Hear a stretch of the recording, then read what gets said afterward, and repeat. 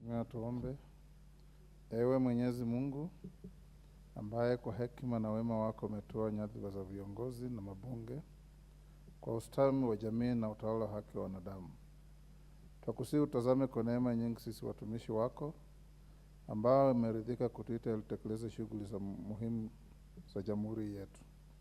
Twakuomba uteremshie baraka zako sisi tuliokutanika hapa, na utujalie tuyatende na kufikiria mambo yote yatakayofikishwa mbele yetu kwa njia ya haki na uaminifu, ili utukufu na sifa zako siendelezwe, na ili kustawisha amani, ufanisi na heri ya nchi yetu na wale ambao haja zao umezikabidhi mikononi mwetu. Amen.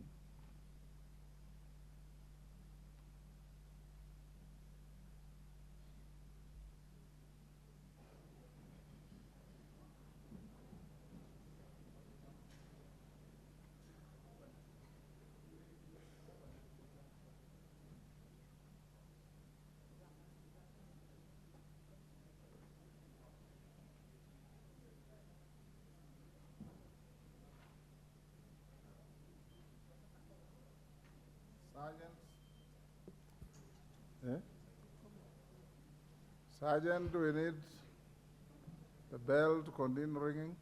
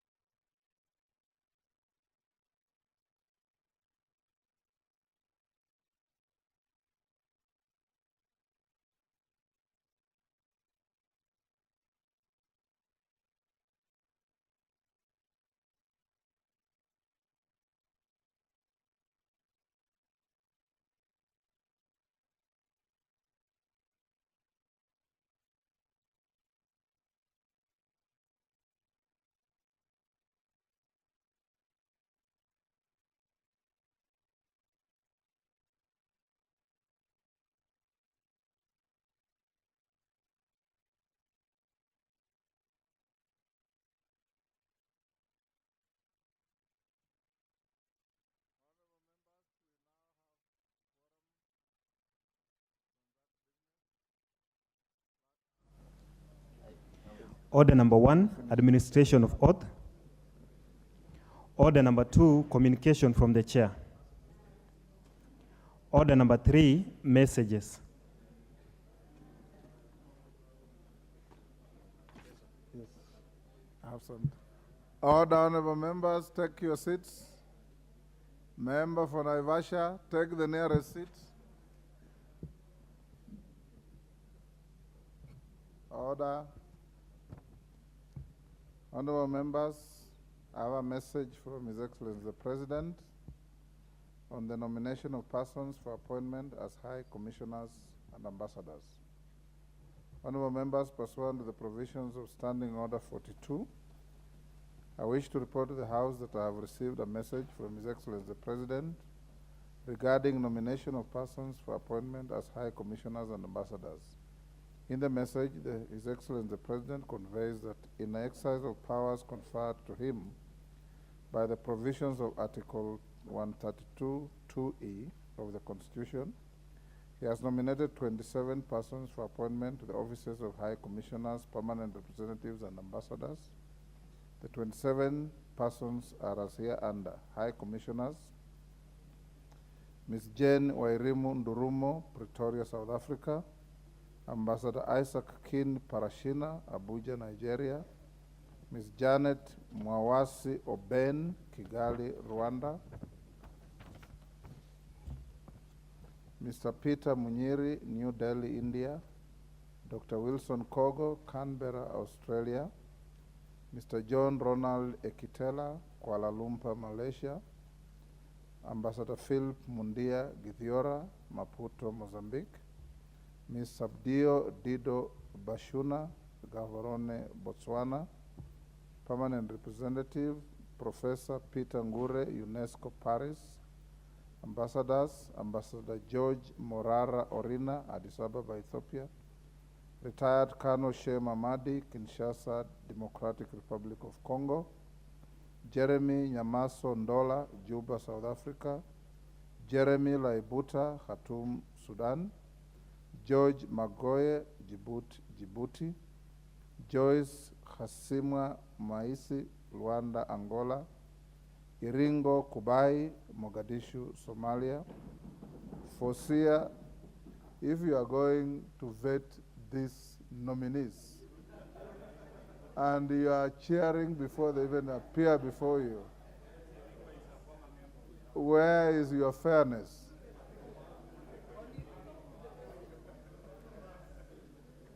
Fozia Abdirahman Abbas, Bern, Switzerland. Ambassador Betty Chebet Cheron, Paris, France. Ambassador Frederick Lusambili Matwanga, Rome, Italy. Ambassador Angeline Kavindu Musili, Stockholm, Sweden. Ambassador Stella Orina, Berlin, Germany. Nairimas Sharon Olesein, Madrid, Spain. Mr. Maurice Makolo, Vienna, Austria. Professor Emi Gerono Kipsoi, Seoul, South Korea. Mohammed Ramadan Ruwange, Riyadh, Saudi Arabia. Lieutenant General Albert Kendagor, Tel Aviv, Israel. Mr. Mohammed Nur Adan, Doha, Qatar. Honorable members, in accordance with the provision of Standing Order 45-1, I hereby refer the message and the curriculum vitae of the nominees to the Departmental Committee on Defense, Intelligence, and Foreign Relations for consideration. Honorable members, Section 8 of the Public Appointments Parliamentary Approval Act 2011 provides that unless otherwise provided in law, the committee to which such nomination is referred shall consider the matter and table a report in the House within 28 days. In this regard, the committee is expected to immediately commence the approval process and thereafter table its report on or before 8th November 2023 to enable the House to consider the matter within the statutory timelines. I thank you. Next order. Order number 4, petitions. Order number 5, papers. Majority Leader.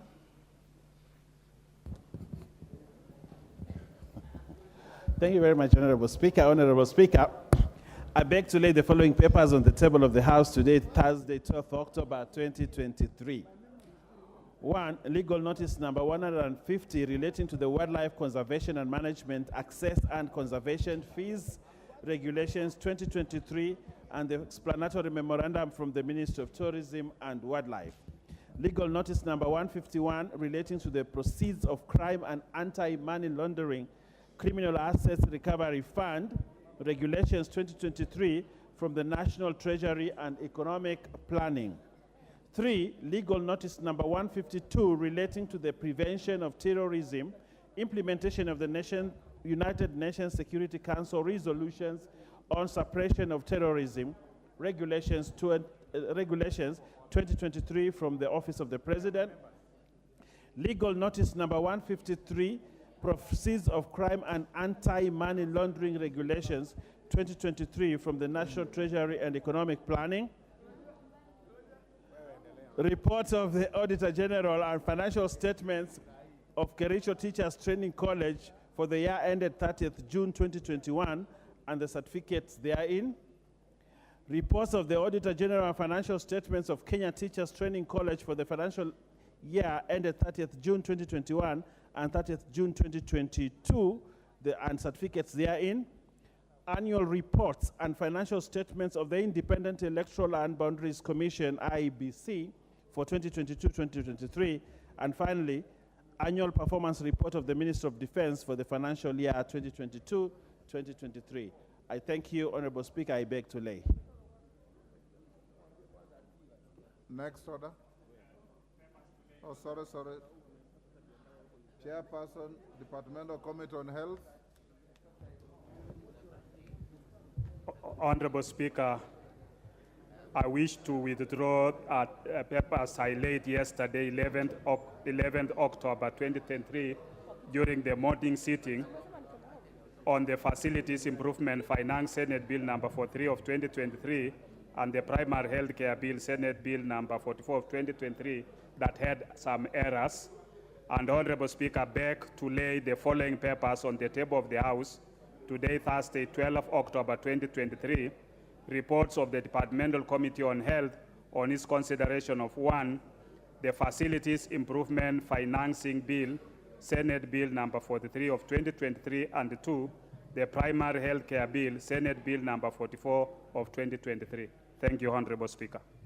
Thank you, Dr. Bukose. Chairperson, Departmental Committee on Sports and Culture.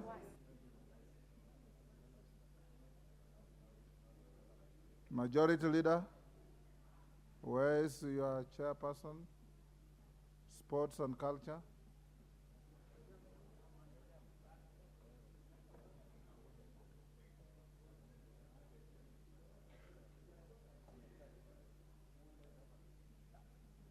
Speaker, I know yesterday he was away, but this morning he was around. Maybe you indulge him for a few minutes. We try and trace him. Next order. Order number 6, notices of motion. Same chairman, Departmental Committee on Sports and Culture. So put it aside. Next order. Order number 7, questions and statements. No, I think we have a statement, the Thursday statement from Majority Leader before the next order. No, sorry, it's the order to which we are. Majority, maybe you come last. I have got so many statements from several members. Members who have statements, deliver your statement as succinctly and as precisely as you can. I have 8 of them. Member for Embakasi, Major Dong Benjamin Gadiru. Give the honorable member the mic.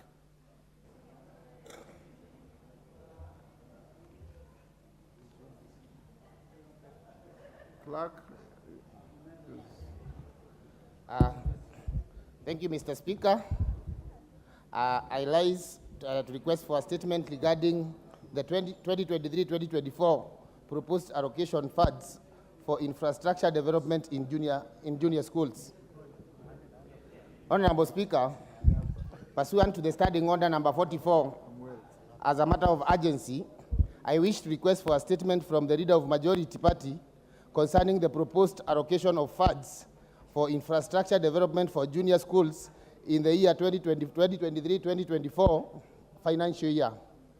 Honorable Speaker, on Wednesday, 4th October 2023, the Chairperson, Departmental Committee on Education, by the way of statement, informed the House that the National Treasury allocated the State Department for Basic Education Kenya shillings 3.379 billion in the current financial year, 2023-2024, for the construction of classrooms and integrated learning resources center for junior schools.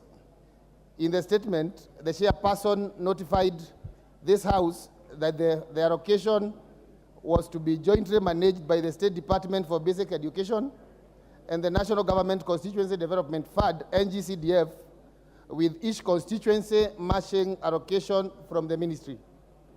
Honorable Speaker, attached to the statement was a letter dated 3rd October 2023 from the Principal Secretary, State Department for Basic Education, addressed to the CEO, NGCDF, containing a schedule indicating the amount allocated to each constituency.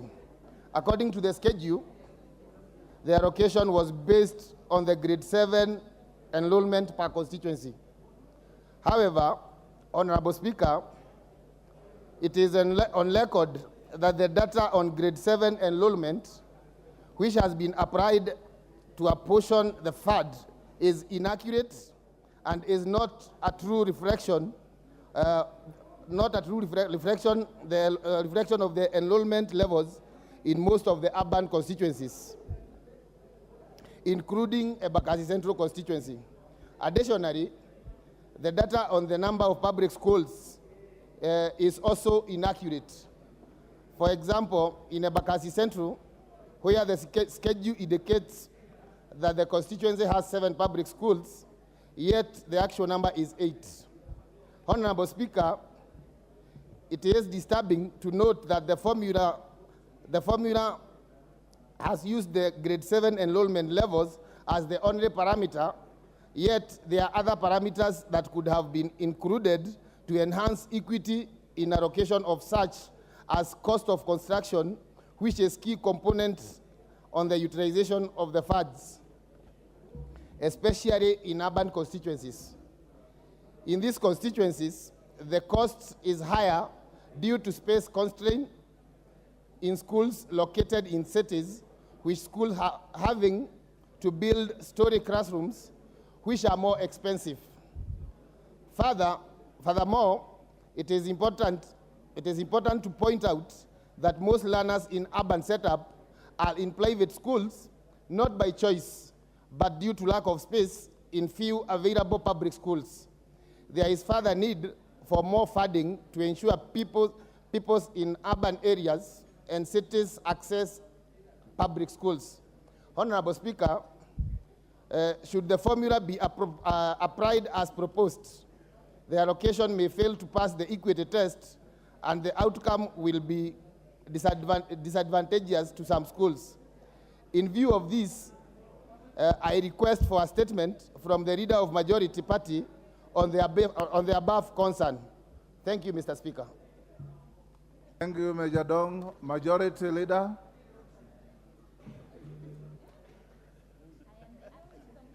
Major Dong, I thought your Honorable statement Speaker. is to education. Honorable Speaker, I've listened to the statement being sought by the Honorable Member for Embakasi West. Embakasi Central, Honorable Major Dong, Mwangi Gadhiru. And I just had a conversation with the Chair of Education and thought that particular statement is better placed in the Education Committee. One, because it's a matter that the Education Committee has been handling, and there are issues indeed of concern, and I want to identify myself with the sentiments of the Honorable Mwangi, that one, we must not be seen to be punishing members who have invested a lot of resources in building infrastructure in their constituencies for schools. And in actual fact, it should be the other way around, that we should have a system where you have an incentive for members to allocate more resources towards building of school infrastructure. And the Chair of Education tells me, Honorable Speaker, that these are matters that they have been dealing with before his committee. And I would kindly request that you commit that particular matter before the Education Committee so that they're able to give us a reasoned and well-considered report after the engagements with other stakeholders in the education sector, including the Cabinet Secretary, because it will not suffice to just listen to the Cabinet Secretary without the benefit of what the committee has been doing. Thank you. Major Dong, your statement will be responded to in 2 weeks by the Chair of Education. Next, member for Lagdera, Abdikadir Mohammed.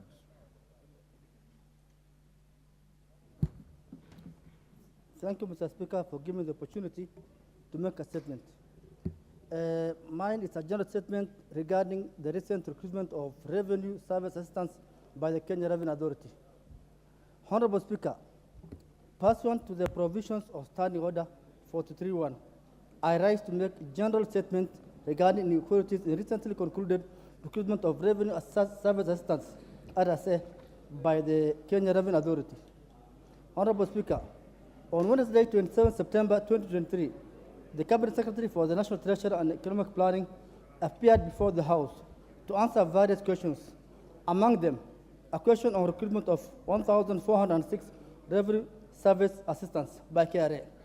While responding to the question, the CS was on record that the recruitment drive was conducted on a merit and considered regional balance. The CS tabled a paper with details of applicants and the distribution per constituency. Honorable Speaker, the report tabled by CS indicated that there was no candidate from Lagdera constituency. Yet, the following 7 applicants from the constituency were shortlisted and attended the interviews. Mr. Mohammed Hassan Khalif, ID number 35891698. Mr. Abdulaziz Noor of ID number 39723606. Mr. Marian Mohammed Hussein of ID number 3721839. Mr. Abdikarim Hussein Ibrahim of ID number 4159000. Osman Abdi Jama of ID number 35891698, and Mr. Muhammad Juman Khalif of ID number 35916698. Honorable Speaker, the erroneous report by the CS indicated that there was no candidate from Lagdera constituency. Yet, the specified candidates attended the interviews point to a deliberate affront to Articles number 26, 27.4 and 232.1, Roman 1 and 2 of the Constitution on equality and freedom from discrimination and the right to equal opportunity for appointment to positions in the public service. Honorable Speaker, I am therefore calling to the government, through the Minister of National Treasury and Economic Planning, to establish facts about the candidature of the specified applicants for recruitment of revenue service assistants and consider them on the basis of inclusivity, the need for regional balance and equal opportunity for all. Thank you, Mr. Speaker. Honorable Abdikadir. Member for Nyakach, Aduma Awor. Member for Nyakach, Aduma Awor. Is he here? Next, member for Ganze, Kazungu Tungule. Yes, Mheshimiwa Kazungu. Give Honorable Kazungu a mic. There you are. Thank you, Mr. Speaker, for this opportunity. This is a request for a statement regarding the rise of cases of arson in secondary schools in Ganze sub-county. Honorable Speaker, pursuant to the provision of Standing Order number 44, 2C, I rise to request for a statement from the chairperson of the Departmental Committee on Education regarding the rise of cases of arson in secondary schools in Ganze sub-county. Honorable Speaker, in a span of less than 2 months, 7 secondary schools have been closed indefinitely on account of students torching or attempting to torch school dormitories. The affected schools are as follows. Sokoke Boys Secondary School, they burnt a dormitory on the 16th of October 2023. Ganze Boys Secondary School on the 1st of October 2023. Ganze Girls Secondary School on the 5th of October 2023. Kachororoni Secondary School on the 4th of October 2023. Godoma Secondary School on the 9th of October 2023. Bale Secondary School on the 8th of October, and Bandara Secondary School on the 6th of October 2023. Honorable Speaker, Out of these 7 schools, the dome fires in 4 schools, namely Ganze Girls, Bandari, Kachoroni, and Bale, were quickly put out with minimal damages. However, the other 3 schools, namely Godoma, Ganze Boys, and Sokoke Boys, the domes were completely razed with nothing salvaged. One student at Godoma Secondary School was burned to death while sleeping. Honorable Speaker, increased depression and rise in drug abuse among our students has escalated in the recent past. Research by NACADA shows that knowledge of drugs and substances of abuse is high among our students. From a total of 3,908 students randomly sampled from various schools, results showed that the students were fully knowledgeable on the different drugs and substances of abuse. The 3 top drugs and substances of abuse reported as more readily available to students in schools were cigarettes, alcohol, and cat. From this report, it is evident that our students are abusing drugs.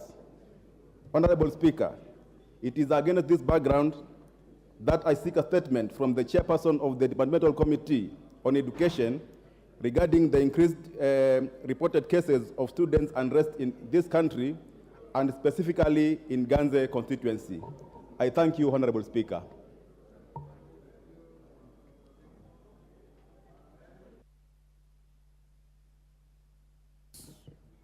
In 2 weeks. Thank you. Thank you, Member Mr. for Speaker. Budalangi, Raphael Wanjala. Mr. Speaker, I'm available. Go ahead. Thank you, Mr. Speaker. I have a general statement on the likely exclusion of facilities in Kisumu and Kakamega counties from hosting the 2027 African Cup of Nations AFCON tournament matches and the state of preparedness to host the tournament. Honorable Speaker, pursuant to the provisions of Standing Order number 43-1, I rise to make a statement regarding the likely exclusion of Kisumu City and Kakamega Town from hosting the 2027 African Cup of Nations AFCON soccer tournament matches in Kenya. Honorable Speaker, Kenya, Uganda, and Tanzania won a joint bid dubbed the Pamoja bid to host the AFCON tournament in 2027. Following this monumental triumph, the Cabinet Secretary for Youth Affairs and Sports announced that Moi International Sports Center, Kasarani, Moi International Sports Center Kasarani, Nyayo National Stadium, and Talanta Sports Complex, all in Nairobi City, and Kipchoge Keino Stadium in Eldoret, were the selected venues in Kenya to host the tournament. Honorable Speaker, no stadium in Nyanza and Western is in the list, yet it is public knowledge that the region's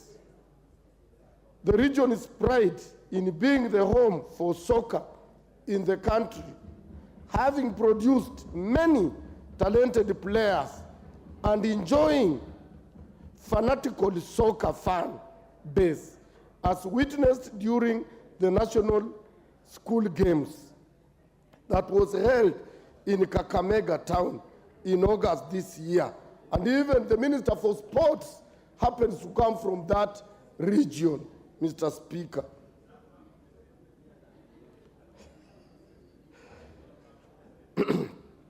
Mr. Speaker, as witnessed during the National School Games that was held in Kakamega town in August this year. Further, Kakamega town has Buhungu Stadium, which is under construction to meet international standards by the county government with the support of the national government, while in Kisumu County, we have 2 stadia, Moi and the Kenyatta, which may only require slight upgrades to meet the international standards for hosting AFCON matches. Furthermore, Kisumu has an international airport, hotels, and other facilities to facilitate hosting the tournament, and they can be slated with can be shared with Kakamega town, Kisii town, which is just 50 kilometers away. Honorable Speaker, hosting some AFCON matches in Kisumu and Kakamega will be a morale booster to the many soccer players and fans, as well as the development of soccer in the region.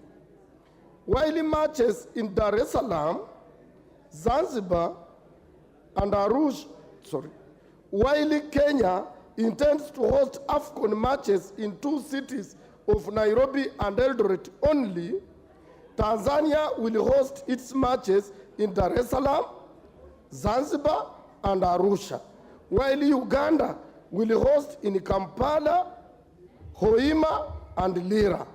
Honorable Speaker, I therefore wish to implore upon the government through the Ministry of Youth Affairs and Sports to include Kisumu and Kakamega as hosts for AFCON matches. Also, given the ample time between now and 2027, I urge the government to expedite preparations so as avoid the being stripped of the hosting rights due to lack of preparations, as has happened previously. I thank you, Honorable Speaker. Thank you, Honorable Raphael Wanjala, MP. Thank you, Honorable Wanjala. Chairman Sports. Yes, Janet. What is out of order? Give to Janet. Mr. Speaker, I just wanted to add my voice to the statement that you have approved for Honorable Wanjala. Mr. Speaker, the AFCON games that are coming ahead of us are very, very important games. And this is the first time, Mr. Speaker, we'll be hosting the AFCON games in our country. But Mr. Speaker, you know very well you are a soccer fan. What adds flavor to soccer are the fans, Mr. Speaker. If you don't have fans, you will not enjoy a soccer game. You know that very well, Mr. Speaker. And where soccer fans are known, Mr. Speaker, they are in western part of the country, either in western Kenya or Nyanza, Mr. Speaker. Mr. Speaker, in my view, there is no need of having, Mr. Speaker, as a fan of Arsenal, you know last weekend when Arsenal and Man City were playing, the way the fans were very happy when the last-minute goal came, Mr. Speaker. Mr. Speaker, what adds flavor to soccer is the fans that are watching the game. There are no fans in some parts of this country for soccer, and Honorable Bokose knows that very well. He's a fan of something else, I know, Mr. Speaker. So I am persuading the Ministry of Sports. There is no need of having 2 stadia hosting games in Nairobi. We can have Kasarani in Nairobi, and then we can have Buhungu or the one in Kisumu as the second one. This stadia here, they are calling Talanta. This is a joke, I know it. The one on Ngong Road, there is nothing there, Mr. Speaker. That is a place for Bishop Ward to do his crusade. That's not a soccer place. That's a meeting point for Bishop Ward, Mr. Speaker. So, Mr. Speaker, I want this House to summon the Minister for Sports so that we can transfer one of the stadiums to Kisumu or Buhungu Stadium. Thank you, Mr. Speaker. Chairman Sports, bring a statement in response in 2 weeks. I concur, but in addition, Honorable Speaker, soccer fans are across the world. They are not born in a specific region, so that should not be the basis.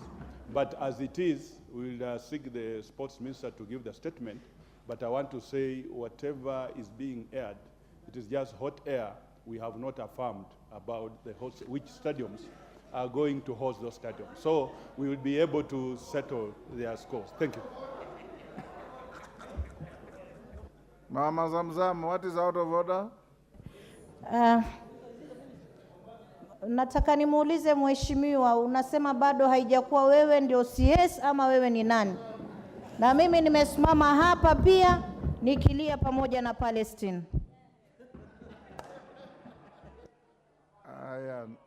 Next, member for Kisii County, Doris Donya. Thank you, Mr. Speaker. I rise to do a statement, general statement regarding preparedness and response to impending El Nino rains in the country.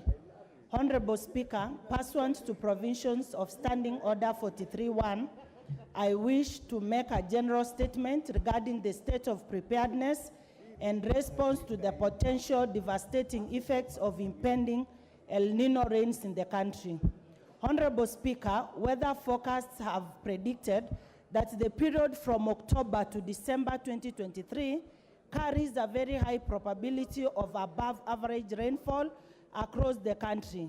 It is expected that the phenomenon will occasion a rise in runoff rainwater, especially in areas prone to flooding, such as along river valleys and low-lying plains. With the advent of the heavy rain season, may bring relief to our farmers who have suffered devastating effects of prolonged drought. We must appreciate that without adequate preparedness, the El Nino rains could quickly turn into a disaster. Honorable Speaker, history serves as a reminder of the havoc of El Nino can wreak on our country. Based on its devastating effects of last phenomenon in 1997 and 98, we may recall that the last El Nino phenomenon resulted in flash floods, devastating landslides, building collapsing, the tragic loss of lives and food insecurity. There is therefore an urgent need for the country to put in place proper mechanism to mitigate the devastating effects of heavy rains in order to capitalize on the expected El Nino season of plenty rainfall to address the long-standing issue of drought in the country. Honorable Speaker, with this background, it is necessary that the government, through the relevant ministries, puts in place mechanisms for disseminating early warning systems to vulnerable communities, ensuring timely access of information and sensitizing citizens on best preparedness measures to respond to the effects of El Nino. Further, the government ought to develop and communicate clear action plans to forestall the devastating effects of El Nino on communities in high-risk areas, as was witnessed in 1997-1998, including emergency relief, support and protection of citizens during the phenomenon.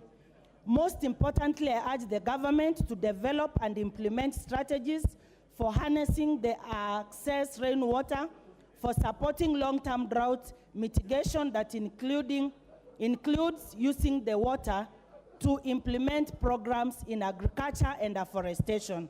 I thank you, Honorable Speaker.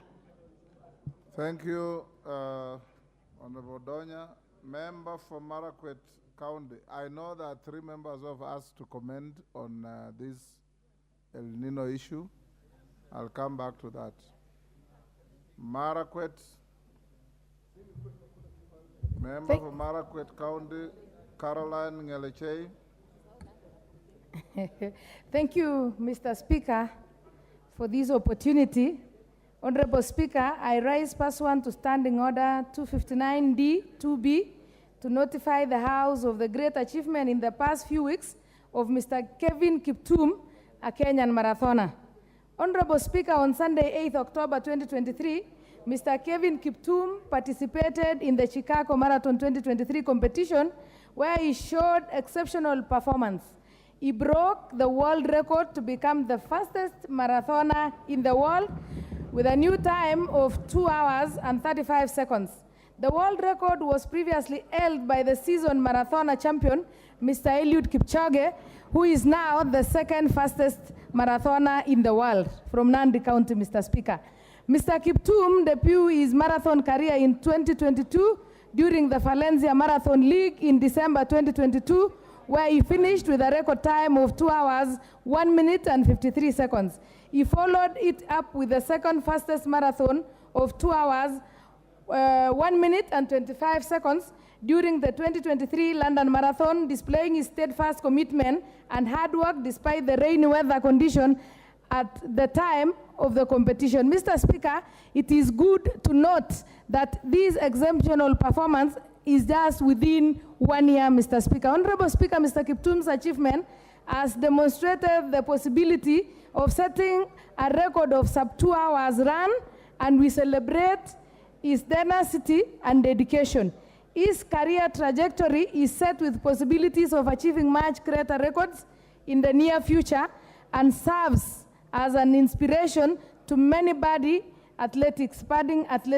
It is also cemented Kenya's dominance in the world of athletics, particularly in marathon, Mr. Speaker. Honorable Speaker, it is on this basis that I wish to notify the House of the outstanding achievement of our very own Kevin Kiptum, who is also a resident of Elgeyo Marakwet County, a village called Chepsamo in Keyo South constituency, Mr. Speaker, that the tribute of the House be recorded in his honor in this House. I thank you, Mr. Speaker. Thank you. It's so ordered, and congratulations to him. Thank you. Member for Kajiado North, Onesimus Ngogoyo. Thank you, Mr. Speaker. Mr. Speaker, I rise under the provision of Standing Order 259D to report the demise of the late Honorable Philip Lepish Odupoi, former Member of Parliament, Kajiado North constituency, which then was Kajiado East, Kajiado West, and the current Kajiado North, who passed on the 5th of October 2023 at MP Shah Hospital while undergoing treatment. Mr. Speaker, in 1983, the Honorable Philip Odupoi vied for the Kajiado North constituency seat for the first time and won, and thereby serving the term of the 5th Parliament. On the 15th of August, he was appointed as an Assistant Minister for Finance and Planning, later served underwater. He was an astute legislator who contributed to Parliament and committees, and the plenary were invaluable, and his colleagues held him in high esteem. The late Philip Odupoi later left politics, the politics arena, and went to the management of different companies in Naivasha, and later businesses in Kiserian. Mr. Speaker and honorable members, in the death we celebrate a life of a well-respected leader and a successful farmer who laid the foundation of dairy farming in Kiserian town, which is my hometown, and Kajiado North constituency. On my own behalf, and indeed the behalf of the people of Kajiado North, I wish to extend my deepest condolences to the family and friends for the loss of this remarkable leader.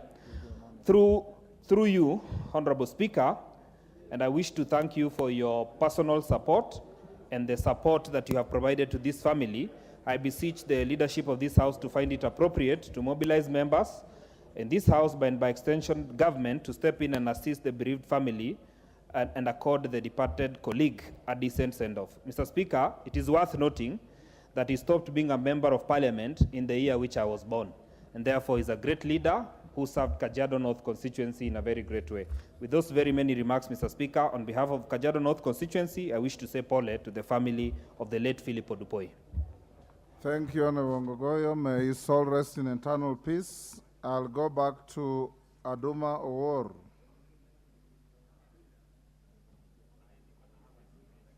Speaker, may I use? Yes, yes. Thank you, Mr. Speaker. Honorable Speaker, pursuant to Standing Order 43.1, I rise to make a general statement. Apologize to the House for coming late. Thank you, We called you out earlier. Mr. Speaker. I wish to apologize. I was engaged in a committee meeting where you had given authority to proceed beyond 2:30 with the Minister for Interior, which meeting is still going on, so I want to apologize for being late. Having done that, Mr. Speaker, pursuant to Standing Order 43.1, I rise to make a general statement regarding the unfolding spate of insecurity and reported clashes in Sondu along Kisumu-Kericho border. Honorable Speaker, Article 238(1) of the Constitution envisages national security as the protection against internal and external threats to Kenya's territorial integrity and sovereignty. Its people, their rights, freedom, property, peace, stability, and prosperity, and other national interests. In spite of the clear constitutional safeguards for these rights, and the obligation on the National Police Service to guarantee security for enjoyment of those rights and freedoms, they are systematically being taken away from members of the specific communities living along Sondu, along Kisumu-Kericho border. Honorable Speaker, in the course of this month, gangs have been attacking residents of Sondu and causing a trail of deaths, injuries, displacement of residents, and distressing women and school-going children. It is of great concern that the situation is crippling lining in the area, as one teacher was killed among 18 other residents, and fearful residents have fled the area due to insecurity. There are also reported cases of cattle rustling, and the business climate has significantly dwindled for fear of such attacks. Honorable Speaker, when the Cabinet Secretary for Interior and National Administration visited Sondu on 15th July this year, he promised to establish the real cause of the conflict and appeal for calm and an immediate ceasefire. Yet even as recent as 2 weeks ago, that is to say on 24th of September and on 4th of October, civilians living and doing business in Sondu remain vulnerable to attacks from organized groups from across the border, in what happens to be a clear case of organized crime. Honorable Speaker, there is an urgent need for the security agencies to move with speed to arrest the situation and restore peace and normalcy in the area. I therefore implore the government to formulate measures and strategies, including posting enough security agencies in the area to permanently curb further cross-border attacks. I thank you, Honorable Speaker, and I thank you for the patience and time. Thank you, Honorable Aduma. Yes, Jared. What's out of order? Honorable Speaker, allow me to join my brother, Honorable Aduma, in condemning in the strongest terms possible the chaos around Sondu. We have since lost 20 people in this, what may pass for ethnic cleansing, Honorable Speaker. Honorable Aduma may not fully exhaust the happenings on the ground, but we know that there is a section within the warring factions that enjoy police protection even as they unleash terror on the lives of innocent people in Nyakach. Honorable Speaker, these are people who have lived cordially since time immemorial, and therefore the upsurge of discord and chaos and deaths that are totally unwarranted should be addressed wholesomely by the government, Honorable Speaker. The police needs to be mobilized, to be on the ground, and not to take sides, but treat both people from Sondu, Nyakach, and the part of Kericho County equally, because that is the only way that we are going to address this. And finally, Honorable Speaker, through your indulgence, the political leadership many a times tend to be the lowest hanging fruit in handling issues of ethnic divisions. And I implore upon you that the governor of Kericho, the governor of Kisumu, the elected leaders should hold a public baraza in Sondu Market and pump a lot of sense in our people. The importance of working as a one unitary society, because we have always lived cordially since time immemorial, Honorable Speaker, and try to address this thing once and for all. Otherwise, when the security apparatus take sides in a matter such as this... Jared, you've made your point. Thank you, thank you.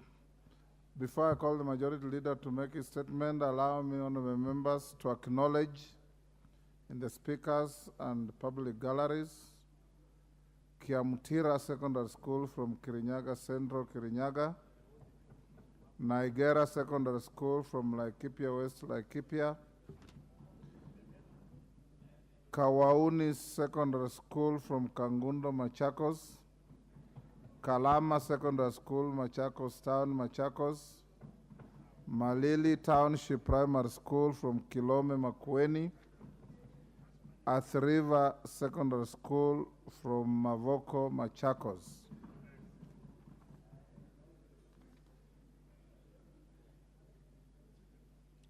On your behalf and on my own behalf, I welcome the students and the teachers accompanying them to the House of Parliament. I've been asked by 2 members, 3 in fact.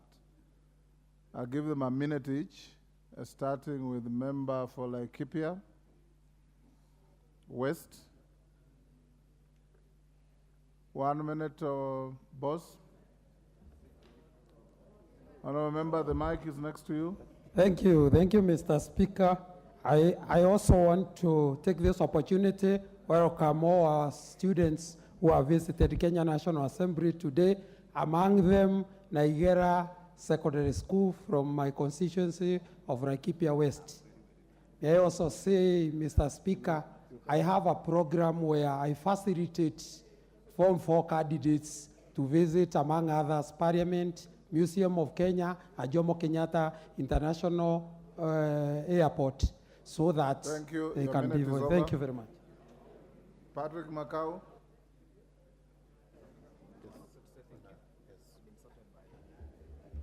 Thank you, Mr. Speaker. Allow me, Mr. Speaker, to welcome the Athi River High School in the House. Mr. Speaker, this is the best school in Mavoko with a mean score of about 7. Mr. Speaker, they are accompanied by their principal, Mr. Kariuki, and their 10 teachers. Mr. Speaker, yes, I'm aware Kenyan students are going to sit for their KCSE examination. May I also take this opportunity, Mr. Speaker, to wish them all the best in their exams. And I want to promise them I'll work with them all the journey, and I wish them all the best in their exams. I thank you, Mr. Speaker. Thank you, member for Kirinyaga. GK, is he here? Thank you, Honorable Speaker. I would like to comment on the El Nino issues. Honorable Speaker. Not you yet. I call the member for Kirinyaga Central. Hold your horses. GK, I'll call you later.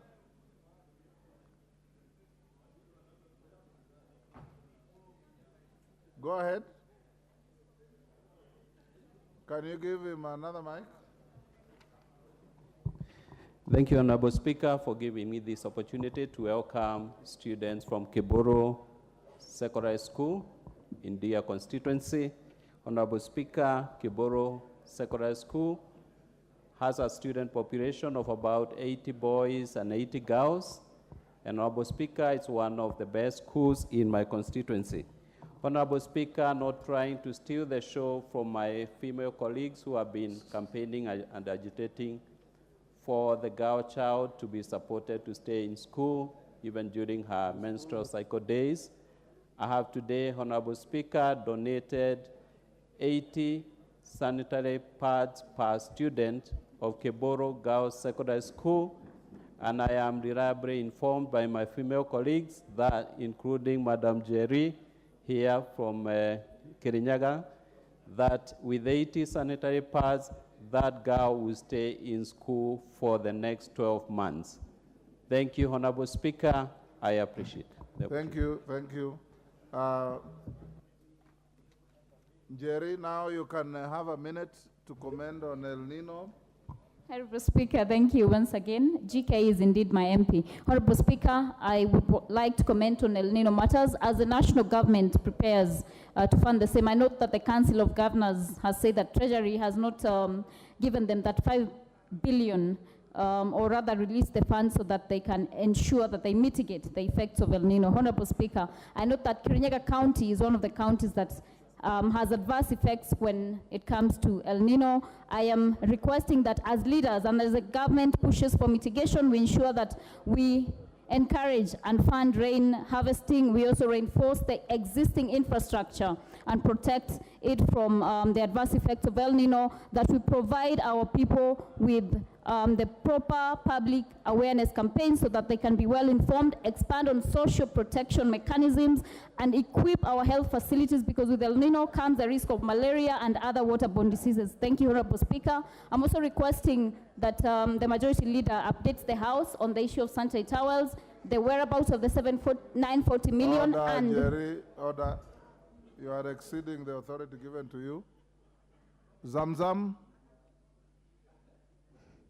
Asante sana Mheshimiwa Spika, na mimi niweze pia kumpa dada yangu Donya support upande wa mgao wa El Nino.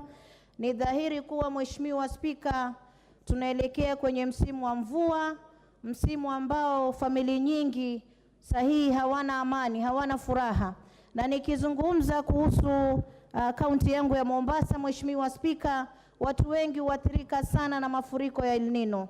Kwa hiyo Mheshimiwa Spika, ningeomba serikali, na miaka nenda miaka rudi, Mombasa hatujawahi kupata sisi mgao wa kuweza kumanage zile effects za El Nino. Mheshimiwa Spika, watu wamehangaika, wanapata mafuriko, nyumba zao zinabomoka, inabidi kama mama county niingie mfukoni kuangalia mapeni kuwasaidia. Mheshimiwa Spika, inatamausha wakati ambapo kuna bajeti ambayo imepitishwa ya kuweza kuwasaidia hawa watu. Mheshimiwa Spika, naomba serikali iangalie kwa usawa kaunti zote ikiwemo kaunti ya Mombasa. Mheshimiwa Spika. Thank you.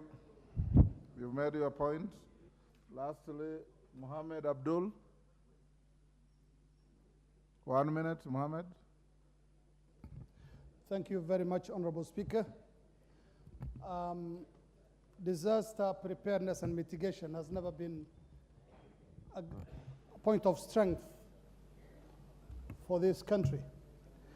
And remembering the experience of the 1997-98 El Nino phenomenon, I am actually really scared about how prepared we are in mitigating the disaster that comes with this kind of weather phenomenon. I remember the rains lasted from May 2007 to February 2008, and in between then, so many places were marooned, floods cut off villages and towns, and there was a lot of suffering. And I pray that this time round, given the experience we've had with that weather phenomenon, the El Nino weather phenomenon of 1997-98, that we get ready and ensure that we are stocked up enough to fight off diseases like malaria and also diseases that affect both livestock and human beings, like the Rift Valley weather phenomenon. Thank you. You made your point. I had allowed only 3 members, honorable members, and now I see a lot of hands up. I'll give the chairman of agriculture. Thank you, Honorable Speaker, for the opportunity to just contribute to this Dr. Mtunga. issue of disaster, El Nino. Honorable Speaker, sometimes I marvel when we look at El Nino as just a source of disadvantage or a disaster in this country, instead of seeing El Nino as an opportunity. Kenya is majorly a dry country. 80% of this country is asal. And there will be rainfall everywhere. What we've never done as a country is try to contain this water for use thereafter, or to recharge the underground water aquifers. The problem we have, Honorable Speaker, is that there is no investment in that direction. There is no serious concern.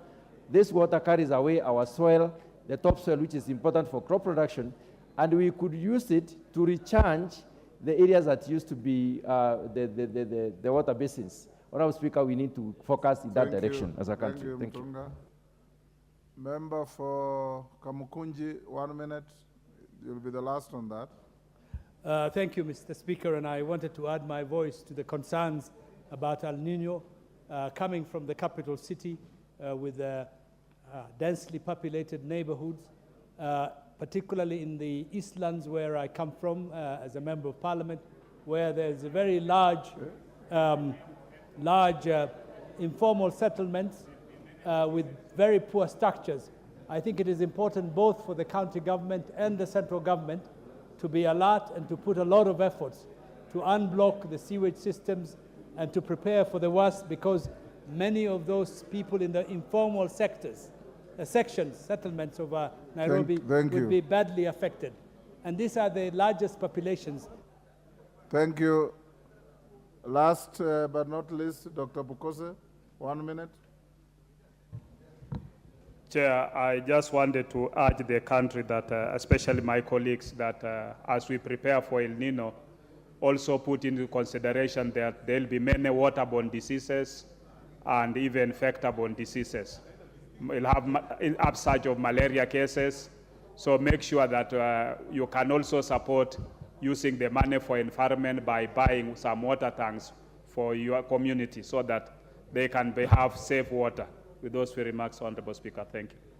Thank you. Majority Leader, you may sometime next week, I'll allocate you time to issue a comprehensive statement on the level of preparedness in the face of what we are being told and embedding El Nino. But I don't want you to sell fear to Kenyans. El Nino could be a blessing, like Mutunga says. I don't hear any one of you encouraging farmers to get ready to plant short rain crops when the rains arrive. We are only worried about the negative side of El Nino, and Dr. Mutunga is spot on. There are also the positive sides. Harvest the water and plant crops and feed the families of this country. Majority Leader, prepare a comprehensive statement. I'll give you time next week on probably Thursday afternoon so that you can inform the country on the country's level of preparedness, mitigation factors, and how the farmer is being prepared to benefit from these rains as and when they come. I'll now call you to make your Thursday statement. Thank you, Honorable Speaker, and most obliged, I will do that statement next week. And as you rightly say, both also to encourage farmers to take advantage of the rains and those ministries concerned with water harvesting to make sure that they harvest the water. Honorable Speaker, pursuant to the provisions of Standing Order 44.2a, I rise to give the following statement on behalf of the House Business Committee, which met on Tuesday, 3rd October 2023.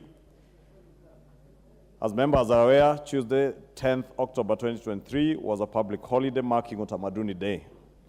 The House therefore convened yesterday, Wednesday, 11th October 2023 in the morning. Honorable Speaker, with regards to business scheduled for consideration today, members will note that the House is expected to consider a procedural motion regarding a resolution to hold a morning sitting on Tuesday, 17th October 2023. This is intended to provide time for consideration of legislative priority business. Additionally, for today's sitting, the House is scheduled to undertake debate on the Facilities Improvement Financing Bill, Senate Bill number 43 of 2023, and the Primary Health Care Bill, Senate Bill number 44 of 2023, from the Senate. These bills are part of the health sector legislation aimed at realigning legislation to the government's aspiration for universal health care for all Kenyans. Honorable Speaker, with regard to business scheduled for next week, the House is expected to consider the following bills at various stages, some of which are already listed in today's order paper, and these include: 1, the second reading and committee of the whole House on the Facilities Improvement Financing Bill 2023, 2, second reading and committee of the whole House on the Primary Health Care Bill 2023, And 3, the second reading of the Statutory Instruments Amendment Bill 2023, the Conflict of Interest Bill 2023, and the Insurance Amendment Bill of 2023. Additionally, debate will also be undertaken on the following motions, some of which are listed in today's order paper should they not be concluded today. 1, report on a public petition regarding probable loss of investments in Cyton high-yield solutions platforms. 2, consideration of the reports of the Auditor General on the financial statements for the National Government Constituencies Development Fund for 12 constituencies in Kakamega County. 3, report on consideration of the East African Community Multilateral Agreement on Aircraft Accidents and Incident Investigations. 4, report of the Kenya delegation to the 4th General Assembly of the East Africa Parliamentary Alliance on Food Security and Nutrition, EAPA-FSN, held in Kigali, Rwanda. 5, report on the inspection of various one-stop border posts in the Northern Corridor in the East African Community Region. 6, report on the employment diversity audit in public institutions. 7, report on the loans contracted by the national government between May 2022 and April 2023. 8, reports of the Auditor General on 23 non-compliant state corporations. 9, report on the proceedings of the second ordinary session of the 6th Pan-African Parliament. And 10, report on the proceedings of the 2023 United Nations High-Level Political Forum on Sustainable Development.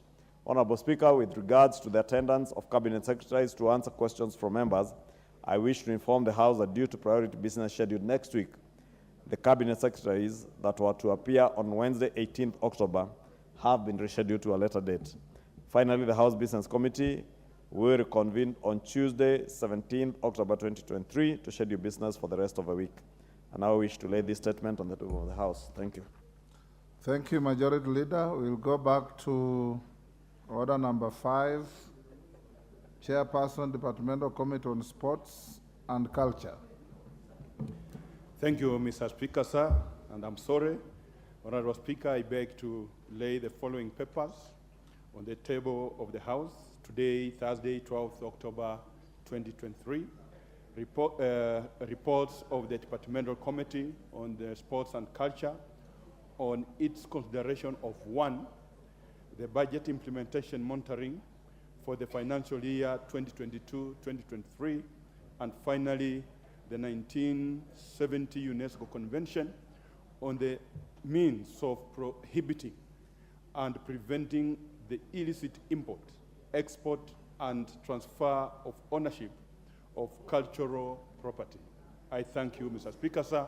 And finally, Mr. Speaker, sir, as in my capacity as the Chairman of Sports, I want to thank and congratulate Kiptum for breaking the marathon record that he did. Thank you, sir. We'll go back to order number 6, Chairperson, Departmental Committee on Sports and Culture.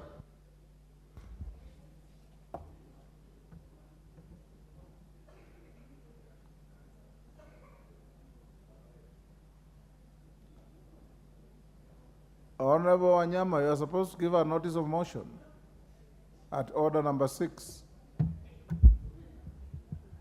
Come again, sir. I have called you out at order number 6 to give a notice of motion, but I saw you gathering your papers and walking away.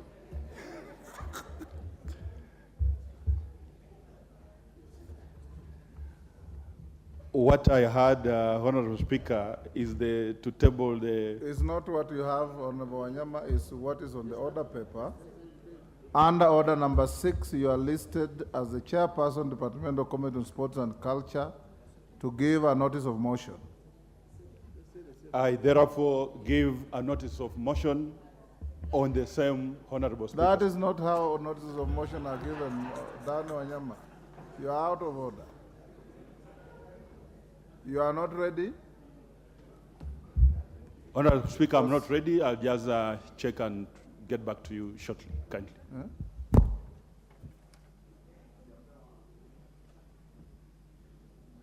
The clerk say that you have it among those papers.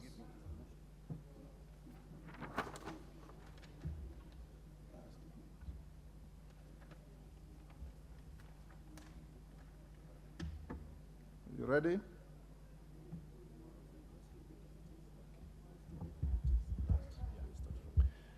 Thank you, Honorable Speaker. I beg to give notice of the following motion, that the House adopts the report on the Department Committee on Sports and Culture on the budget implementation for the financial year 2022-2023, laid on the table of the House today, 12th October 2023. Thank you, Mr. Speaker. Thank you. We'll now, that's the end of statements. Before I go to the next order, I've been informed of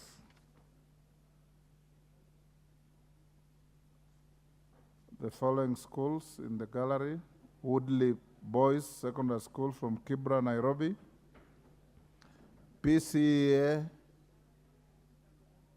Ilingoroj, is that how it's pronounced? Ilingoroj Boys Secondary School, Kajiado West, Kajiado. And I saw one more.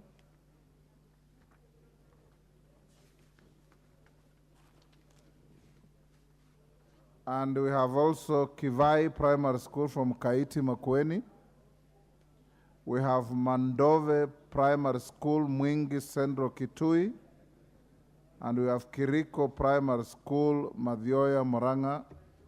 On your behalf and on my own behalf, we welcome the students and the accompanying teachers to the House of Parliament. Next order.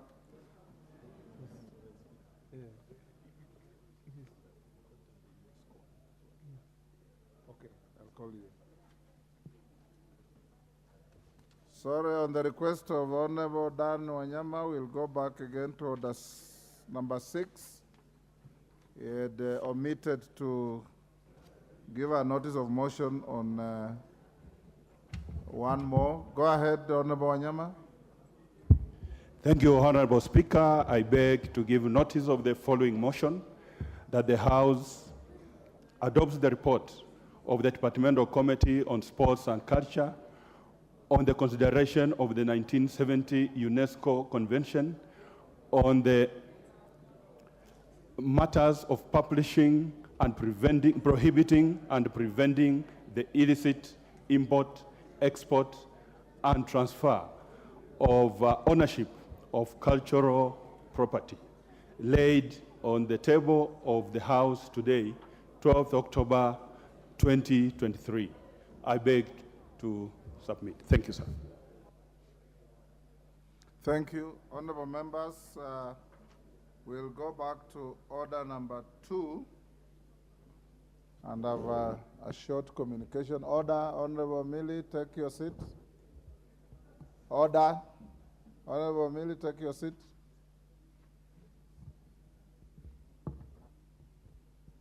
Honorable members, I have a message from the executive, and that is on the nomination of a member to the National Government Constituencies Development Fund Board. Pursuant to the provisions of Standing Order 42-4, I wish to report to the House that I have received a message from the Cabinet Secretary for National Treasury and Economic Planning regarding the nomination of a person for appointment to the National Government Constituencies Development Fund Board. In the message, honorable members, the Cabinet Secretary conveys that in exercise of powers conferred to him by Section 15(1)(e) of the National Government Constituencies Development Fund Act 2015, he has nominated Honorable Gabriel Kago Mukuha as a member of the National Government Constituencies Development Fund Board. The Cabinet Secretary now seeks the approval of the nominee by the House. Honorable members, Standing Order 45 provides that upon receipt of notification of a nomination for appointment, such nomination shall stand committed to the relevant committee for consideration. In this regard, I hereby refer the message from the Cabinet Secretary together with the CV and other testimonials of the nominee to the Select Committee on National Government Constituencies Development Fund for consideration. Honorable members, in considering the nominee, The committee should take note of the provision of Section 8 of the Public Appointments Parliamentary Approval Act 2012, which requires the National Assembly to undertake the approval within 28 days.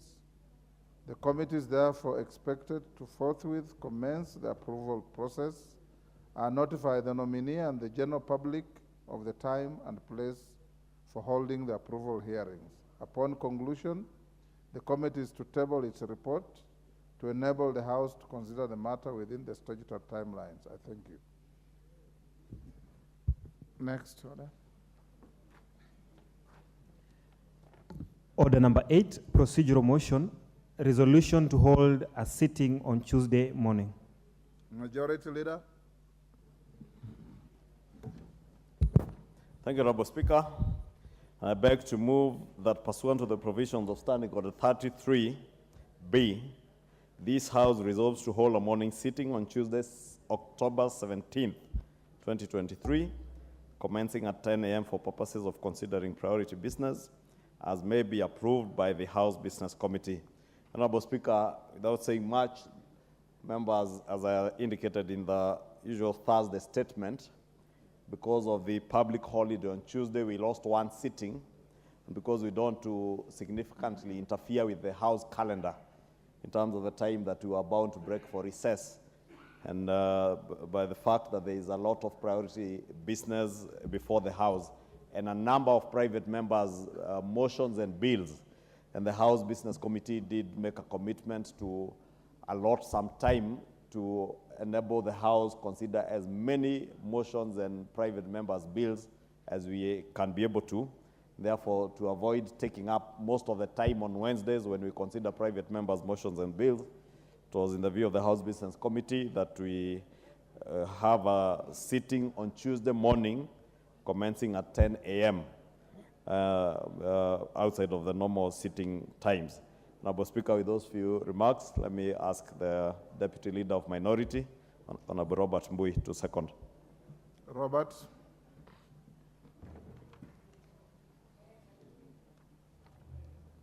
There's a mic next to you. Thank you, Mr. Speaker. I rise to second the motion. Mr. Speaker, I just want to say two things. One, the timetable of the House, which is basically Tuesday, normal timetable, Tuesday afternoon, Wednesday morning and afternoon, and Thursday afternoon, is not all the time that is spent doing parliamentary business, because we also have committee meetings which take up all the other time. And this is for the benefit of those people who keep thinking that Parliament only works in those times when we are in plenary. But because everything we do in committees has to end up in plenary, and the public holiday, of course, affected us by a day, then it also makes sense that we increase that one day so that we can be able to deal with the backlog of business, so that we can be able to deal with the motions and bills that are in front of us. With those few remarks, Mr. Speaker, I second. I propose the order, Honorable Amawa. Take your seat. Order, Meli, and members who are upstanding, take your seats. Mama Dagoretti, take your seat. Honorable members, I now propose a question which is that pursuant to the provisions of Standing Order 33B, this House resolves to hold a morning sitting on Tuesday, October 17th, 2023, commencing at 10 a.m. for purposes of considering priority business as may be approved by the House Business Committee. Can I put the question? I now put the question, which is that pursuant to the provision of Standing Order 33B, this House resolves to hold a morning sitting on Tuesday, October 17th, 2023, commencing at 10 a.m. for purposes of considering priority business as may be approved by the House Business Committee. As members of that opinion say aye. Aye. Will those of the contrary opinion say nay? The ayes have it. Next order.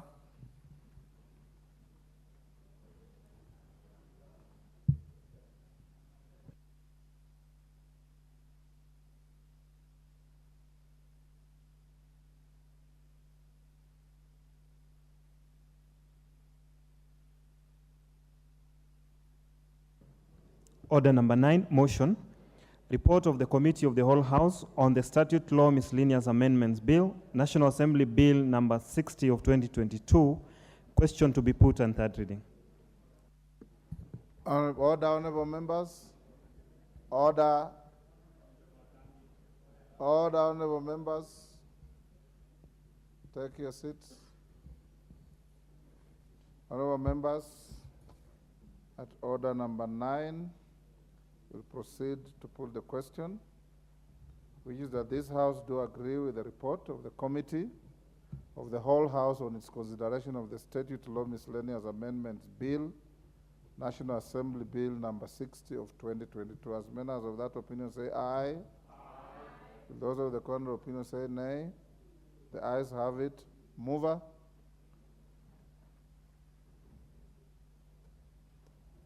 Honorable Speaker, I beg to move that the Statute Law Miscellaneous Amendments Bill, National Assembly Bill number 60 of 2022 be now read a third time. I also request the Honorable Irene Mayaka to second. Thank you, Honorable Speaker. I do second. Thank you.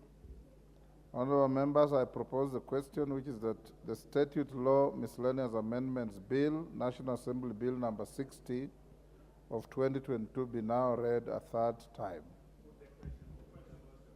Honorable members, I now put the question, and I've confirmed that we have quorum present in the House for purposes of making this decision.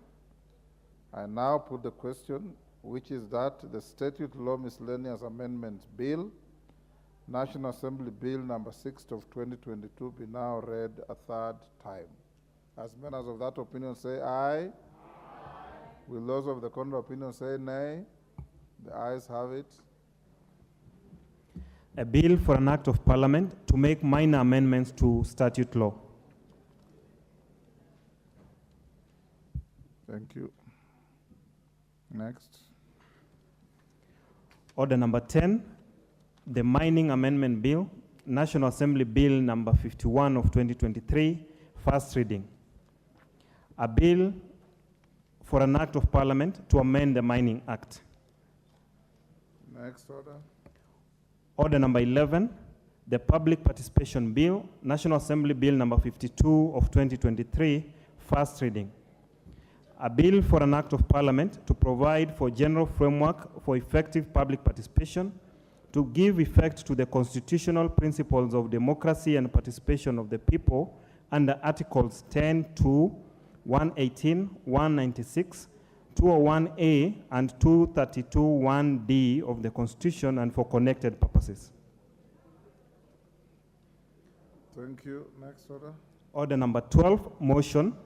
Approval of the mediated version of the Public Finance Management Amendment Bill, National Assembly Bill number 16 of 2023.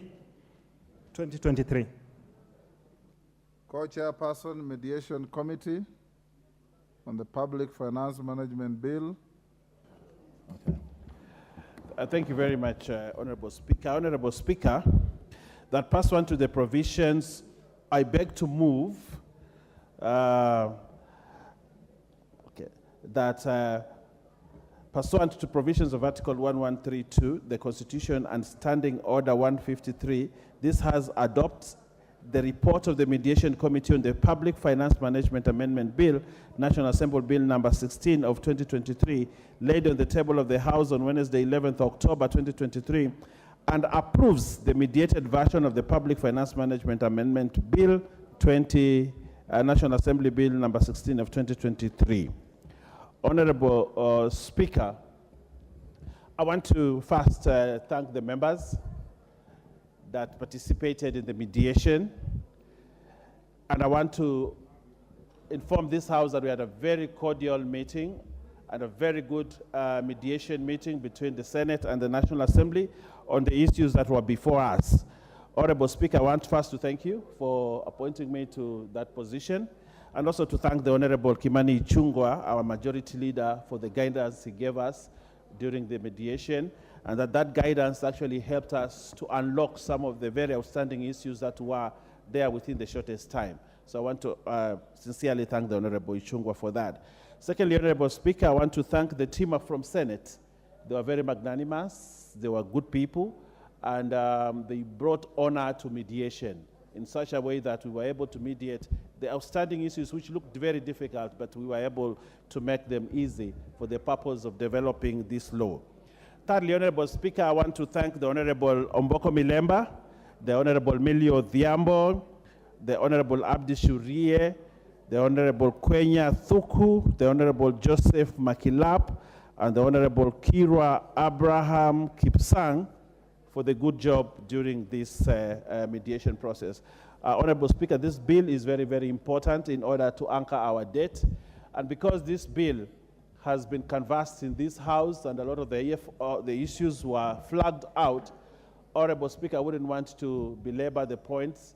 The issues that were outstanding, especially in clause 6 of the bill, we will thrash them very well, and I think we have a bill that when passed in this parliament will make good law for this country. In this regard, Honorable Speaker, I want to ask the Honorable Abdi Shurie to second this. Thank you very much, Honorable Speaker. Honorable Shurie. Thank you, Honorable Speaker.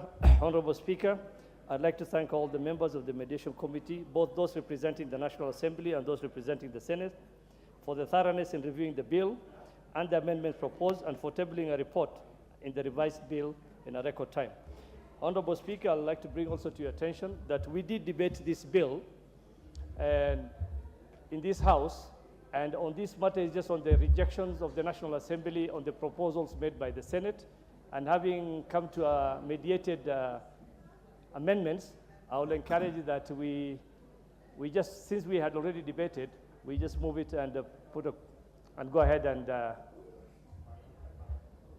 I wish to, anyway, I beg to second, Honorable Speaker. Thank you, Honorable Member. Honorable Members, I now propose the question, which is that pursuant to the provisions of Article 1132 of the Constitution and Standing Order 153, this House adopts the report of the Mediation Committee on the Public Finance Management Amendment Bill, National Assembly Bill number 16 of 2023, laid on the table of the House on Wednesday, 11th October 2023, and approves the mediated version of the Public Finance Management Amendment Bill, National Assembly Bill number 16 of 2023. Do we put the question? Honorable members, I now put the question, which is that pursuant to the provisions of Article 1132 of the Constitution and Standing Order 153, this House adopts the report of the Mediation Committee on the bill, on the Public Finance Management Amendment Bill, National Assembly Bill number. Order, Honorable Member. The member chatting away in the walkway. Can you take your seat? Members, we have been here for long enough to understand that when the chair is on its feet, we take our seats. It is not for the respect of the person on the chair, it's for the respect of the chair and the mess of this House. And I want to encourage you, Honorable Mwenje and others, when you have discussions to hold and the House is going on, there's some lobby out there that we've created for you. You can sit there, chat away, and then come back and proceed with business. Honorable members, let me put the question once more. That pursuant to the provisions of Article 1132 of the Constitution and Standing Order 153, this House adopts the report of the Mediation Committee on the Public Finance Management Amendment Bill, National Assembly Bill number 16 of 2023, laid on the table of the House on Wednesday, 11th October 2023, and approves the mediated version of the Public Finance Management Amendment Bill, National Assembly Bill number 16 of 2023. As many as of that opinion say aye. Aye. Those of the contrary opinion say nay. The ayes have it. Thank you.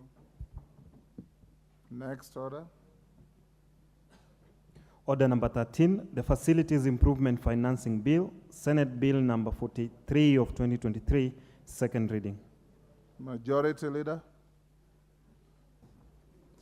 Thank you, Honorable Speaker, and I beg to move that the Facilities Improvement Financing Bill, Senate Bill number 43 of 2023, be now read a second time.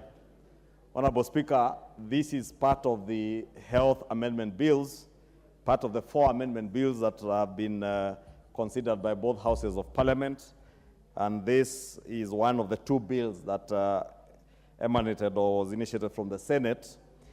And Honorable Speaker, as members are aware that most of our public facilities suffer from the lack of financial autonomy and also, Honorable Speaker, not just financial autonomy, but also managerial autonomy, many of them being public entities that fall under either county governments or operate as parastatals, like the national referral hospitals. And because of this lack of autonomy at managerial and financial level, we have seen an increasing fragmentation of health facilities and poor service delivery, both at the local and also at the national level, decreased efficiency and a lack of financial risk protection and transparency and accountability in how many of our public health facilities are managed. Honorable Speaker, therefore, this bill seeks to cure some of these problems by providing financial and managerial autonomy and accountability with the aim of improving decision-making right from the primary health care facilities at the sub-county and ward level all the way to the national referral hospitals, the level 3, the level 4 and 5, and level 6 hospitals, Honorable Speaker. This bill, Honorable Speaker, also aims to stimulate increased revenue collection by public health facilities, significantly contributing to the realization of the universal health coverage target on expenditure and on healthcare infrastructure throughout the country. Honorable Speaker, with the enactment and possible approval of this bill, Honorable Speaker, the healthcare facilities right from the village dispensaries will not only enjoy financial autonomy and managerial autonomy in their management, but also will have a stimulated sense of revenue collection, and they will be able also to retain part of the revenue that they generate at the local level to enable them to provide services and more efficient services to the people that they serve in the localities.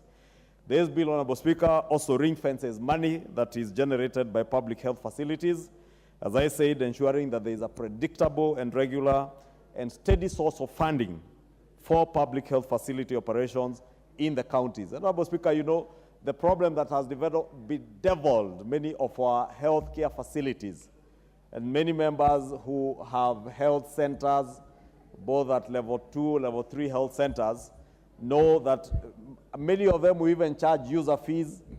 They will charge a little bit of consultation fees, but all this money previously has been going to the county revenue accounts and not getting back to these facilities. And with this bill, or with the enactment of this bill, this money will now be ring-fenced, that a facility that has collected money at that level will be able to have part of that money retained at the local level to ensure that they are able probably even to buy certain basic medical, either medical pharmaceutical equipment or non-pharmaceutical equipment or pharmaceuticals, Honorable Speaker, to be able to ensure that their clients or their patients who they are attending to are attended to with all requisite equipment and pharmaceuticals available at that local level. And the problem, Honorable Speaker, has been that facilities having to wait for either the county governments at the county headquarters to send them back money to buy even basic things like bandages, or even cleaning equipment, or even gloves. Honorable Speaker, you remember during COVID, many facilities in our local areas could not even access gloves or even face masks, Honorable Speaker, for people who were being exposed to the vagaries of being infected with the COVID pandemic.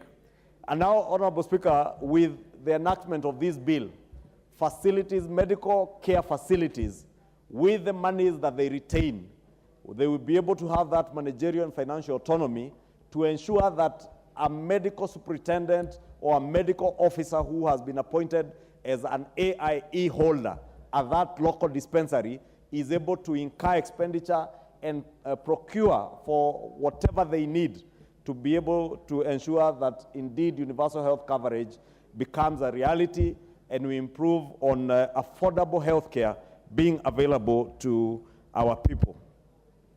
Honorable Speaker, other objects of this bill, Honorable Speaker, as I mentioned earlier, is to provide an efficient, secure, and accountable mechanism for the collection, the retention, and management of revenue derived from health services rendered at public health facilities in Kenya. And therefore, Honorable Speaker, I don't think I need to overemphasize that. It's just what I was explaining, that the facilities will efficiently secure, collect revenue, and they'll be able to manage that revenue themselves at that local level. Two, Honorable Speaker, is to establish a governance framework that will facilitate effective planning, coordination, mobilization, and access of public health facilities improvement financing in Kenya. Honorable Speaker, as I mentioned, because of the challenges with healthcare facilities accessing funds, either funds being appropriated at the national level or even at the county government level, they have not been able to have a very good governance framework, and now they will be able to do that with the enactment of this bill. Thirdly, Honorable Speaker, is to provide for the appropriation, management, and use of retained health services revenue to supplement operations and facilitate quality service delivery in public health facilities. Honorable Speaker, as I had said, that they will now be able, money that has been appropriated to these healthcare facilities will be able to be retained there, and they will be able to supplement on operations and facilitate the quality provision of affordable and quality healthcare services to patients or to members of the public. Fourthly, Honorable Speaker, is to promote equitable health facilities improvement financing, including benefit sharing in accordance with the relevant laws of Kenya. And Honorable Speaker, you are aware that many facilities across our country do not enjoy the same level of equitable share of resources. And with this particular bill, Honorable Speaker, we shall be promoting an equitable health facilities improvement financing, where all facilities with the ability to generate revenue are able to retain their revenue and be able to manage the kind of medical care services that they give to the public at their local level. Honorable Speaker, this bill will, in the fifth instance, provide for a unified system to guide financial management in public health facilities, improving efficiency and effectiveness in the, and ultimately quality health service delivery.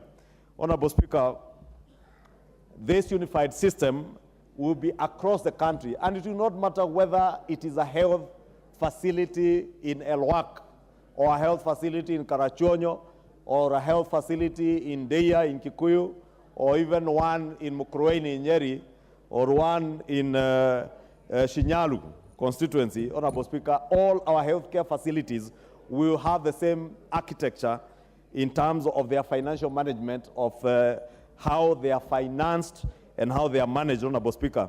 This bill will also empower our local communities, Honorable Speaker, because there will be management boards and management committees that will manage local hospitals at the local level. And therefore, people will have some sense of ownership of the facilities that are in their neighborhoods, and ensuring that there is also accountability and transparency in how we not only finance but manage our own healthcare facilities. Honorable Speaker, the bill also makes provision for the retention, as I said, of public health facilities, improvement financing, as well as the purposes for which this retained finances will be utilized. And the bill, Honorable Speaker, when members peruse through, will be able to see that the bill is providing not just on how much you can retain and how these facilities will be able to retain part of the revenues they raise, either in own source revenue or what has been appropriated by the county governments, or even from grants and donations or gifts, but also for what purposes can health care facilities utilize the monies or the funds that they have retained at that local level.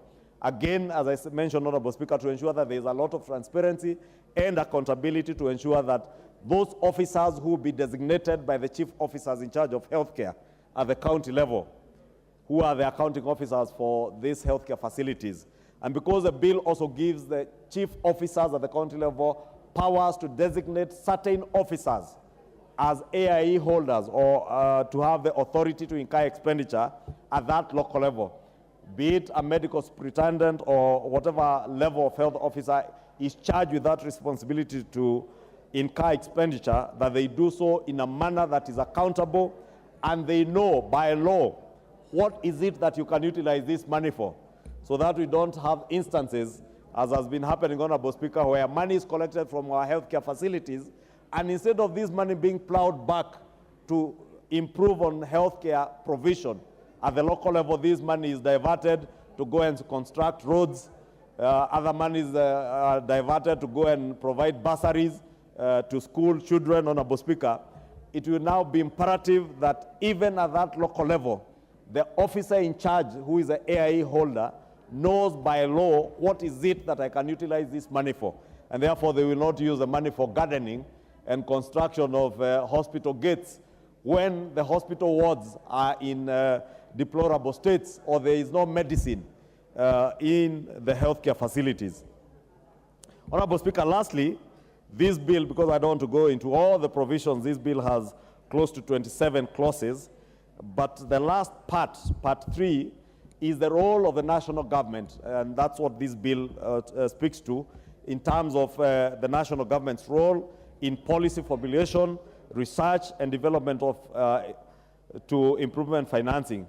And the Cabinet Secretary has been given certain key responsibilities and in terms of developing policy guidelines, how the facilities will be able to account for the money that they generate in a more transparent and accountable manner, use it prudently, how they collect, receive, collect, and also analyze data for facility improvement financing, policy formulation, and support, Honorable Speaker, so that at the ministerial level, the minister will be able to formulate policy on how government can be able to collect information, receive and collect data, or even analyze such data as to how government can help the counties to improve on their facilities financing. And Honorable Speaker, of course, Honorable Speaker, amongst all the other provisions which I don't need to go through in the bill, or other responsibilities of the Cabinet Secretary in terms of formulating policies, because we know, Honorable Speaker, that healthcare is a devolved function, and that is why, in recognition of that particular fact, that the healthcare provision is a devolved function under Schedule 4 of our Constitution, most of the policy formulation work is being left to the minister at the national level. But in terms of management of the lower level facilities, that will be done at the facility level, Honorable Speaker. Honorable Speaker, let me not go through all the provisions, but encourage members that this is indeed part of the health care amendment bills, the 4 bills that I mentioned, that will be a game changer in how we manage healthcare facilities in our country and how we actualize universal health coverage to millions of our people who have suffered over the years due to lack of accessible, affordable, and quality health care. That finally, Honorable Speaker, we'll be able to crack what has escaped us for many years in terms of provision of universal health coverage and towards realization of Article 43.1 on provision of affordable, easily accessible, quality health care for millions of our people. And I want to believe, Honorable Speaker, that all of us will now rise to the occasion, support these bills, this together with the primary health care bill that is also listed as order number 14, Honorable Speaker, together with the 2 other bills that emanated from this House and that have been considered in the Senate, will be that game changer that will make sure that we completely change the architecture of how we manage and provide health care to millions of our people. And Honorable Speaker, as I said, as I moved the other two bills, Honorable Speaker, many members of this House, and indeed even in the Senate, and even our governors and MCAs will tell you that other than education, the second is actually the primary burden to millions of our people in our constituencies is the cost of healthcare. And Honorable Speaker, if we are able to deal effectively with the cost of healthcare, so that our people are able to access affordable and quality healthcare at the local level, Honorable Speaker, we will be saving millions of our people from a burden that many families have had to bear with. Many families have been rendered destitute because of healthcare bills and illnesses and sickness in their families. A member of your family falls sick and you simply cannot afford. And Honorable Speaker, even members of parliament, and I know many Kenyans assume members of parliament have all the money to cater for their own healthcare bills, those of their families, and their constituents. Honorable Speaker, all these members of parliament here will tell you that every Monday or Friday when they're in their constituencies, the number of fundraisers they are being invited to on account of medical care are unmanageable for them. And members of public, Honorable Speaker, will not even understand that the role of providing health care is now devolved, belongs to the governors and the county governments, and they all walk to offices looking for help. And understandably, Honorable Speaker, Kenyans are desperate for affordable health care, and we cannot afford to finance their health care from our pockets. But by working together collectively as a nation, as leaders, we can be able to enact this kind of laws that will completely change how we manage our healthcare facilities, how we manage our primary health care, how we finance our health care through the social health insurance fund that we approved here the other week, Honorable Speaker, and completely change the architecture of how healthcare is dealt with in this country, and therefore effectively deal with the cost of living. And Honorable Speaker, when you speak about the cost of living, many people assume the cost of living is a matter to do with just food and provision of affordable food. But the cost of healthcare, Honorable Speaker, is a major element in the cost of living. Because if we save Kenyans from the high cost of medical care, Honorable Speaker, they will have higher disposable income available to them to cater for their other needs, be it education or food. And therefore, Honorable Speaker, I beg to move and request members to join us or join me and the drafters of this bill in the Ministry of Health, plus the other bills, to bring down the cost of living for millions of our people. Honorable Speaker, with that, I beg for your support, and I beg to move and request the chair of the Health Committee, the Honorable Pukose, to second, as I thank the Honorable Pukose and the Health Committee for the immense work they did to take these bills through public participation in the 7 days that were designated and be able to come up with the report that they tabled this afternoon, Honorable Speaker. Thank you. Thank you. The Honorable Pukose. Honorable Speaker, I want to thank the Majority Leader and second this bill, the Facility Improvement Finance Bill number 43 of 2023. Let me begin by thanking the members of the Health Committee that I chair for their dedication in preparing and tabling of the committee report on the bill. Honorable Speaker, the government of Kenya has identified healthcare delivery as one of the core pillars of its bottom-up economic transformation agenda. In the plan, a number of commitments have been identified towards the delivery of the universal health care. These interventions include ring-fencing of funds for health care from facility improvement funds to allocations from the National Treasury in collaborations with the county governments. Honorable Speaker, this bill is aligned to this plan and the Kenya Vision 2030, which under the social pillar envisions a nation that is healthy and prosperous.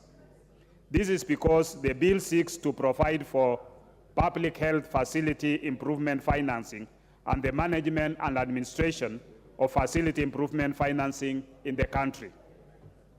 Honorable Speaker, the bill has 29 clauses which the committee considered clause by clause together with the comments received from several stakeholders, namely the State Department for Medical Services in the Ministry of Health, the County Assemblies Forum, the Council of Governors, and a group of civil society organizations involved in matters of health governance and human rights, comprising of the Kenya Human Rights Commission, the Amnesty International Kenya, the People's Health Movement, the Kenya AIDS NGO Consortium Kango, the Institute of Public Finance, and the Scaling Up Nutrition Civil Society Alliance, the SAN CSA Kenya, who submitted a joint memorandum. Honorable Speaker, prior to its consideration of comments, the committee, through the clerk of the National Assembly, placed an advertisement in the print media on Wednesday, 4th October 2023.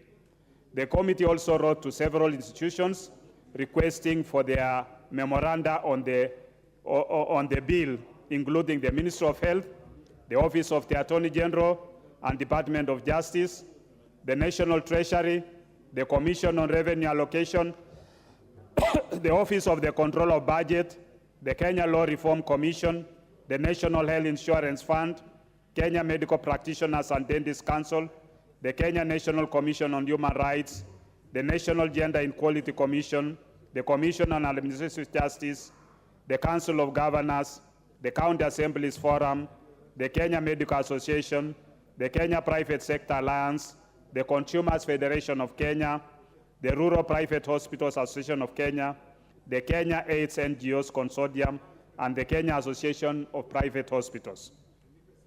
Honorable Speaker, the bill is aligned to the Constitution of Kenya 2010 on county funds.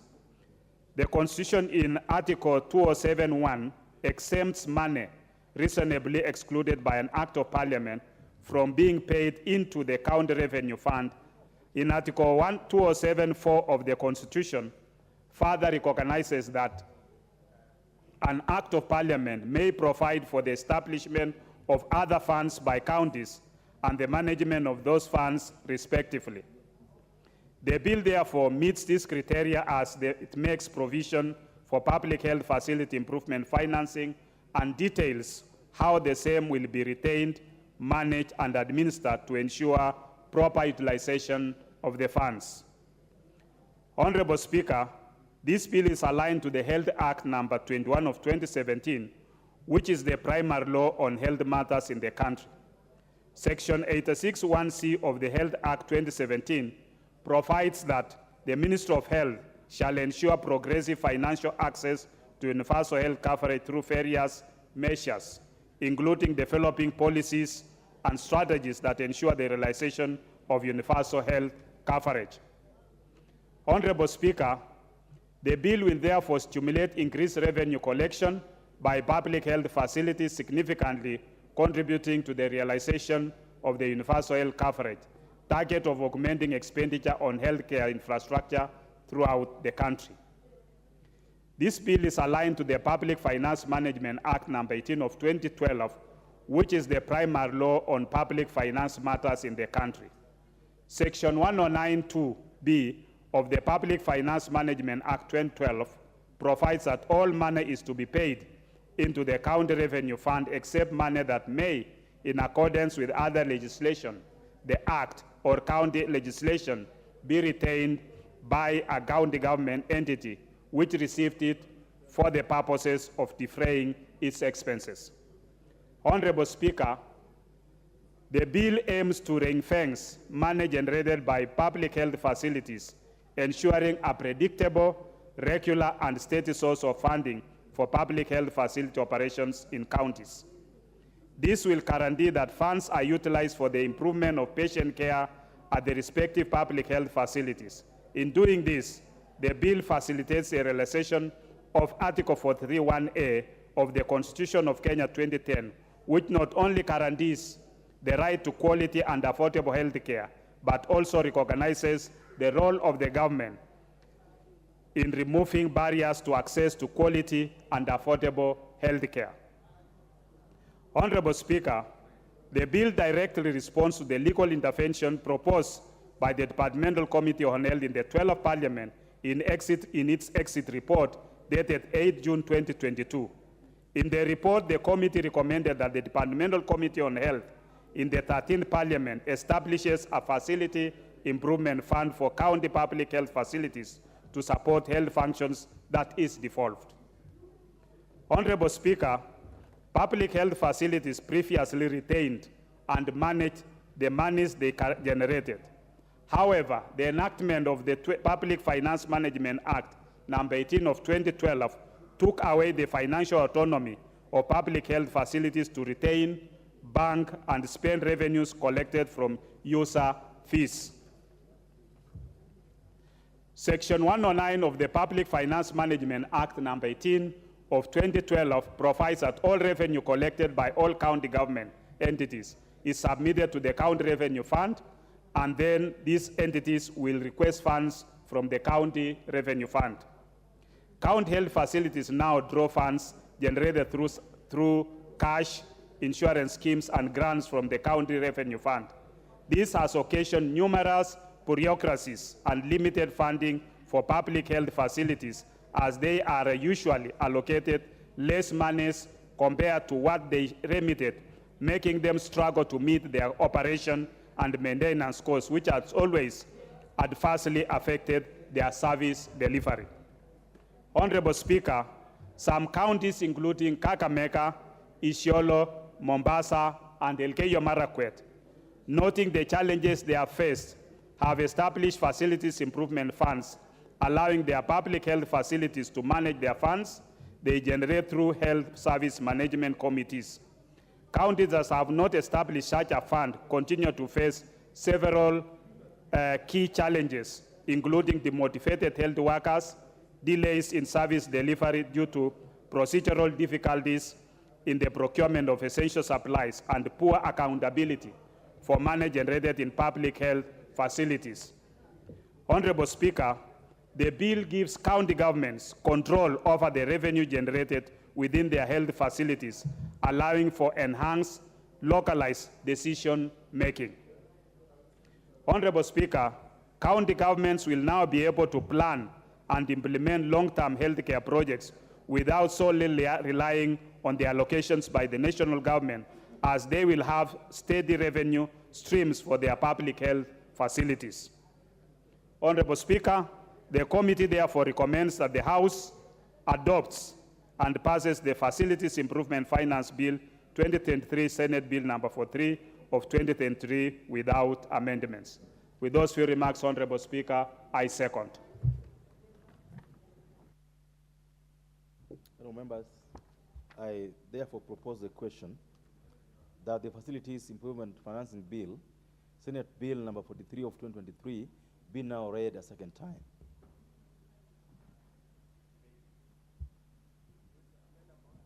The Honorable Soro, what's the point of order? Honorable Speaker, I rise to propose that, considering the interest this matter or this bill has on a number of members and they want to contribute, I seek that we reduce the contribution time from 10 to 4 minutes each. They say 5 at least, so that each member gets some quality time to contribute. Honorable members, Honorable Soro has also in seat and proposed that we reduce time for debating on this bill. That is the Facilities Improvement Financing Bill of 43/2023 from the normal time to 5 minutes per person or per member contributing. Will I put the question that contributions by members to the Facilities Improvement Financing Bill, Senate Bill number 43/2023, shall be limited to 5 minutes per member contributing?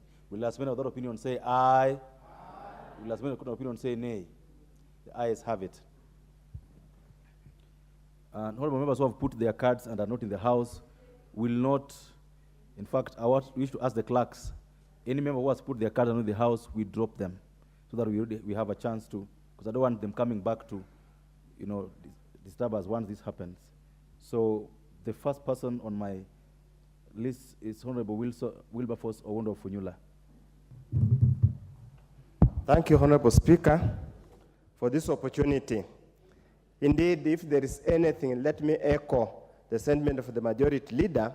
If there is anything that causes butterflies in our stomachs, are calls we receive from our constituents concerning medical bill. Any bill or any policy or any administrative action that tends towards addressing this challenge is always welcome, and I urge all our colleagues to support it. Honorable Speaker, Facilities Improvement Financing Bill, Bill number 43 of 2023, is an important bill. General Honorable Speaker, many times when you go to health facilities of whichever level in our constituencies, you are always told we are unable to provide services, we are unable to provide drugs, we are unable to provide even basics like gloves, reagents for testing, because we have no money. Because all the money they collect as user charges ends up in the county revenue account, and the county revenue account does not ring fence that particular funds, ends up using it for some other places. And therefore you find the most hospitals, be it health centers, clinics, or whatever we categorize them, are perpetually suffering because they are unable to access the money they have generated. So therefore, this amendment, or this new act, Honorable Speaker, will go a long way in trying to solve this problem. And as I will mention going forward, we require a little more amendments to this act to speak to the reality on the ground and to ensure the question of pilferage, the question of loss of funds does not become endemic as has happened elsewhere. Honorable Speaker, when you look at this bill, has got various proposals. And unfortunately, Honorable Speaker, it limits. This bill shall only, this act, when it becomes an act, shall only apply to level 1 to level 5 public health facilities. So it means referral hospitals at the national level are excluded. And I would have also thought, Honorable Speaker, that yes, this bill applies to that, public facilities. Why can't we also find a mechanism of roping in some public private facilities that are more or less like community run, like mission hospitals, like hospitals started by the community, so that we see how we can also have uniformity of services. Honorable Speaker, it proposes under clause 5.4, it proposes that to retain all receivables by the public health facility shall be considered as a supplement.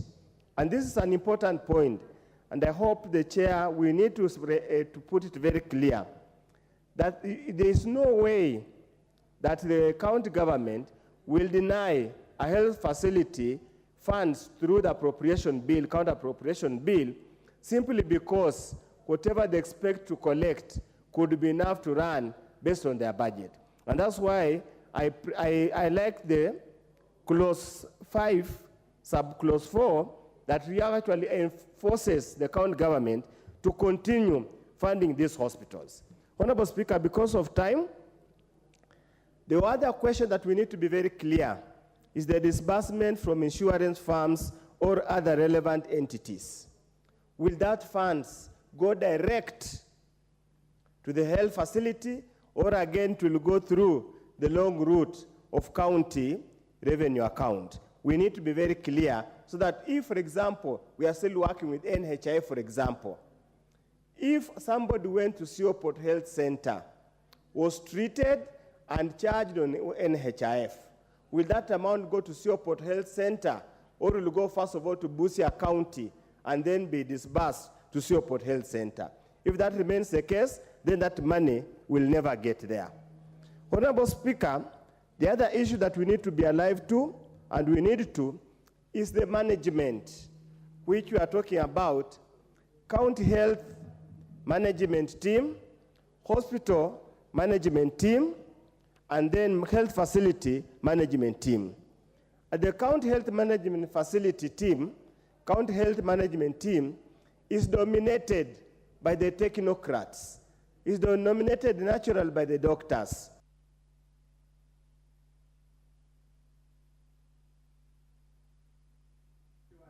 The Honorable John Mutunga.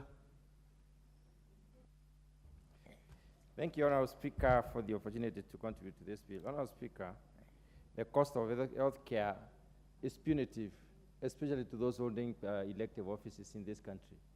If there is any mechanism to relieve such costs to such people, I think it will be most welcome. That's why at this point in time, this bill comes in to really realize the universal health care. Honorable Speaker, if you look at a vehicle, for instance, if the engine is not working or the bearings within the engine are not working, then of course the entire vehicle will not work effectively and efficiently. So having the small units out there operational and responding to the needs of the people, it means the entire system won't be a reality, and that is why we say that universal health care is going to be a reality in this country. Honorable Speaker, this bill provides for prudential management of resources, especially the financial resources. It more or less creates these institutions as more semi-autonomous government agencies. And that will help them now to manage their needs and to plan in a way that they can be able to know what needs they should adopt a planning trajectory that basically enables them to predict what to put in the plan and basically fund that. It's an essential component of this particular bill which will help the health facilities to operate. Honorable Speaker, the greatest problem we have is not just non-performing facilities, it is also the stocking of these facilities of provision of pharmaceutical products. You realize that most of the times people get prescription from the hospitals or from the health centers and the dispensaries, and then they end up buying their medicine from the stores. This is again punitive, it is expensive for most of the Kenyans, and most of the Kenyans do not really have a means of, income to be able to be buying from the pharmaceutical companies or to be buying from the pharmacies, and therefore it will help in a great deal. Honorable Speaker, the cost of medical services is punitive to every Kenyan, not just those who are sick. Every village, every weekend, there is a harambe to meet the cost of medical care. And we have complication of the diseases with time.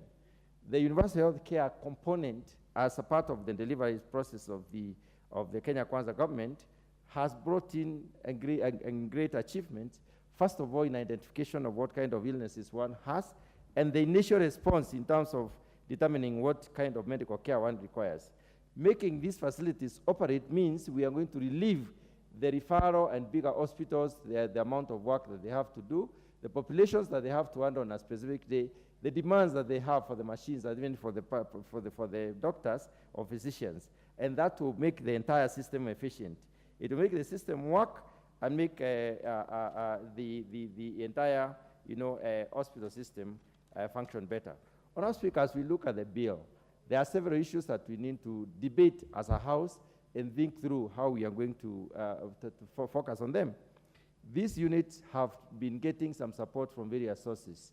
This unit did not have probably the possibility to get support from other well-wishers or donors. I think we need to incorporate that as a source of revenue for this unit, because if somebody is willing to support a medical unit somewhere within the boundaries of Kenya, they should be allowed to do so. We should also allow them to fundraise in various ways to be able to get the medical services moving on well. Honorable Speaker, I want to conclude by exercising some caution on some issues. Caution on financial management is important. Caution on the supply of pharmaceuticals has been an issue in this particular country. As they manage this unit, we need them retrained and learned on how to do it. Also, caution on making sure that the facilities really are clean and efficient in terms of receiving the patients. Some of these facilities may be a source of infection, as it were, because they are dealing in dilapidated state. And finally, the issue of occupancy in terms of managing how many people you can have at any one given time. Honorable Speaker, I have been a victim one time.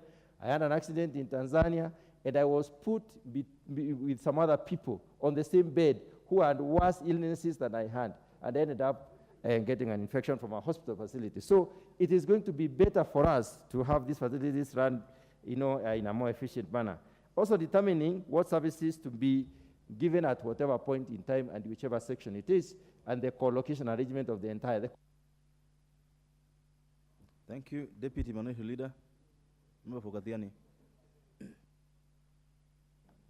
Yeah, thank you, Mr. Speaker, for this chance. Mr. Speaker, a healthy nation is a wealthy nation, and Kenya has been grappling with the issue of universal health care. In fact, all the way since our independence 60 years ago.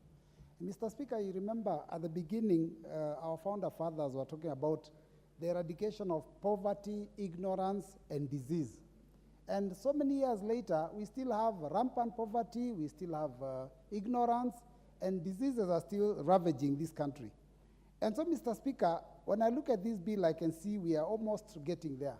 I was concerned at the beginning because I had thought that this bill is simply dealing with the issue of people paying monies into our health centers and then retaining the money. But when I read clearly, I realized that Clause 6 does actually recognize that the reimbursements may come also from insurance, which is where we are headed because of the Social Health Insurance Fund. Because in future, we are not supposed to be going to health centers carrying money. But, Mr. Speaker, it's also good to note that health is devolved, and since 2013, health is in the hands of the governors and the county governments. But not all governors and not all counties prioritize healthcare.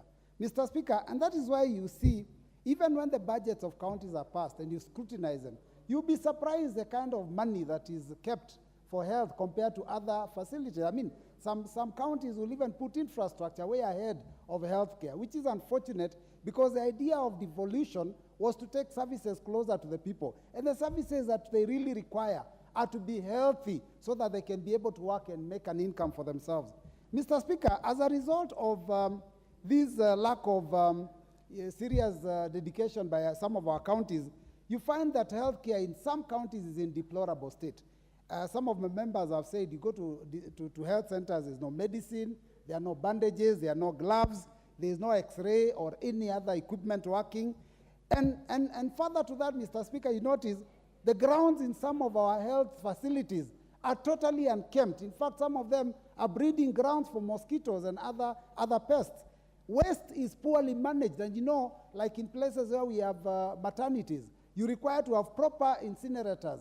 And they don't, some of them have capacity to be able to dispose of these waste properly, which again becomes quite a health hazard. Mr. Speaker, I am aware of some health centers where electricity bills have piled to the level where Kenya Power and Lighting have to disconnect them. We also have others where water bills have also increased to such a level that they cannot be managed, so they're being disconnected. It's very unfortunate, and that's why I think this bill comes to solve the basic problems that we are facing in our health, by health providers. Mr. Speaker, it authorizes that the health facilities be able to collect money and retain it. That is under Clause 5. And then it proposes that there is authority to incur expenditure be vested in the management teams in those centers, and that is also in Clause 21. Basically, that will ensure that there is money in these centers to be able to run those basic affairs and those minor things that have been facing them and the problems that have been there. But, Mr. Speaker, as I finish, I wanted to say that we have to be very, very careful when we are dealing with issues of financial management, because here we are talking about authorizing a team in the health facility to be able to receive money, retain it, and spend it. Mr. Speaker, when it comes to issues to do with expenditure, there's all these issues, the laws on public procurement and asset disposal. Mr. Speaker, we have to be very careful that those people in those centers, those management teams, are properly guided so that we do not end up devolving corruption from our CECs to the management teams. With those few remarks, Mr. Speaker, I do support. Honorable Nyikal. Thank you, Mr. Speaker, for giving me the opportunity to support this. I must support it. This is a bill we did in 2005. Then when devolution came, we put it aside. I'm happy it has come back today, only recognizing that there's devolution. I can tell you, health was more devolved before devolution than it is now. And this bill, Mr. Speaker, I support it because it does just that. It actually devolves health much further. The main objective of this bill, Mr. Speaker, is to actually ring fence the money for the health sector. Because at the county level, there are so many competing needs, so that even if money is put in the budget for health, at the time of payment, it actually does not go to health. It will go to other needs, roads, and so on. This does just that. It ring fences. If you look at clause 5, it actually states very clearly, there shall be retention of all monies raised and received on behalf of all public health facilities.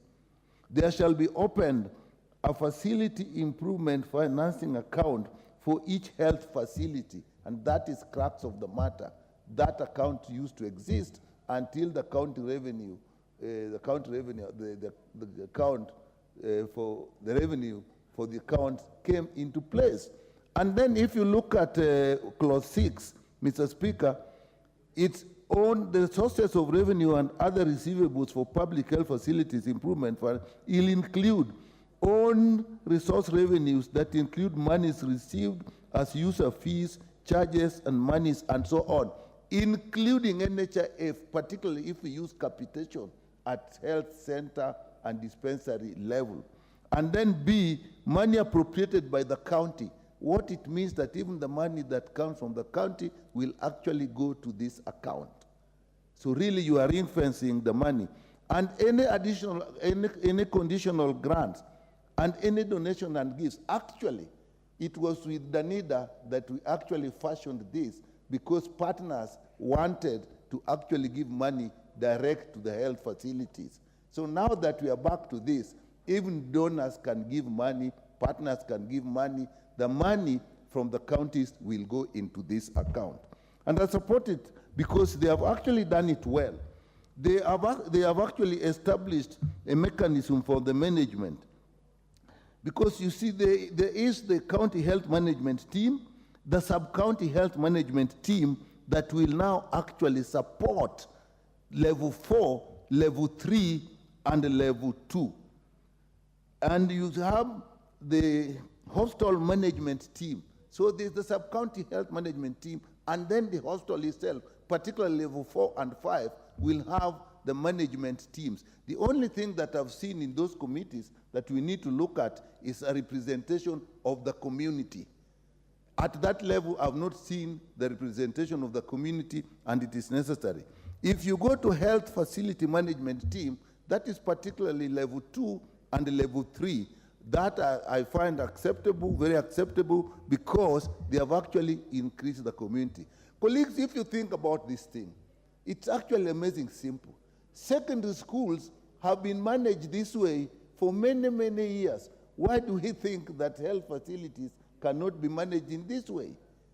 Now, what is important is the support they get, and we have fear of actually losing this. But what we did, and what I think they must do now, is put accounting mechanisms for this, so that for level 4 and level 5 can actually have their own accountants.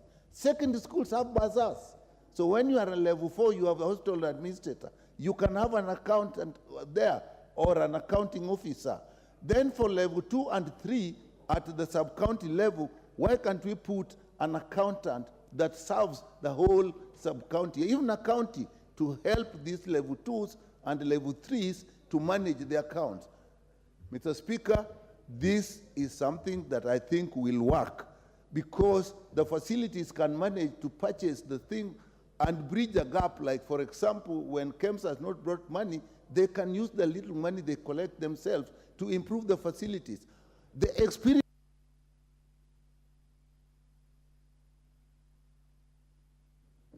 Yes, 1 minute. The experience we had when we used this, the facilities actually improved. They were cleaner. They bought cleaning materials with this money. And the communities were involved, at least at health center levels, so that the community took an active part in the management of the facilities. And now that we are back to this, the committees are going to be appointed and the communities will be involved. I think it's a good movement in supporting UHC program. With that, Mr. Speaker, I support. Thank you. The Honorable Martin Wanyonyi. Is the Honorable Deco Dallo in the House? Is that you? This member for Garissa Township, right after the Honorable Martin, right after him. Thank you, Mr. Speaker. Mr. Speaker, I also support this particular bill. Mr. Speaker, in Article 43 of the Constitution, subsection 1, we promise the people of Kenya that we will be able to provide them with the highest standard healthcare, Mr. Speaker. And Mr. Speaker, when we were devolving functions in our Constitution, we devolved healthcare, Mr. Speaker. But we never supported with the requisite resources in ensure that the Kenyan people are able to access the quality healthcare that was envisioned by the draft of the Constitution. So, Mr. Speaker, I think this particular bill is a solution and is going to finally help the people of Kenya to be able to get healthcare that is quality, that is accessible, and that is diverse, Mr. Speaker. So, Mr. Speaker, for a very long time, we have seen governors, for you to be able to allocate resources for any facility, a dispensary or a health center, to get resources, an MCA or a member of parliament or a MedSoup must be known to the governor. If you are not known to the governor, Mr. Speaker, you will not get resources. Your healthcare or your dispensary will not be funded. But, Mr. Speaker, this particular bill is now going to ensure that it doesn't matter whether you know the governor, you know the deputy governor, or you know the CC finance, your healthcare, your health facility is going to get resources for infrastructure development. Mr. Speaker, for a very long time, we have not been able to put in place measures to be able to motivate our people to enhance revenue collection. But, Mr. Speaker, the fact that the resources and the revenue that's going to be collected at the health facility will remain within and be utilized locally is also a mechanism to ensure that health facilities are motivated to continue and enhance revenue collection. So, Mr. Speaker, I really support this particular bill and also seek that we have had very good measures before. But the biggest problem in the Republic of Kenya, Mr. Speaker, remains corruption.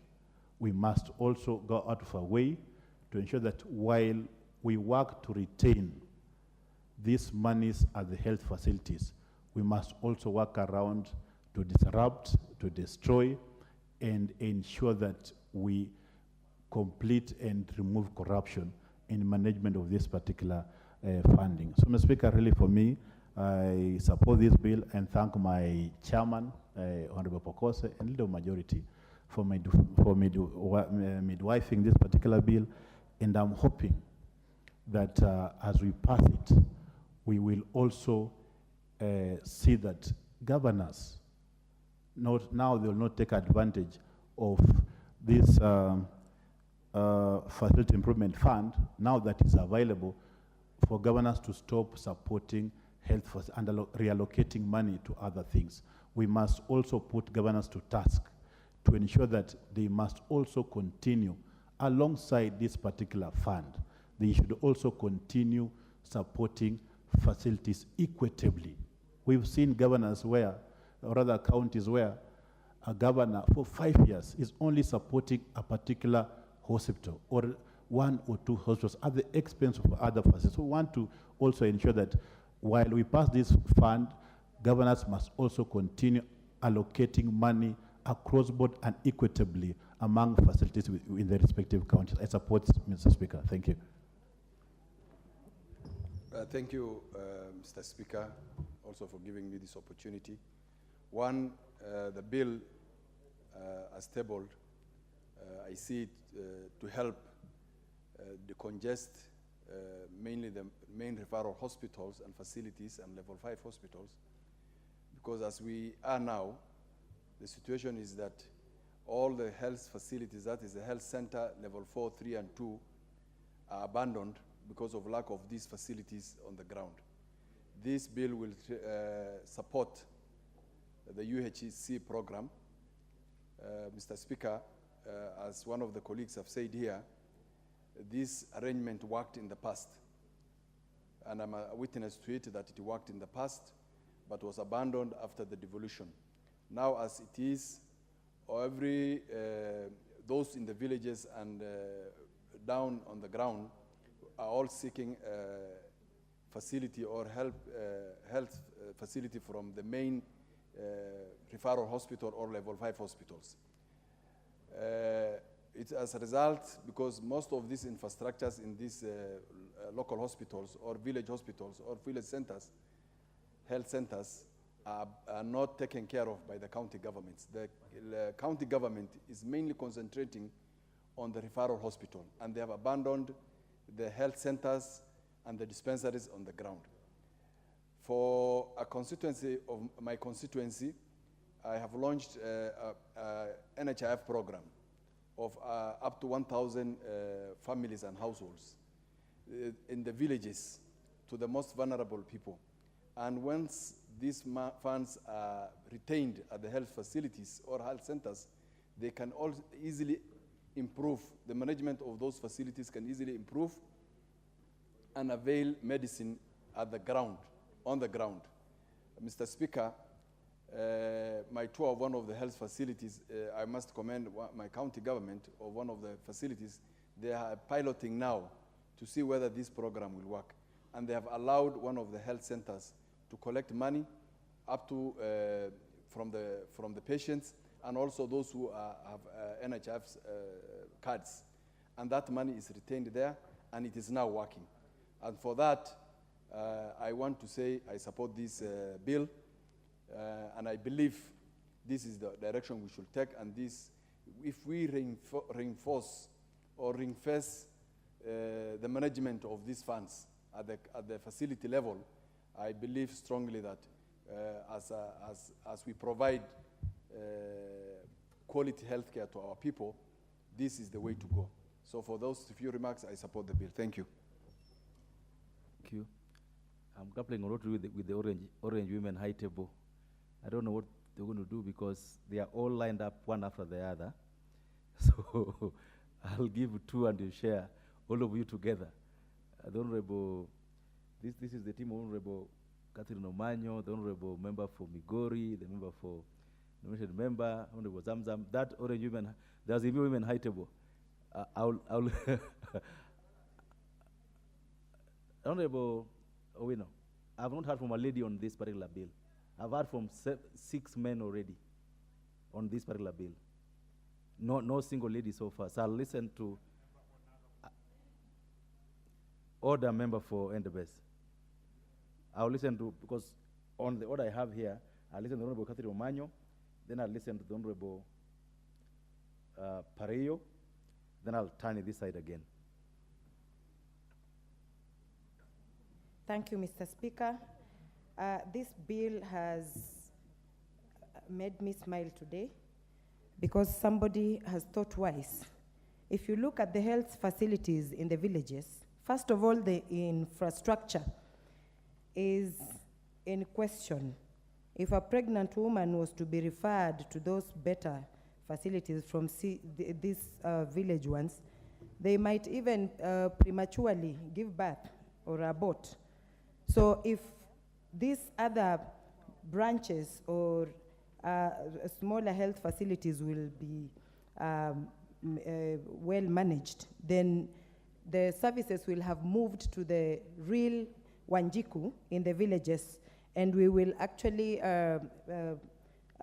be better people in our society, because the basic need, if we cannot have our health sector work, then it means we are having an unhealthy society that cannot produce. And also medicine that has been scarce in most hospitals at the county level, things like gloves, basic things that any nurse or doctor needs, syringes, will be available. That means also the services will be improved, and our people will not be worried anymore. And people will be encouraged to give, to pay, because if the services are available, then they will not be feeling the pain of paying. Today, you can even sell a plot and still not have a doctor in that health facility.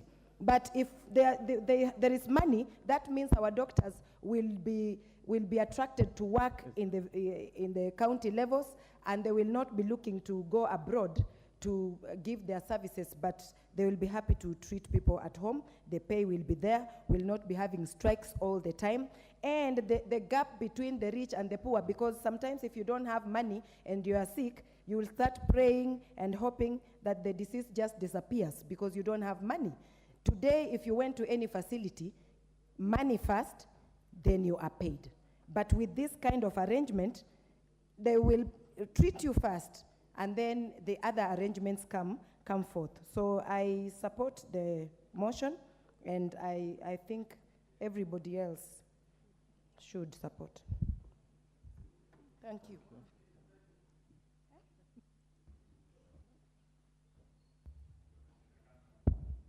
Thank you, Mr. Speaker, for giving me this opportunity to support this bill.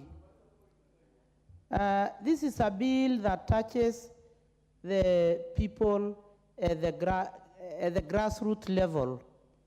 And this is a bill that we all need to support, because health is very important to our people. And we all agree that every weekend, every Saturday, you have more than 10 people in your house as an MP who need money because one of their relatives is unable to pay the bills at the hospital. And when this bill is in place, then it means that the health facilities will never miss all the necessary basic things that they need, like the needles, the bandages, and all the medicine that they need. And what makes me happy or support this bill is because the health facilities will be allowed to use the money that they collect to buy the necessary medicine that they need. For this reason, I support, because when this money goes to the county level, this money might not come back to the people, because the county also have their priorities and could be buying medicine or something for the small health facilities was not a priority for them. They will put the money in their own planned priorities. And for that reason, I support this bill, and I'm asking all the members to support it, because it is a very important and a necessary bill that has come at the right time. Thank you.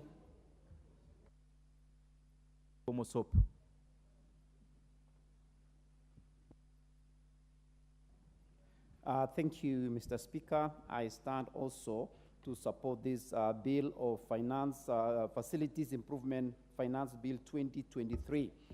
Mr. Speaker, it is truly a good bill that is going to make a big difference in our communities and also in our healthcare system in our country.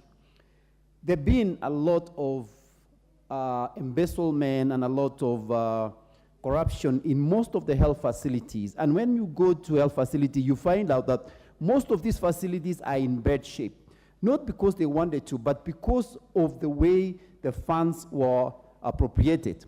And as such, no funds really was specifically ring-fenced to provide the improvement of facilities in most of the health centers or health facilities.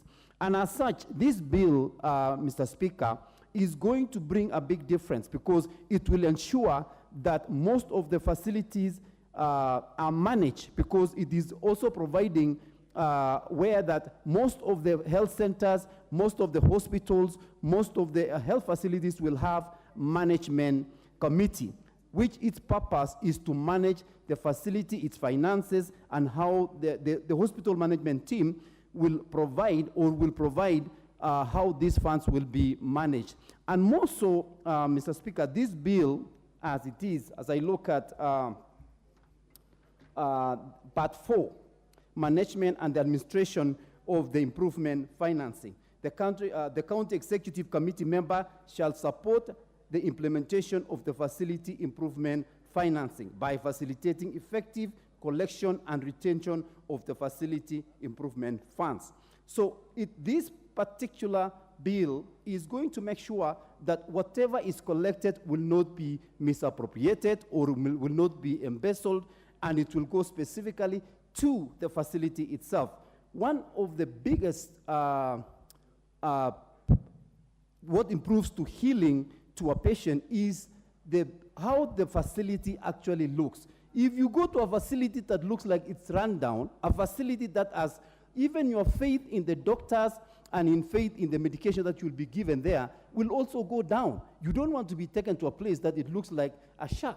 You want to go to a facility that's well maintained, that is clean, well improved, and well managed. So this particular bill, Mr. Speaker, is good bill, and I support it, and I hope that all members will support this bill, and it will go into improving healthcare in our country. I support the bill. Is the member for Gemba Central in the House? Honorable Daniel Carido. Okay. Member for Bureti.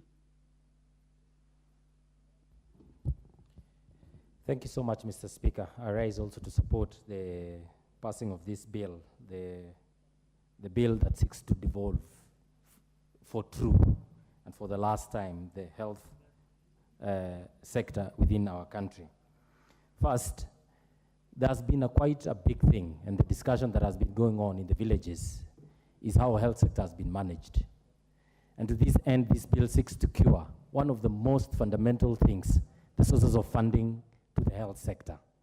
And the question that we've always had is, why do hospitals generate revenue and yet it does not receive what it has generated out of the funds that they receive from the patients and all those who make gifts towards the hospital?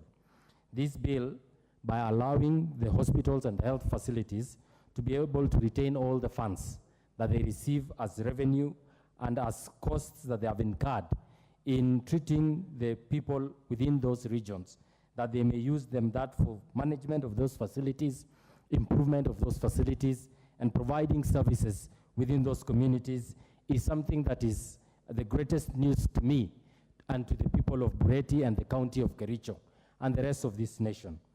Mr. Speaker, it's also good to note that this retaining of these resources does not bar or does not prohibit the county governments from further appropriating funds for the purposes of facilitating growth and improvement of these facilities. With this bill, we will be able to expect, therefore, together with the Kenya Kwanza program that we have in the UHC, which is to be launched in Kericho on the 20th, that we will be able, therefore, to have the comprehensive health mechanism and management from the local level, from the dispensaries to the health facility level 4. And to this end, all our hospitals will be equipped, all our hospitals will be better managed, including the participation of the communities and the diversity of the people that we have within those communities to be able to manage these facilities. This, with the appropriation, with this bill coming through, the diversity of our geography, that there are different regions in this country handling different diseases and sometimes even handling different scenarios in medical scheme. Those hospitals near the roads, which receive casualties, And those hospitals which are far removed from the roads, receiving probably preventive and also managing the curative sector of the health sector, will be able actually to receive commensurate towards what the services they offer. I support this bill, Mr. Speaker, because finally health will be devolved, health will be better managed, health within our counties will actually be the thing that we had envisaged as the Kenya Kwanza government. And with the launch of the UHC program, therefore we will see the improvement of all these facilities from level 1 to level 4. With this, I support, Mr. Speaker. Go to Mombasa, member for Mombasa. Asante sana Mheshimiwa Spika, na mimi nataka nichukue fursa hii niweze kuunga mswada ambao umeletwa leo na kiongozi wa wengi katika bunge hili. Mheshimiwa Spika, maradhi yamekuwa donda sugu katika jamii yetu na yamekuwa yakisambaa kwa haraka, Mheshimiwa Spika. Na ilikuwa watu wakienda katika hospitali kubwa wakiwa na maradhi yale ya kusambaa haraka, wanaweza kusambaza sehemu kubwa sana katika taifa, Mheshimiwa Spika. Leo mswada huu wa leo umeweza kuwawezesha wale CHP waweze kusaidia watu kutoka katika majumba yao, waweze wakapata msaada ama katika zile hospitali ndogo ndogo ambazo ziko karibu yao, Mheshimiwa Spika. Na ndio maana mimi nasema kuwa huduma ikizidi kwenda mashinani, basi inapatia serikali wepesi wa kuweza kumudu na kutenda kazi kwa ubora. Mheshimiwa Spika, ni dhahiri shairi kuwa hata watoto wetu ambao wamesomea udaktari waweze wakapata nafasi kule mashinani, ikiwa kama hizi hospitali ndogo ndogo zitawezesha kukusanya mapeni yao ya kuweza kuendeleza shughuli za hospitali, ili wasiweze kuanguka katika mitihani ya kukosa namna ya kuweza kuendeleza hospitali, Mheshimiwa Spika. Kwa hiyo wana haki na usawa wa kuweza kuandika madaktari wao ama wakaweza kuandika nurses wao kule chini na wakaweza kupatia wananchi huduma kwa wepesi, Mheshimiwa Spika. Ile Mheshimiwa Spika, ningependa pia kusema CHV ama CHP wamejitolelea kwa muda mrefu sana, Mheshimiwa Spika. Naomba pia katika mswada huu waweze kukumbukwa ili waweze kupata hata kama ni kitu kidogo cha kuweza kuwapa nguvu ya kuweza kuhudumia wananchi kwa wepesi, Mheshimiwa Spika. Wamejitolelea kwa kuenda katika maradhi mazito. Wakati ule tulikuwa na corona, tuliona CHP ndio wanazunguka katika majumba, Mheshimiwa Spika, na ni haki kwao kuweza kupata hata kama ni kitu kidogo cha kuweza kuwasaidia kusukuma maisha, Mheshimiwa Spika. Mheshimiwa Spika, mimi nataka nimalizie nikisema naunga mswada huu wa leo. Naunga sana kwa mikono yangu yote na kusema ikiwa kuna miswada ambayo imeletwa bungeni, miswada ambayo ni mizuri sana, miswada ambayo inagusa jamii, basi ni mswada huu wa leo wa kuweza kupeleka huduma ya afya chini mashinani kwa wananchi, Mheshimiwa Spika. Na mwisho kabisa, kama mama county, naombea taifa la Palestine wapate amani, waweze kukaa kwa amani, na Mwenyezi Mungu awape wepesi kwa mtihani ambao wanafuatia. Asante sana Mheshimiwa Spika. Asante sana. Turudi Nairobi, tuende Dagoretti Kusini.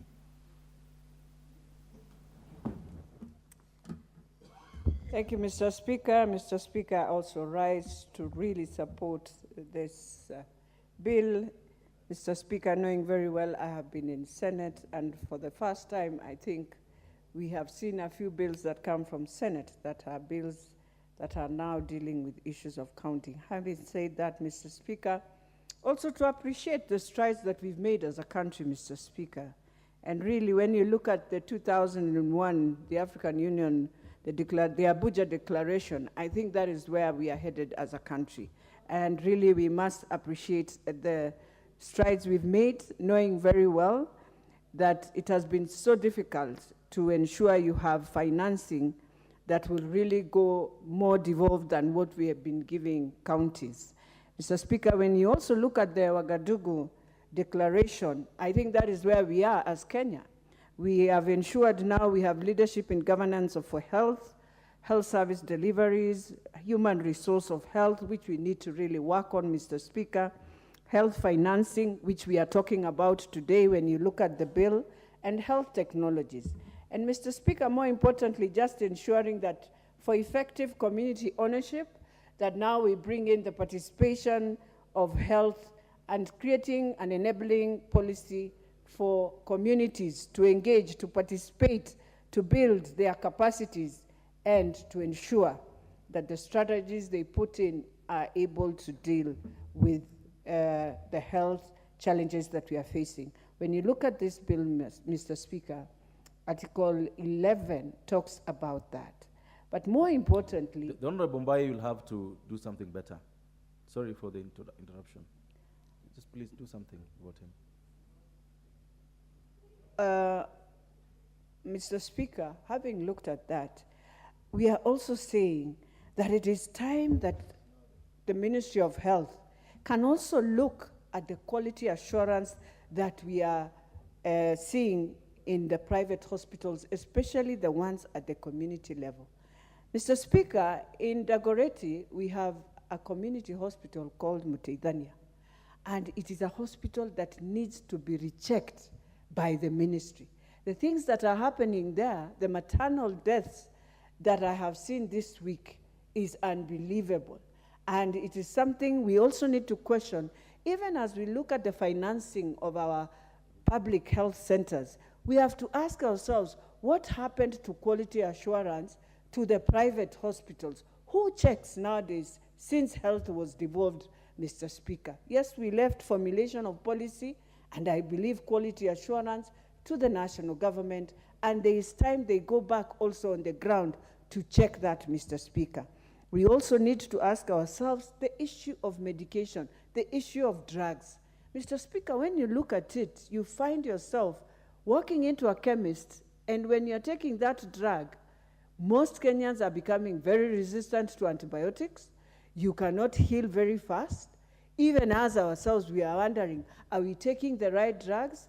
Do we have quality assurance to ensure that this will happen? So, Mr. Speaker, as I appreciate the Senate for the work they've done and appreciate that by the end, on the 20th, we shall see now the President launch the issue of community health workers, and being very proud of Nairobi that our community health workers, at least they are able to get incentives every month on the work they are doing, that we shall now see a vibrant health sector coming up, and our NHIF also awakening itself to ensure that even when we go to hospital, people are able to be treated. Because one of the challenges Kenya is facing today, one of the tourism that we have going to India and all over, Mr. Speaker, is because of health, and not just health, that you enter into a hospital and you might find yourself being diagnosed wrongly, you might find yourself being given the wrong drug, just the way Omunyala was given, and he were to be banned because of having a drug that had also some chemicals that when he went for his athletics, he was told, you have decided to give yourself a drug. When he realized it was just a drug he was given for medication. So, Mr. Speaker, as I finalize, this is something we have to look at, to appreciate, and I'm hoping the other... The clerks at the table, you're not warning members of their timelines. Give her 30 seconds. You're not warning them when their time is almost up. Thank you, Mr. Speaker. Mr. Speaker, just to finalize is to say that I'm hoping the 3 bills that are coming in are bills that are going to enhance universal health care. With those few remarks, Mr. Speaker, I want to thank you and really thank the Senate. Thank you. Member for Lamu East. Asante, Bwana Spika. Kuna haja kubwa ya huu mswada. Mswada huu utatusaidia sana. Utatoa changamoto nyingi zilioko upande wa afya. Changamoto zilioko ni nyingi, kama mfano utatusaidia sana ile michango. Na pia utatusaidia sana kupunguza watu kwenda nchi jirani, Tanzania, nikisema Moshi, na pia India. Sana tunafanya michango, watu wakienda nchi hizo, na sio kwamba wana matibabu sana kutushinda sisi. Sisi tuna madaktari wazuri, tuna hospitali mzuri, shida tu ni gharama ya matibabu huwa yako juu. Mswada huu Bwana Spika utatusaidia kuondoa zile hamasa au hisia wakati mtu anataka kuzika mtu wake mwili na hawezi kuzika kwa sababu umeshikwa hospitali. Hospitali nyingi zinashika mwili, ziwe zetu hizi za serikali au ziwe za binafsi. Kuna sheria ya kusema kwamba mwili usishikwe hospitali, lakini mpaka sasa miili inashikwa na inakuwa special kwa sisi Waislamu. Tunataka kuzika haraka haraka, lakini mtu anashikiliwa, hawezi kutolewa kwa sababu zile gharama au zile bills zilizoko hospitali. Bwana Spika, mswada huu utatusaidia kuhakikisha wale wanyonge nao wamepata huduma. Kwa mfano, watu wa Basuba kwa sababu ni kidogo, huwa saa ingine hawapati zile huduma. Wakiangaliwa kura zao ni kidogo, magavana wanaangalia kura nyingi ni wapi wapeleke ni, lakini kwa sababu ya mswada huu haitoangalia kwamba wewe una kura ngapi, utapata hizo huduma. Bwana Spika, paka sasa ni mambo ya kusikitisha. Sehemu nyingine baada ya hii ugatuzi paka sasa wodi nzima haina hospitali. Matatizo yakitokea, sisi kule kwetu Basuba ward tunachukuliwa na KDF kupelekwa level 5 hapo King Fahad. Sasa mswada huu utaondoa matatizo hayo. Mswada huu pia nataka pia, nimeona imezungumzia mambo ya wale wanyonge, wale maskini, indigent. Wale nataka pia katika mswada ukipita na tuhakikishiwe kwamba kila eneo bunge wale wa maskini wamechaguliwa kwa kila eneo bunge. Tujue majina ni kina nani na wanasaidiwa kina nani, wengine wasije wakasahauliwa katika mswada huu. Maana mswada huu ni mzuri, utupate kutusaidia. Bwana Spika, mswada huu utasaidia pesa zifike kule mashinani, kule watu ambao hawatambuliki, kule watu ambao wametengwa, kule watu ambao kuna changamoto za usafiri, kama eneo ninaloliwakilisha mimi kule Lamu Mashariki. Nimefurahi sana na mswada huu, na ningepongeza Seneti na pia majority leader nimpongeze, na umuhimu upite, na hata kama tunaupitisha leo haraka haraka upite, watu wapate kusaidika. Asante Bwana Spika. Member for Marsabit. Please give her 5 minutes. Not this member, you alerted her when she was still having 2 minutes, so she had to wind up earlier. Thank you, Mr. Speaker, for allowing me to give my contribution towards this very important bill. Bill on Facilities Improvement, Finance Bill 2023, Senate Bill number 43 of 2023. I also want to take this opportunity to congratulate Senate for coming up with such a very important bill that touches on the life of every Kenyan. Mr. Speaker, we know very well that where we come from, our people have always been having challenges to take care of themselves and their health, and many have been forced even to travel out of the country. But even within our country, and especially in some counties like mine, people have suffered and have faced a lot of challenges, whereby you travel for over 300 kilometers to find a health facility. And the worst part of it is, even after doing that, you come to a health facility or a health center and you realize that they cannot help you much because there is no personnel, enough personnel or qualified. Then the other thing is they don't have even the medicine. And the best they can tell you is just to tell you, okay, go and buy Panadol or this other medicine from any chemist. And we know very well that members of parliament have incurred a lot of expense also, whereby those who are living with terminal illnesses have been calling us after selling all their property, after the entire family have lost all that they own due to health expenses. Mr. Speaker, again, I want to take this opportunity to thank the missionaries and faith-based organizations who have in the past helped the people of this country by building and managing health facilities. And if it were not for that, I'm sure many of us wouldn't maybe even be here. And it is through that support that Kenyans have accessed medical care in the villages. And today, as I stand, I want to just thank God and our government, because our president is so focused on taking care of health of our people and making sure that it shall not be the same again for every Kenyan to face, the facing of challenges, the bills that people have incurred, and traveling for a long distance just to find a health center where you can be treated. I support this bill because it will stimulate increased revenue collection. At that village level, they'll be able to collect their own revenue and to manage it.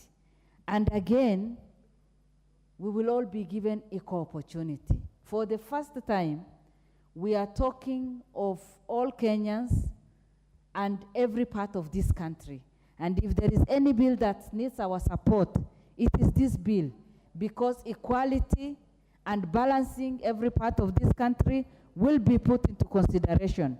Again, I support this bill because it provides financial management and the autonomy that every health facility needs.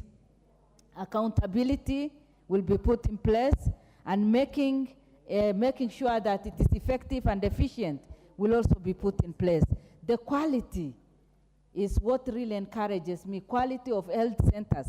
And Mr. Speaker, we need to all support this and encourage also our young people to go for the trainings, so that when that time comes, we will be able to employ the local people, because it will be hard for any person to be treated if you don't understand the local language. So I encourage our young people who have finished their schools, instead of just sitting at home, please make sure that you go for training, you be equipped, so that these facilities will have the right people to serve our communities. And with those few remarks, I support. Thank you. Thank you, Member Fondiwa. Thank you, Mr. Speaker. Today I'm a very happy man because I've been fighting for this since I joined the healthcare delivery system. Where have you been fighting? Internationally and nationally. Okay. And Mr. Speaker, it's very interesting because, we started working in the 80s, but these things were working very well in the Ministry of Health. But the same thing which was working well was changed, and now we are going back to what was working well. And this is known by Kenyans. We produce documentation, legislation, policies. Some are working very well outside this country, but we keep on changing them. Mr. Speaker, I give you an example of my own health center, Malela Health Center in Homa Bay, in Ndewa constituency, where we community elected management team and use the best resources, human resources in that area. The chair is a professor of medicine. So they do their budget according to the needs of that facility. And that is what it should be. Mr. Speaker, the other thing is that when this, like right now across the board, every MP can testify to this lack of essential medication, essential services like security, water system, and all these. This makes the disease progression goes higher, and the cost of treating diseases becomes much, much higher. For example, if the facility is lacking a diagnostic system, you may treat typhoid for malaria, And before you know it, the progression is so high and the disease has advanced, now you have to use a lot of money. And that is why sending money directly to these facilities will ensure that there are drugs, there are all those essential requirements that a facility should have. The other point is that accountability, which we are talking about from the national to counties, actually is much better at the community level with those committees I've talked about. Because the budget and those budgets reflects what is going on and they approve themselves. That is what I would go for as accountability system.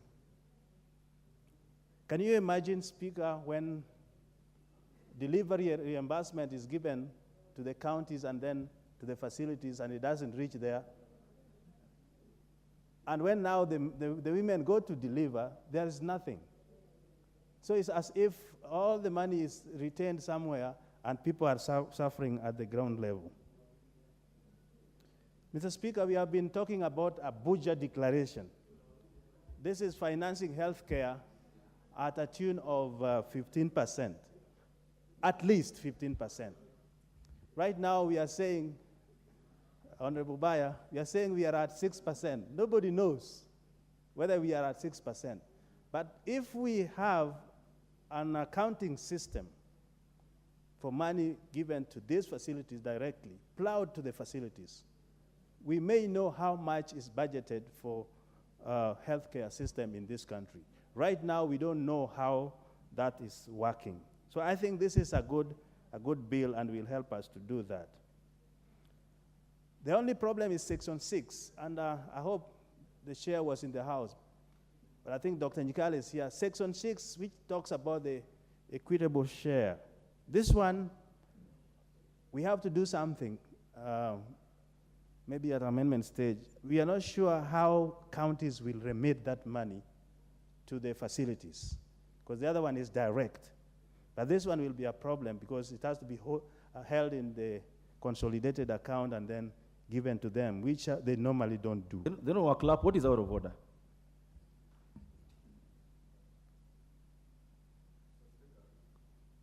Wait for the mic.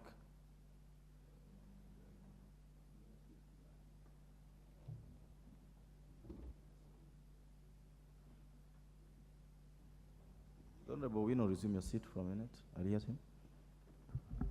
Yes, thank you, Mr. Speaker. I rise pursuant to Standing Order number 95. Looking at the mood of the House and the concurrence of this bill, I will ask that we call the mover to reply, Mr. Speaker. How did you get the mood of the House, Honorable Maklap? Mr. Speaker, because it is agreeing on the board that this is a bill that is generally accepted across the political divide, and Mr. Speaker, it will be able we fast-track the process because it's generally agreed, Mr. Speaker. Thank you. When we mix this bill together with the bills for energy, Mr. Speaker, this is a perfect deal for the people of Kenya, Mr. Speaker. Thank you. Order, members, order. The Honorable Maklap has rose on his seat and claimed that we call the mover to reply. I don't remember that.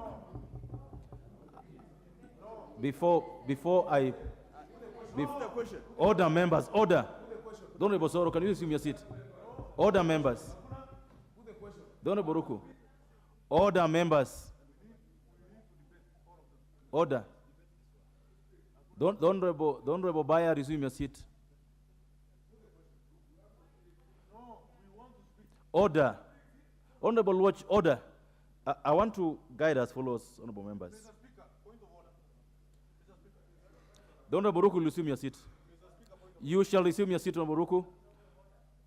The Honorable Ruku, resume your seat. The Honorable Ruku, resume your seat. The Honorable Ruku, resume your seat, please.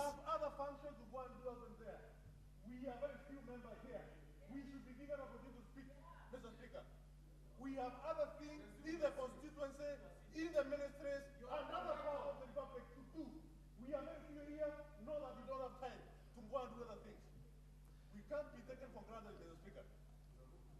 The Honorable Ruku, There is something. The Honorable Ruku, resume your seat, Honorable Ruku. No, Mr. Speaker. The Honorable Ruku, resume your seat. You know, just hold. The honorable members, this is something that is very simple. You don't have to spend any energy or emotion on it. What the Honorable Clerk has done is what is done normally. There's nothing, Honorable Soro. What the Honorable Clerk has done is very normal. So many times we've done this, our members rose on their seats and said they will call upon to reply. Where members don't agree, they say they don't agree and we proceed. Where members agree, Honorable Ruku, resume your seat and let me finish. On this particular matter, I wish to guide as follows on this matter. That we got two bills that are almost of the same subject. And looking at my list of speakers, those who are supposed to speak next, the persons who are claiming they want to speak actually aligned to speak next. So what I would do, the Honorable McClap, the two members who are saying they must speak are the ones speaking next on my list. I would request them that we allow the process to proceed, then come the next bill, they can have the first bite at the cherry. I think that would be a better way of dealing with the matter. I'll allow them to comment on this other bill if the vote I'm going to call for goes that way. So therefore, I would put the question that is it the mood of the members in the House that the mover be called upon to reply? Will someone of that opinion say aye? Will someone of that opinion say nay? The ayes have it. No. Can he finish? The Honorable, you only have 30 seconds remaining, but because the motion has been passed, you resume your seat. The mover to reply. Mover. Yes, Honorable Fatuma. Mr. Speaker, I find the honorable member standing to be disrespectful to your seat and to other members. I think we are all elected, we are all MPs of equal nature. If a decision has been made in this House, he should respect the decision of the majority. May we proceed and may he respect the decision that has been made. Thank you, Mr. Speaker. Thank you. Mover. Honorable Speaker, in reply, I would like to say that this is an important bill for the nation. We need to streamline health facilities in this country and the health laws in this country to give this country a new regime in management of facilities. And therefore, Honorable Speaker, I beg to reply. Thank you so much, Honorable Baya. For obvious reasons, I will call the next order.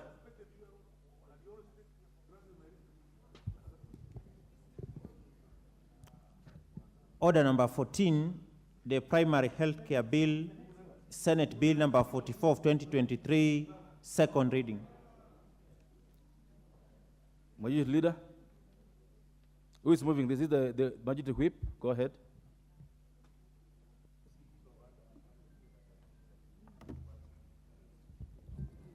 Thank you, Honorable Speaker. Honorable Speaker, I beg to move that the Primary Health Care Bill, 2023, Senate Bill number 44 of 2023, be read for the second time.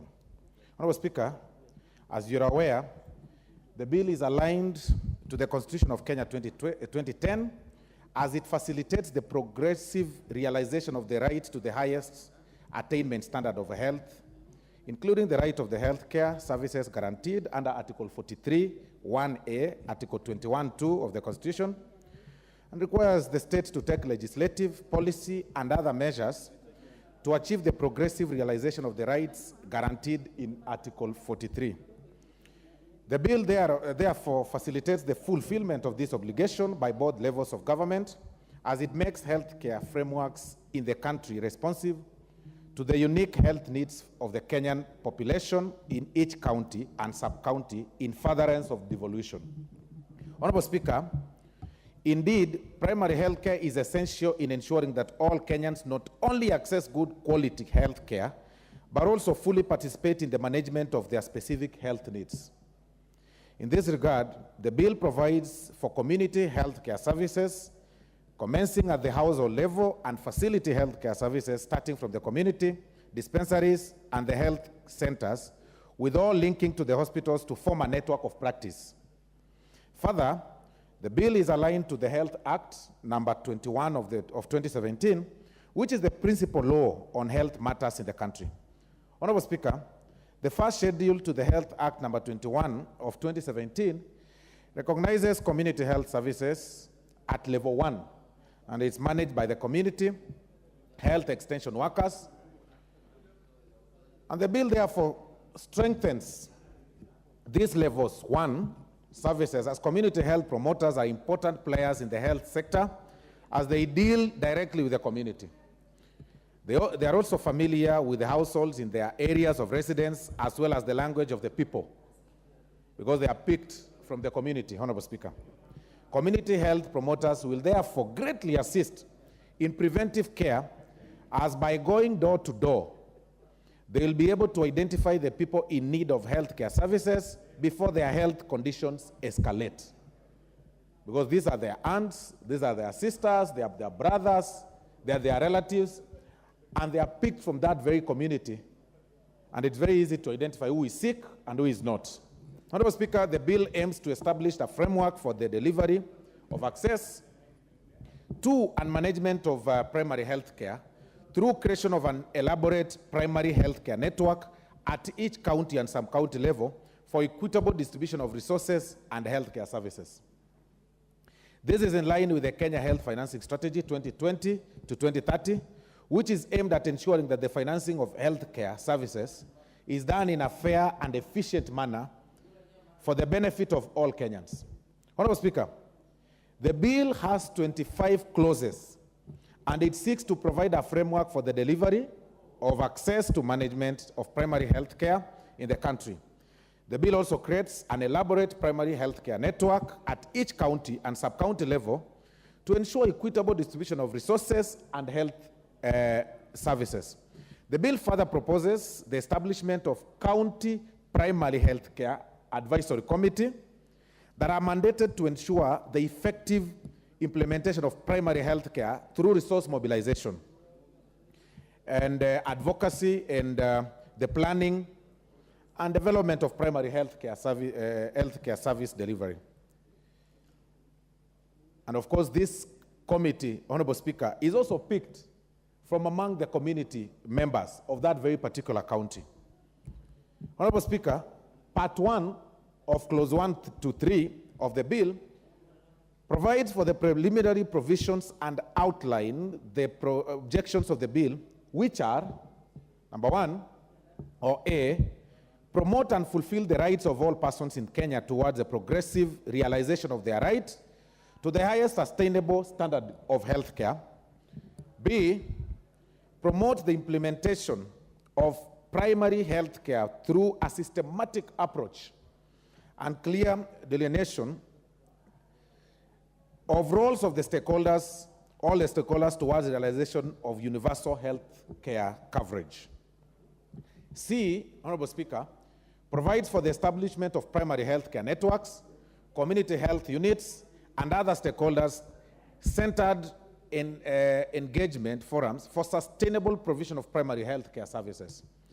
D, Honorable Speaker, it also provides for the role of the multidisciplinary team in the provisions of the primary health care services. And finally, E, provides for the role of community health officers. You know, it defines their roles. It defines the role of the community health assistants. It also defines the community health promoters in the provision of community-based primary health care services. Honorable Speaker, Part 2, Clauses 4 to 7, Honorable Speaker, of the bill details the primary health care services that are accessible at the community level and in the health facilities. The bill in Clause 7, Honorable Speaker, mandates the county governments to facilitate the delivery of these services by, and this is very important because health is now fully devolved. So the county governments is mandated to deliver these services by, number 1, adopting a supportive and innovative modern approaches for disease identification, monitoring, surveillance, early warning, research, community education, and information sharing. That is the responsibility of the county government. It also provide, they should also be providing the community and stakeholder support to the respective primary health care facilities to facilitate optimal service provision. Honorable Speaker, they also are supposed to enhance the availability of quality services, accessibility and predictability of standardized primary health care services through effective leadership and governance, resourcing private-public partnerships, sharing of essential health products and technologies, and integrated health information systems. Honorable Speaker, they are also supposed to ensure that there is continuous community engagement. Of course, this now includes training and registration of households within communities, within their units, within the community health units in each primary health care network. And finally, Honorable Speaker, they are also supposed, and that is the county government, they are supposed to guarantee that primary health care services are optimally financed and resourced to offer quality care to all patients and residents in the Republic of Kenya. Honorable Speaker, Part 3, which is Clause 8 to 13 of the bill, provides for the establishment of the primary health care workforce, which includes community health promoters and healthcare providers. The part also sets out the modalities on the selection and recruitment of community health promoters by the county government, as well as the obligations of the county government in relation to county health promoters.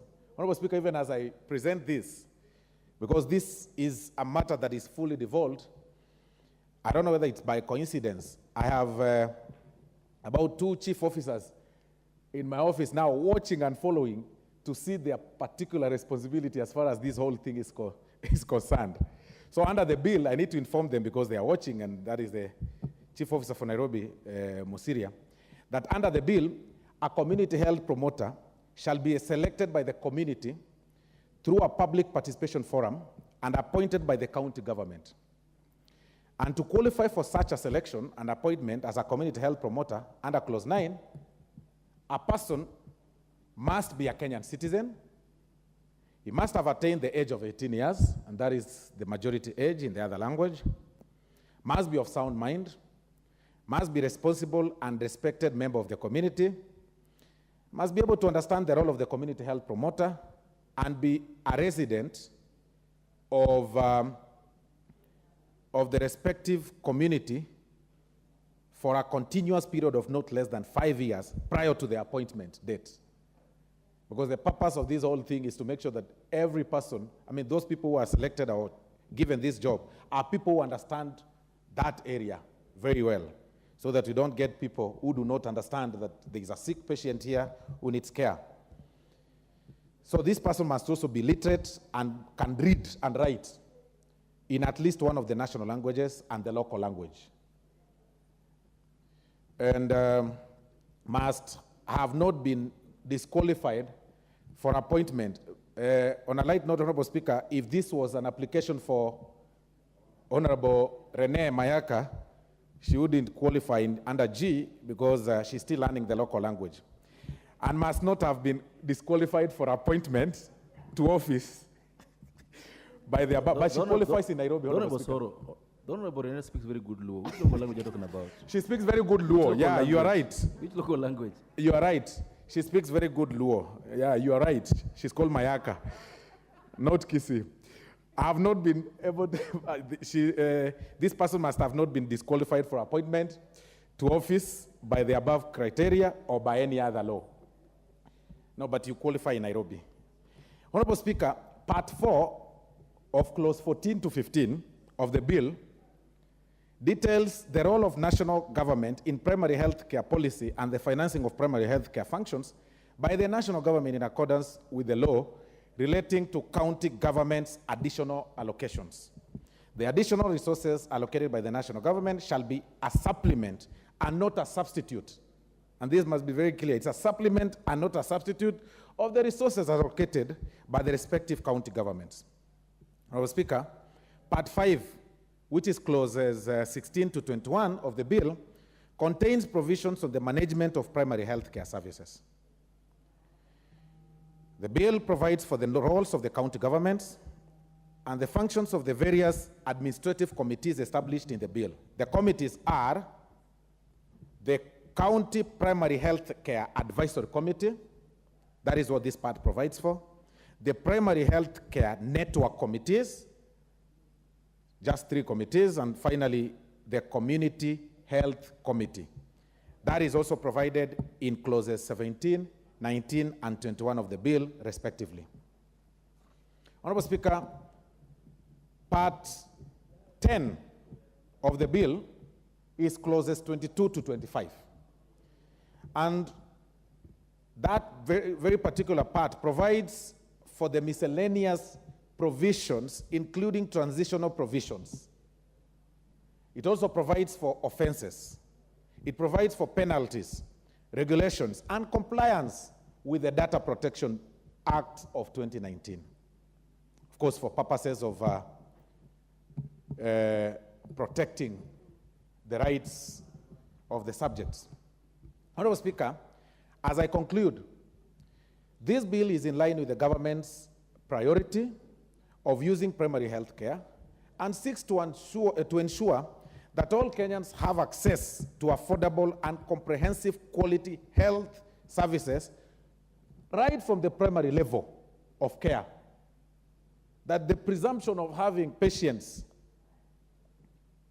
a patient very, very sick, deep in the villages, transferred all the way without a basic primary health care to Kenyatta National Hospital or a hospital that is nearby in some town, should be a thing of the past. That the community health care officers will handle that, will have skills to handle that person right from the village, even as they bring that person or have that person brought to the hospital for further care. So this will also reduce the disease burden by such people and the current high cost of out-of-pocket expenditure on healthcare, as there will be early detection of diseases, especially chronic illness. With the basic knowledge, of course, some people develop diseases like diabetes without knowledge, without their knowledge that they are sick. And when it's detected, you find it's a little bit late to manage. So these community healthcare workers will be able to help because they'll have that basic information by the mere fact that they'll know they have small clusters of management. They can be able to manage about 5, 10, or 15 households. They'll be able to know that the signs I saw in this person, as the signs that I was taught on as symptoms of diabetes, for instance, and they'll start that very primary care from that particular section. So, Honorable Speaker, with those very, very many remarks, I beg to move and ask, with tremendous respect, Honorable Rocco to second.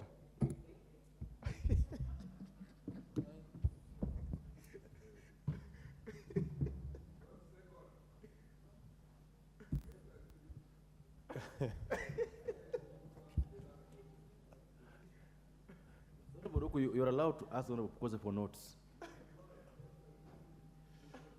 Thank you, Mr. Speaker. And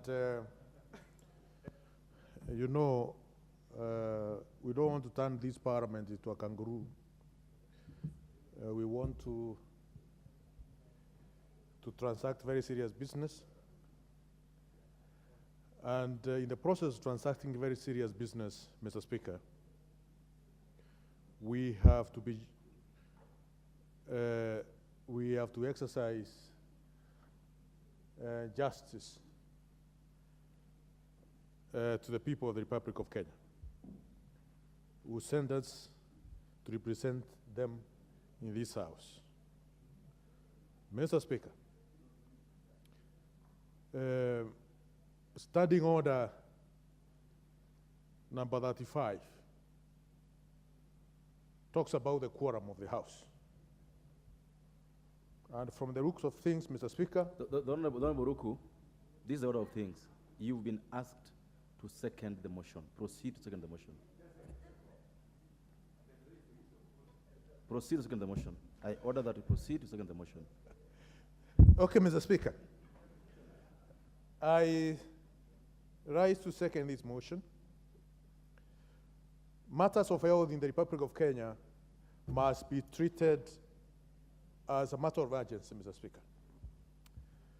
Because this country, we pray that one day we will be able to support healthcare in all corners of the Republic, where no Kenyan will be sick and not able to go to hospital and get proper treatment. In many countries, healthcare is taken very seriously, and this government pays for their citizens. We also hope that one day the Republic of Kenya will be able to take care of education, will be able to take care of the social amenities of the people of this country. But for us to do that, we must be able to know where that money will come from, Mr. Speaker.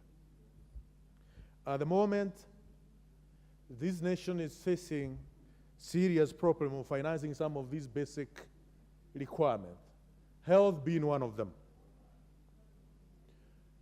DORA against, sharing against DORA is striding every day. These are some of the things of concern, Mr. Speaker, as we take care of our health. Therefore, Mr. Speaker, I second this motion, at the same time praying that we'll move with speed to take care of the basic needs. Thank you, Mr. Speaker. Would you just second again? You second the bill. I second the bill. Thank you. The honorable members,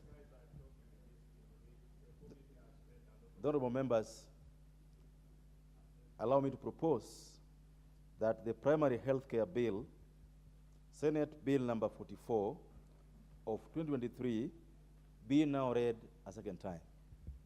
The first bite goes to Honorable.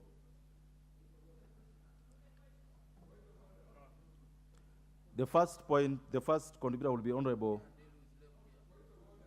Pukose. Honorable Anthony Thomas Oluoch. Go ahead. Go ahead, Honorable Anthony. Thank you, Honorable Speaker. I rise on standing order number 95 and say that going by the mood of the House and taking into account that we do not wish to debate, going by the previous precedent, I rise to ask that the mover of this motion be called upon to reply. And I sympathize very much with the Honorable Rukus when he rose in his feet in the previous one saying that we come here to debate, and I, being a lawyer like Honorable Rukus. Honorable Watch, what is out of order, Honorable Watch? I have stood on my place under standing order number 95 and asked that you gauge the mood of the House, that the mover be called upon to reply, because we appear that we do not want to exercise our rights under Article 95 to debate. Let the mover be called upon to reply. We move to the next order. Thank you. Put the question. Is that the mood of the House? Let's put the question. Is that the mood of the House that they will call upon to reply? Put the question. Put the question. Honorable Nani, Osoro, you cannot probate and approbate at the same time. The Honorable Watch, you've had your day. Put the question. This is my ruling on that matter. That based on what I've heard from the Honorable Watch as his reasons for calling him to reply, I direct that his standing up on standing order number 95 is an abuse of our standing orders and decline to ask the question on the matter. I'll now ask the Honorable Pukosi to proceed. Thank you, Honorable Speaker, for allowing me to contribute to this very important bill, that I stand to support the primary health care bill number 44 of 2023. Let me begin by thanking the members of the Health Committee that I chair for their support in the preparation and tabling of the committee report on the bill in this House.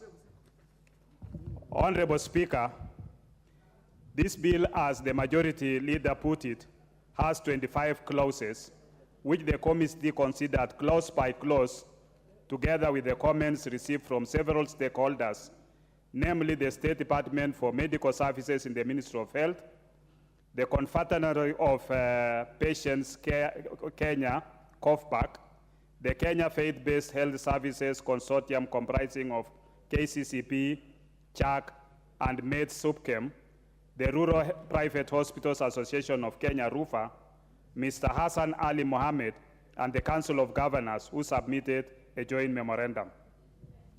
Honorable Speaker, this bill promotes the attainment of universal health coverage as it seeks to ensure that all Kenyans have access to affordable and comprehensive quality health services from the primary health care level all the way. Honorable Speaker, this bill is in line with the government's priority of using primary health care as the key driver of universal health coverage. Primary health care is essential in ensuring that all Kenyans not only access good quality health care, but also fully participate in the management of their specific health needs. Honorable Speaker, this bill aims to establish framework for the delivery of access to and management of primary care through creation of an elaborate primary health care network at each county and sub-county level for equitable distribution of resources and health services. Honorable Speaker, this bill in relation to community health promoters is aligned to the Health Act number 21 of 2027, which is the principal law on health matters in the country. This bill is aligned to the Constitution of Kenya 2010 as it facilitates the progressive realization of the right to the highest attainable standard of health, including the right to health care services guaranteed under Article 43, 1A. Honorable Speaker, the Constitution requires that the state takes legislative, policy, and other measures to achieve the progressive realization of the rights guaranteed in Article 43.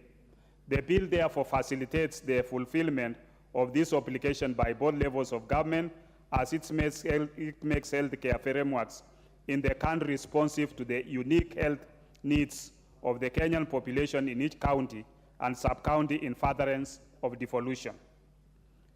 And therefore, Honorable Speaker, the committee therefore recommends that the House adopts and passes the Primary Health Care Bill 2023, Senate Bill number 44 of 2023, without amendments. I therefore support. Thank you. The Honorable Anthony Oluoch.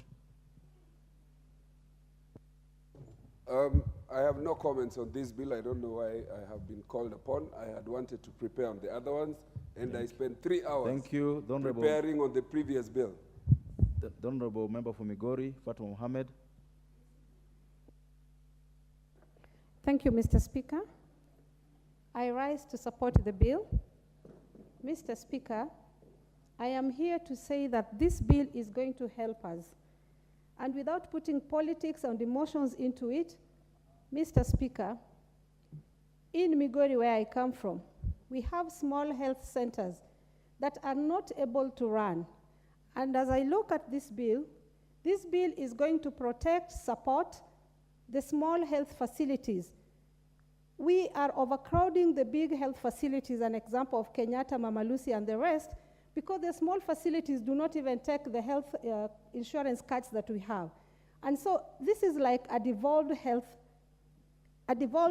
program, so that the people who are at the lower ground are able to access health. An example is when Corona came up. We were not able to teach our people in the village, our mothers and grandfathers, that Corona is actually a disease. But now you see, when we have these health facilities and we have these support staffs, we'll be able to teach our people that such a disease do exist. You find that people in the big towns where health facilities are bigger here get information faster than the people who are down there. I totally support that we support the health facilities. Mr. Speaker, health is the most important thing for a human being.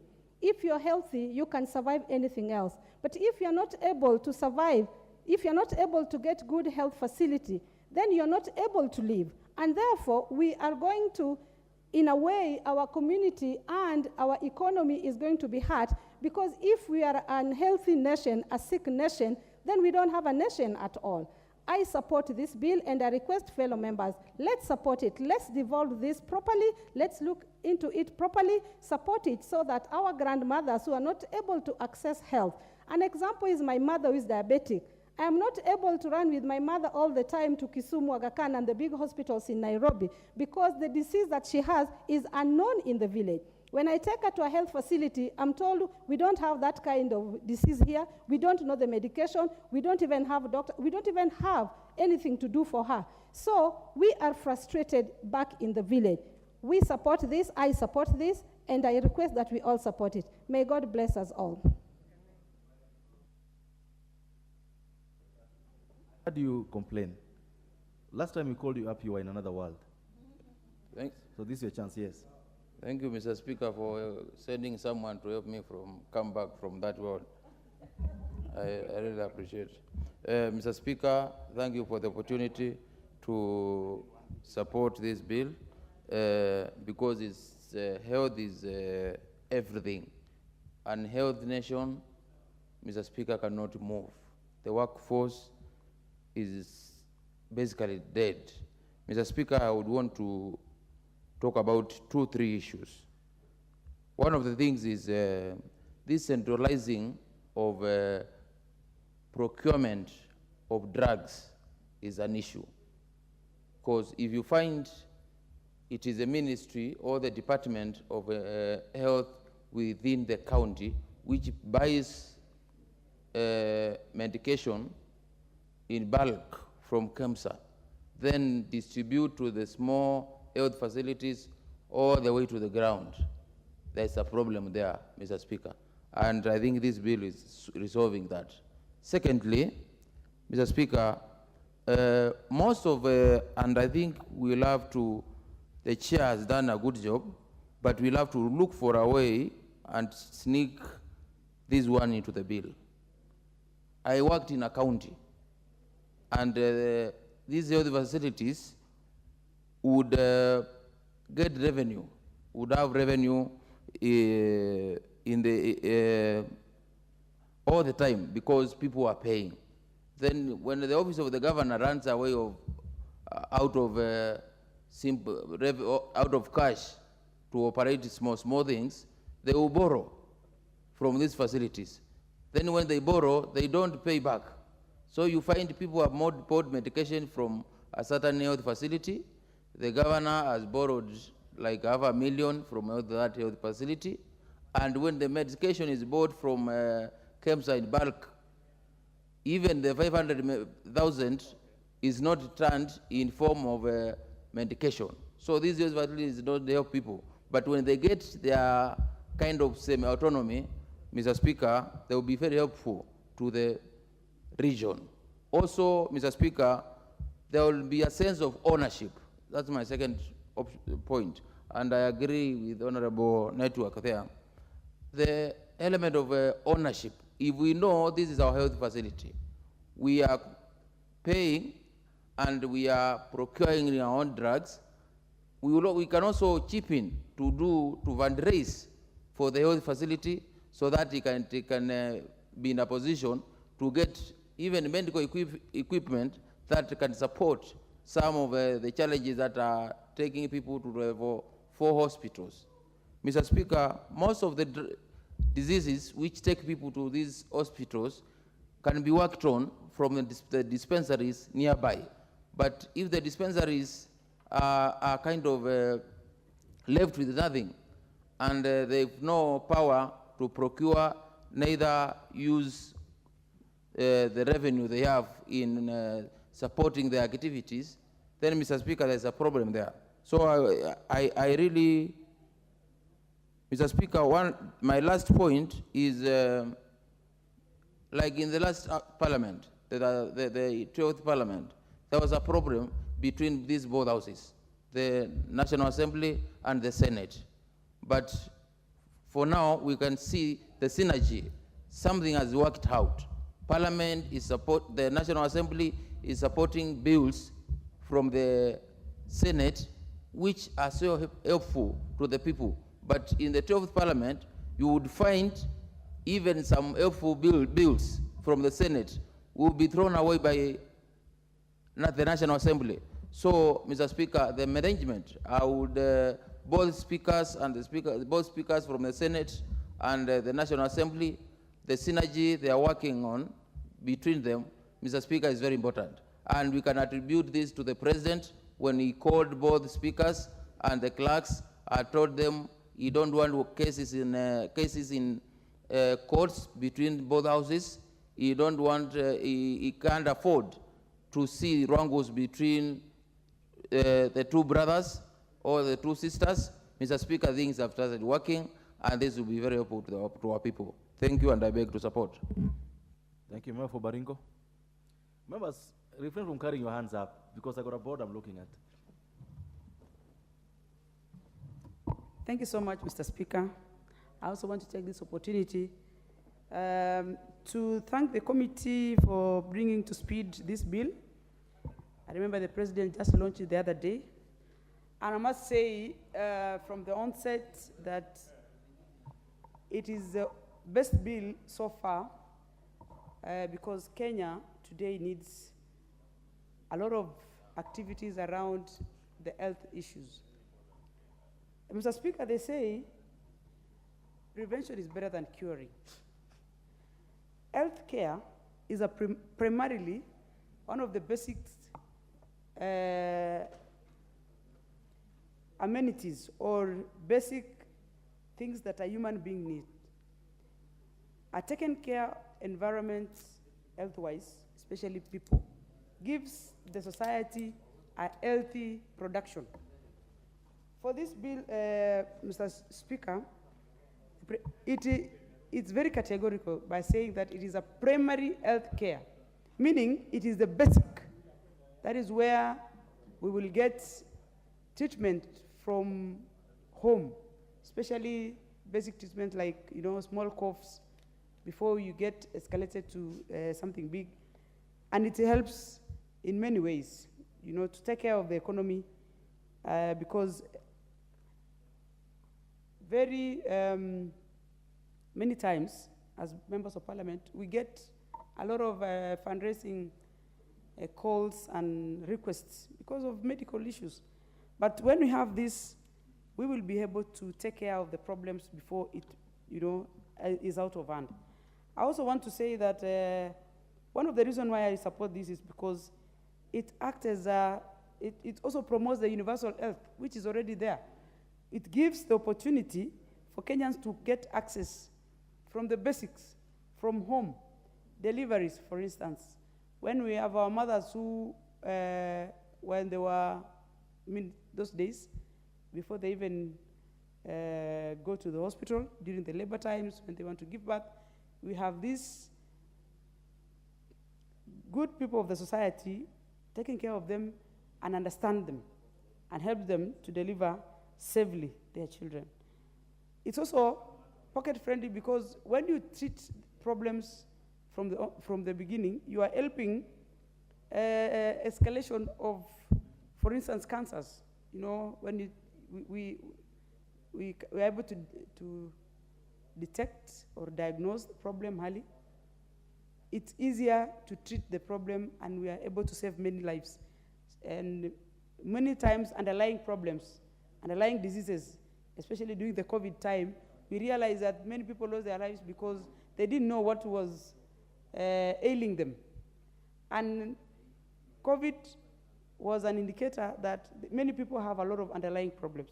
And this primary health care bill, which is going to help us have nurses and community health cares who are going to take care of the people early, is going to give Kenyans a very good opportunity to access these services. Mr. Speaker, I must say, this is one of the programs that Kenya Kwanza government is going to achieve more, because with an health nation, we are going to produce more and we are going to support the government better. Thank you, Mr. Speaker. Member for Nambale.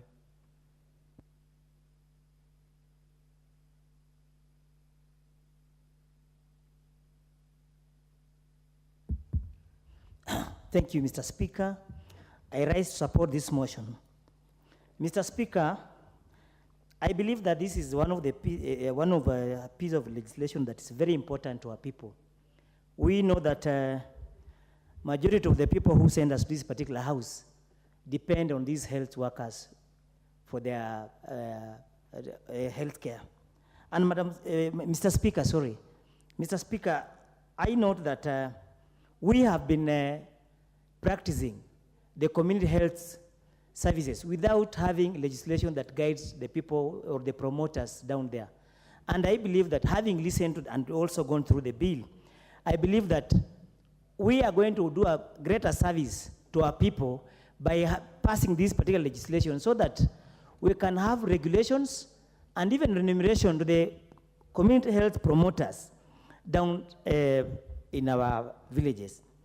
Mr. Speaker, we note that most of our people, where they are not even aware about these lifestyle diseases like diabetes, high blood pressure, simply because the facilities that can offer this kind of test or guidance or advice on how one can check on health conditions are far away from these particular homesteads.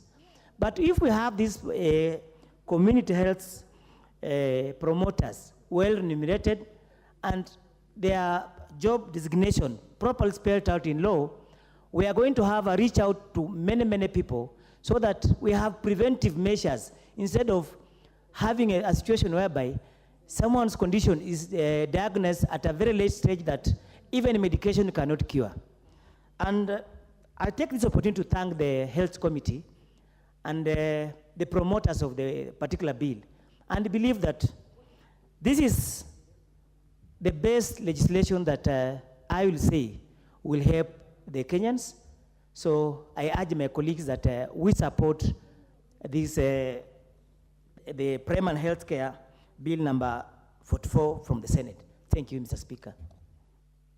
Thank you, Honorable Mayaka.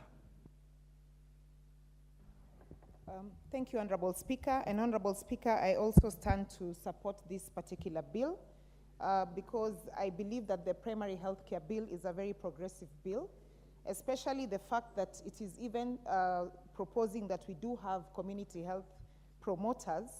And some of the qualifications that they mentioned earlier, I had the honorable member, the majority whip, who is our brother from home, saying that I don't know my local language, but I want to tell him that I am very multilingual. I speak English, Kiswahili, Ekegusi, and Luo, which is also a love language. So we all know Luo because it's a love language.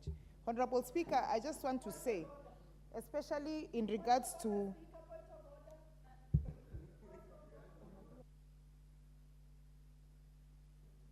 Mr. Speaker, I want to thank you for giving. I can't see your card. I don't know how you got the mic.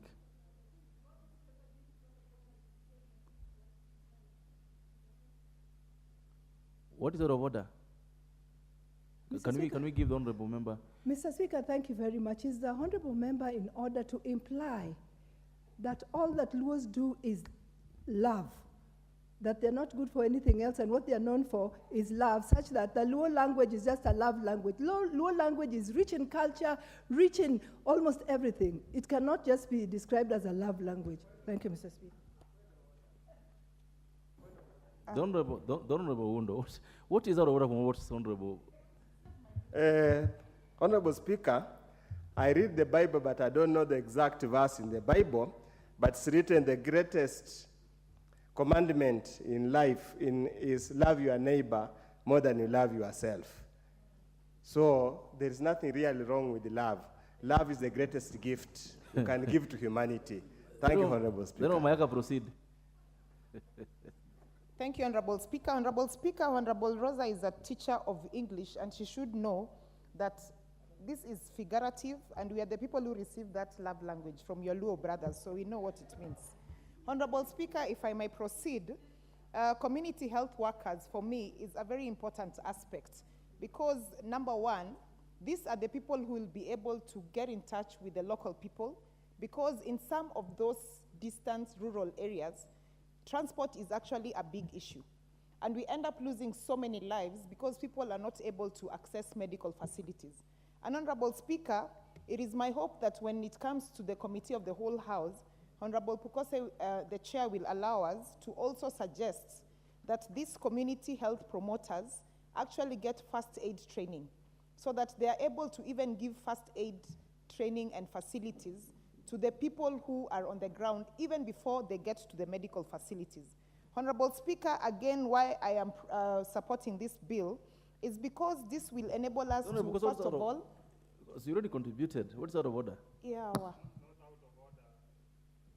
Honorable Speaker, with all due respect, I'm not interrupting Honorable Mayaka, but I just wanted to give her information that the community health care workers are actually well trained, not just to identify the diseases. How does that arise? She had asked that she would want to bring a proposal to amend to provide for training in first aid. So I just felt that maybe I'll need to inform her. Honorable Pukose, you and I have been here quite a while. It used to be that you request if a member wants information first. Yes. Then if they accept, then you would inform them. That's what I thought you'd have done. But being the bill being under my committee, I thought maybe we'll follow the rules. You ask her if she wants information. Well advised, Honorable Speaker. I'm obliged. Okay. Yeah. The Honorable Mayaka, do you want to be informed by the Honorable Pukose? Yes. Okay, great. Thank you, Honorable Speaker, and thank you, Honorable Mayaka.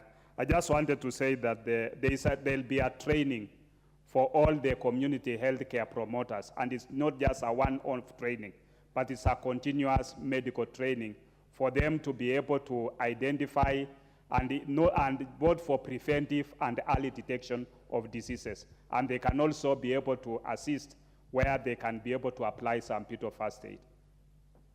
That's well in order. Go ahead, Honorable Mayaka. Thank you very much, Chair. I'm well guided, and I just want to further to my contribution as I was continuing, is that the community health workers, even as you proceed to train them, then they need to also study the disease patterns of different areas that are prone to diabetic or other lifestyle diseases, so that they are able to also provide first aid facilities to the people. Honorable Speaker, if I could just link this particular bill to the previous one, because they have a lot of correlations, and also in supporting the same, I'd just like to also point out that I like the fact that we are talking about plowing back funds into the specific health facilities. But even as we do that, we also need to take into cognizance of the fact that majority of some of these health facilities are not fully, they're not fully infrastructured. They don't have proper medication, they don't have proper doctors, and so it is my hope that there will be facilitation to ensure that they are at a standardized level, as has been suggested by the bill, so that they're able to then plow back the funds that they get, and they don't start from a position of being a cost center, but rather become a revenue center as soon as possible. Honorable Speaker, on the county health management team, as has been suggested, I've noticed that all of them are people who have medic background, which is granted and it's fine. But also it is my hope that these health promoters will be able to have an opportunity to get to speak to the county health management team, so that they can also give back advice in terms of what it is that they're seeing when they're going around to communicate and to be able to give the facilities to the people who need it.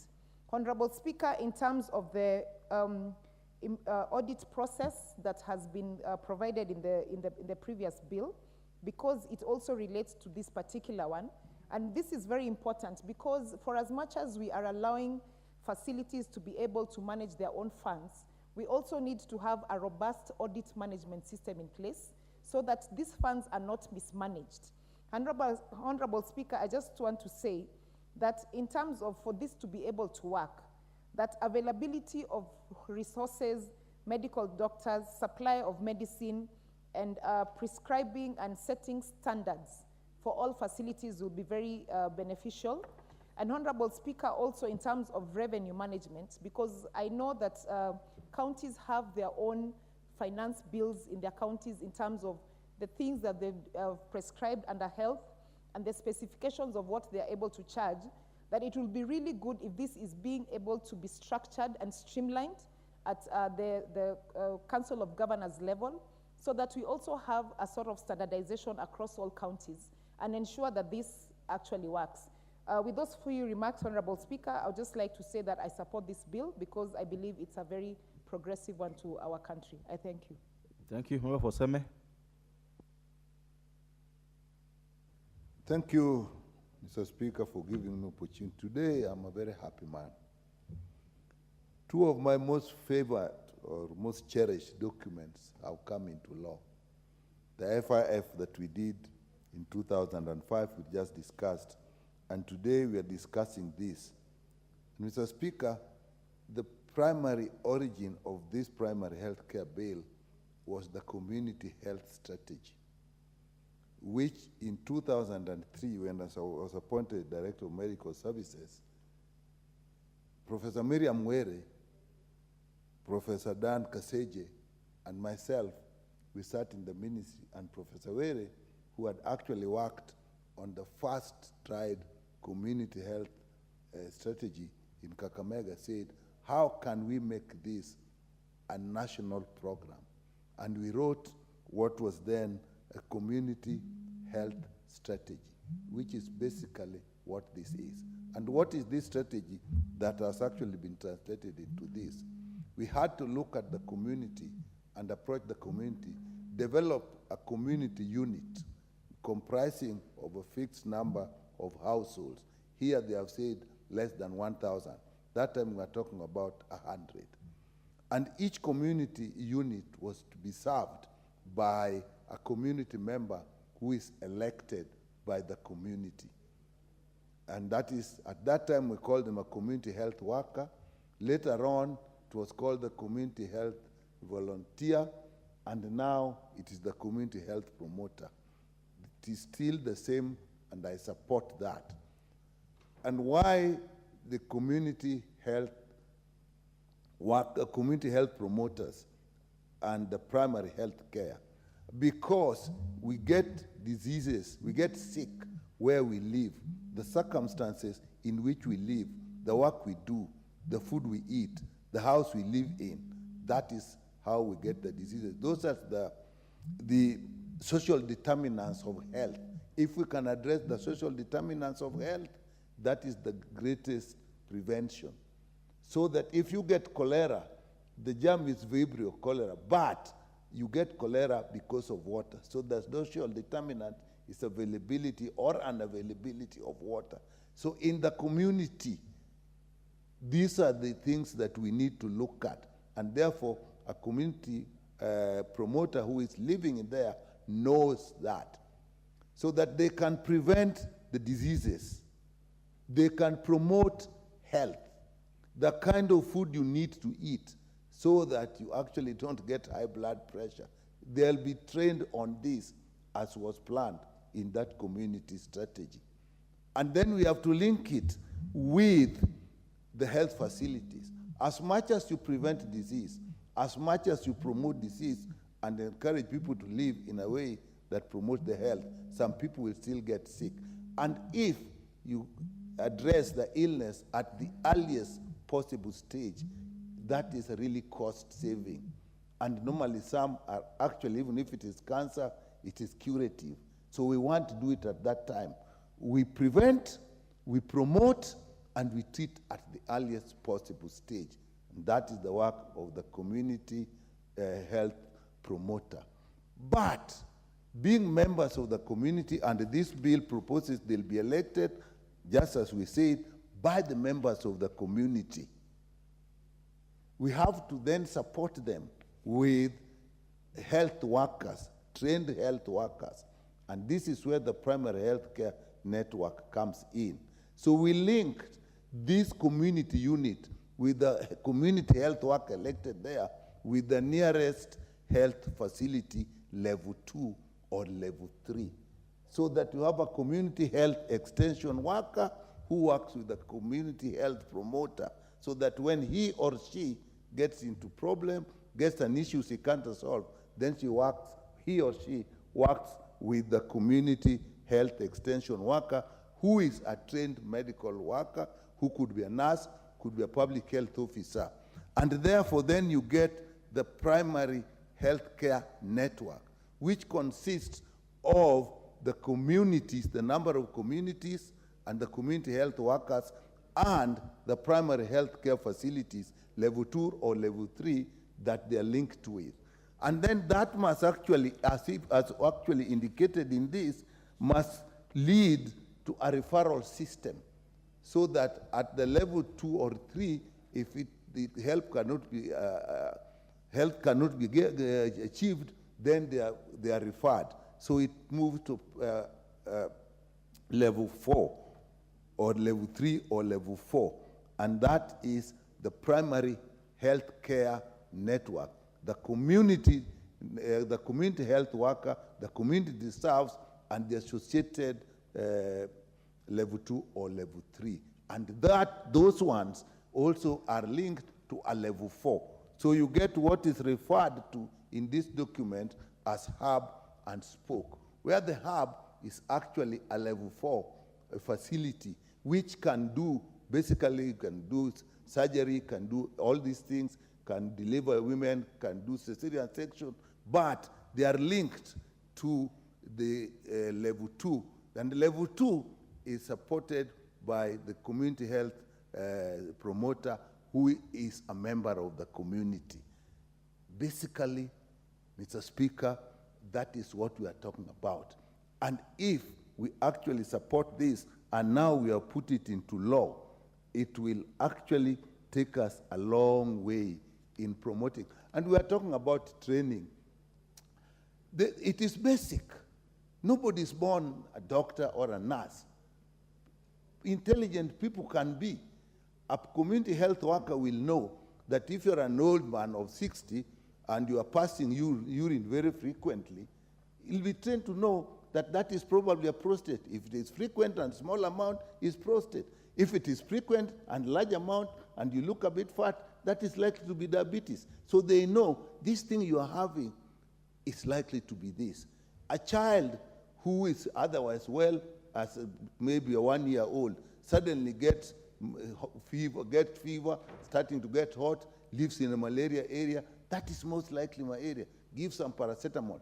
And they know that for that, you should have been using a net. A pregnant woman should be using a net. A pregnant woman should be taking this food.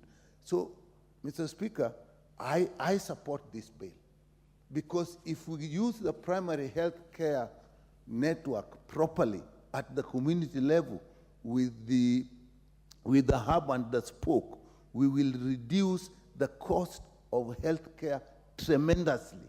We will prevent, we will promote, we'll treat, we'll catch diseases the earliest possible time.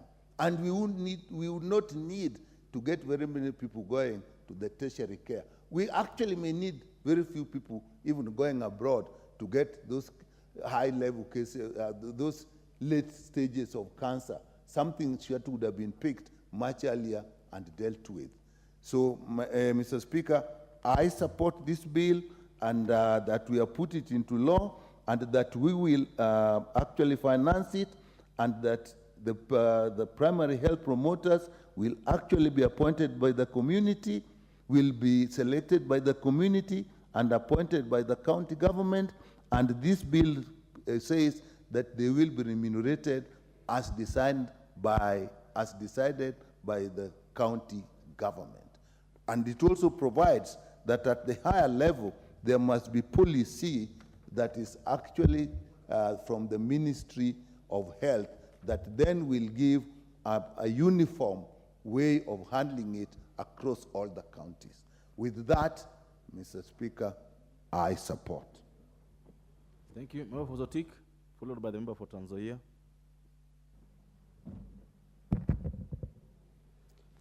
Mr. Speaker, I rise to support this bill at this time, and I want to support the sentiments made by my colleagues. First of all, Mr. Speaker, this bill is going to assist us to cure a very big gap which has been there for a very long time. Mr. Speaker, I like the way this thing is framed, community. I think we are now going down there to where the people are. And Mr. Speaker, one of the areas which I have seen here, which is specific, it says, each county shall ensure that community health promoters are adequately supported to perform their functions, including training, at least once a year. 2, provision of working tools. Number 3, stipend. Number 4, supervision. Mr. Speaker, I think we are now there. I want to say here, Mr. Speaker, that this government, I think, is now getting the right track. Because we must now emphasize the issue of prevention other than curative measures. And Mr. Speaker, I want to believe that this issue is going to be tackled, and we will save a lot of money from the people which are now using.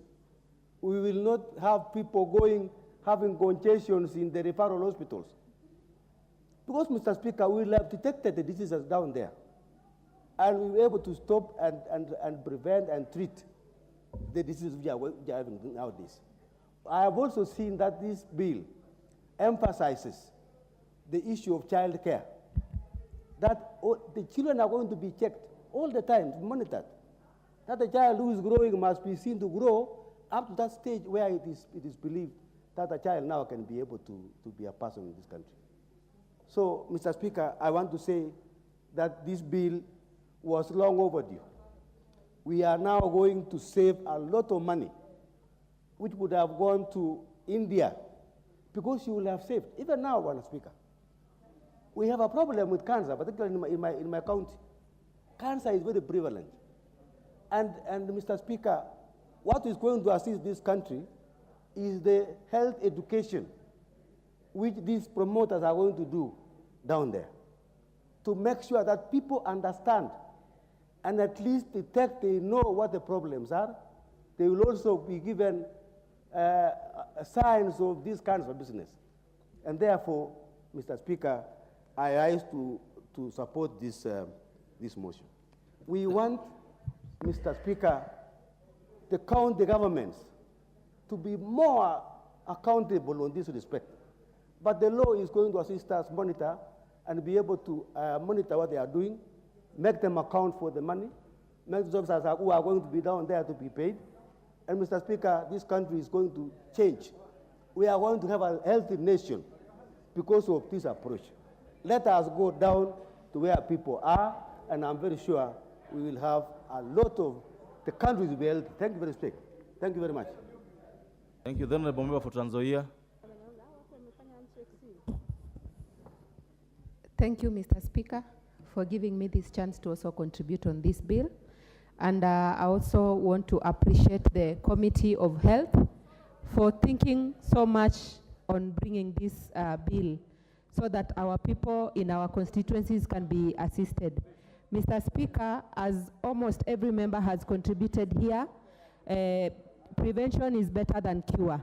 And when we are talking about preventive, Mr. Speaker, this will be a very good thing for our people, because our women, mothers in our villages, majority of them do suffer as they struggle to visit the hospitals which are very far to be attended to. And Mr. Speaker, when we have these care providers in the community, we are sure that these women will be able to be attended to before they get to the before they get far from the hospital, Mr. Speaker. And we are also going to get our interns, our nurses, our clinical officers, and even the doctors get a place they can be attached as they gain their experiences as they are still looking for jobs. This will also give them a chance to get employment, because as we are going to ensure that these facilities are operational, we are going to create jobs for our youth, for our doctors, for our nurses, and all those people who have professionalism in matters medical. So, Mr. Speaker, I also stand to support this bill, and thank you so much, Mr. Speaker. Thank you, Member for Nakuru.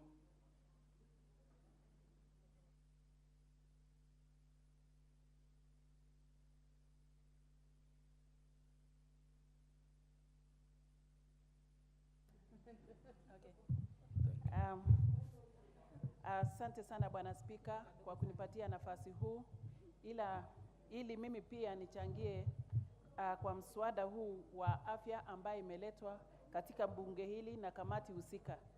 Ninaunga mkono mswada huu Bwana Spika, ni kwa sababu mambo ya afya, ufundishaji wa afya, tutakuwa na wale maofisa ambaye wamefunzwa pale nyumbani na watakuwa wakitembea katika vijijini kuhakikisha watu wako na afya, watakuwa wakipimwa pale nyumbani. Hiyo ndio imenifanya ni support ama niunge mkono mswada huu Bwana Spika. Bwana Spika, mswada huu inafanana na mswada ambaye imetoka Senate ambaye inasema pesa ambayo inakusanywa kwa kila hospitali pale nyumbani itawekwa katika hiyo hospitali kwa mnajili ya wagonjwa katika eneo hiyo. Bwana Spika, hii ndio itakuwa usaidizi kuu. Hakuna kitu mzuri kuliko wananchi wa Kenya wajipime kabla hawajaanza kuwa wagonjwa. Sababu ukipimwa kabla hujakuwa mgonjwa, itakuwa ni rahisi sana mambo ya afya kwako itekelezwe na mahospitali husika. Ninaunga mkono pia Bwana Spika, ni kwa sababu maofisa ambaye watapatiwa nafasi kuelimisha wananchi pale nyumbani ni wale watu ambaye watakuwa kitoka kwa kila kijiji. Kwa hivyo ninaunga mkono, nimefurahi sana kama kiongozi kutoka Nakuru. Ninajua wananchi wa Nakuru watafurahia na watafaidika kwa hii mswada. Kwa hayo machache Bwana Spika, naomba kuunga mkono. Asante sana. Thank you. Well, for Igembe Central. Kiswahili kitukuze. Nimejaribu. Kwani ulikuwa mwalimu wa Kiswahili? Ni kama alikuwa mwalimu wa Kiswahili primary. Unajua hata ningeongea vizuri lakini lakini tutafika, unaona tutapitisha. Give the mic to the honorable member for. There you are. Thank you, Mr. Speaker, for this opportunity. I stand to support this bill. And Mr. Speaker, you know, our other nation is our other nation. The Honorable Soro, even the whip is required to go back to the bar and bow, then come back down. Even the whip is required to do that. So, Mr. Speaker, I was saying our other nation is our other nation, and I fully support this bill because, for one, by having this universal bill, universal bill through, we will be shifting from a curative treatment to promote health as a key strategy, and we will be lowering the cost of treatment, and especially in areas where accessing the health facilities is a challenge, our people will be saved and will be helped. And Mr. Speaker, also we will be lowering the cost of medication, because we will having the health workers within the environs, and having been picked from the areas where they come from, it will be cheaper for them, and the living expenses will be taken care of. Mr. Speaker, Pia, also, you know, in our country, there are areas where infrastructure are very poor, and especially for the heavy mothers, they have a challenge of accessing healthy facilities. And now that we are going to be having the healthy professionals within their region, it will be very helpful for the community and for the sick ones. Also, Mr. Speaker, is a source of employment because we are going to be having many of our stranded medical professionals who are just loitering around without employment to have a chance of getting employed through the county. And initially we have had these volunteer health workers who have just been working without any pay. Now they have an opportunity at least to get a stipend for their survival and to enable them to continue living comfortably. Therefore, Mr. Speaker, I support this bill, and since it will be enhancing accessibility to the highest attainable standards of health care and health product for all, because we will no longer be having quacks treating our people. Our people will be treated and handled by professionals who will be well trained and equipped. And they will also be equipped with items for testing BP, testing diabetic, and other tests. And I believe our nation will be a healthy nation, thus being in a position to continue creating wealth. Mr. Speaker, I support. Thank you. Member for Kisumu West. Member for Kisumu West, proceed. Mr. Speaker, I'm an ardent believer of prevention is better than cure. And what this bill addresses itself to is really that belief that prevention is better than cure. Mr. Speaker, what primary health care does is it realizes for us that there's constraints in terms of our budgets. So if we put a lot of emphasis, Mr. Speaker, on the primary health care, we'll be answering that question of budget constraints. Mr. Speaker, when we talk about primary health care, we cannot avoid speaking about community health care workers. Mr. Speaker, these are the key elements in the primary health care. Mr. Speaker, what these people do is to prevent disease amongst the people in the community through two ways, Mr. Speaker, through educating them and through actually picking out symptoms that if otherwise are not attended to would would turn into big diseases that would therefore require that they go to hospitals. Mr. Speaker, I want to vouch for these primary health care workers, and I'm supporting this bill, Mr. Speaker, because it recognizes the effort that they put at the grassroots level. Mr. Speaker, we know that if their work is done effectively, very few people will be seeking treatment in our level 4 and above.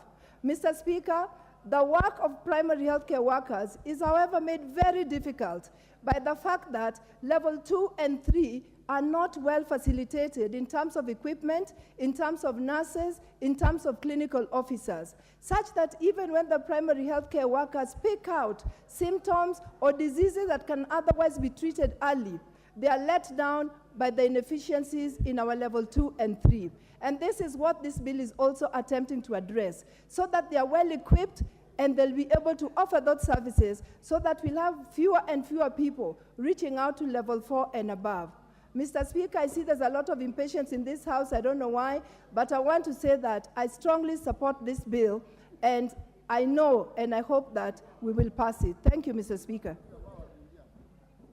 Thank you. The Honorable Wilberforce Owundo of Funyula. I hope you take a short time as the others. Honorable Speaker, as you always say, we used to say prevention is better than cure.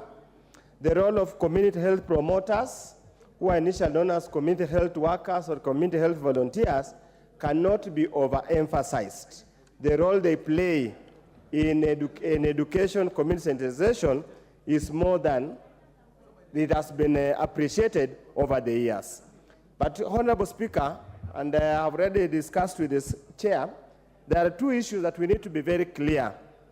I just hope, because under clause 9.3, it says that a community health promoter shall be appointed on such terms and conditions as the respective county public service board shall determine. We hope the remuneration, the terms will be commensurate with the amount of work they do. Honorable Speaker, and we need to be very careful. There is a provision, clause 14.2, Clause 14.2 that might have to be relooked at clearly so that we understand the import.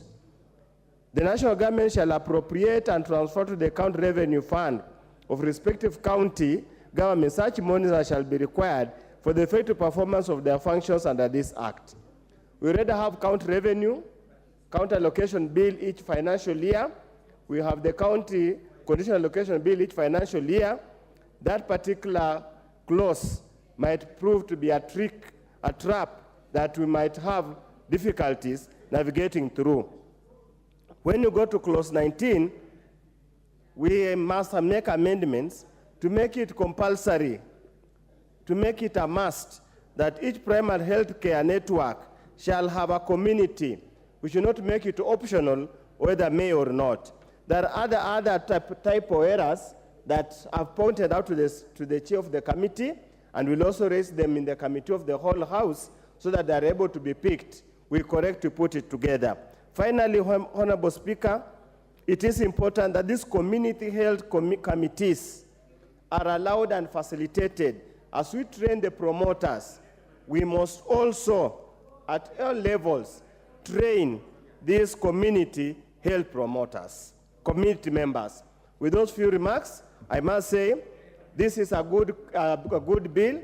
It has actualized what we have been doing on the ground, and as is put in clause 22.3, we expect those who are already working as community health volunteers will be given the first priority to be employed so that we do not have cases they have slacked all of those years, then they're ignored.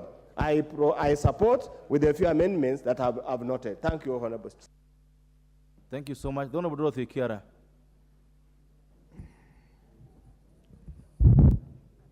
Thank you, Mr. Speaker, sir. I support this primary health care bill 44 of 2023. Honorable Speaker, as we speak today, families are suffering, families are crying because of the burden of taking care of very, very sick relatives. Honorable Speaker, the Constitution of Kenya, Article 43(1)(a), mandates the government to take care of health of its citizens to the highest attainable standards. But Honorable Speaker, because we have concentrated so much on curative as opposed to prevention, this country's health facilities are so overstretched. The health facilities cannot cater for the number of patients at any one given time, Honorable Speaker. Honorable Speaker, this primary health care is aimed at attaining one thing, ensuring that all sicknesses are detected. The Honorable Kiari, you can't be howling at your seat. Point of order. I can't see your card. What is out of order?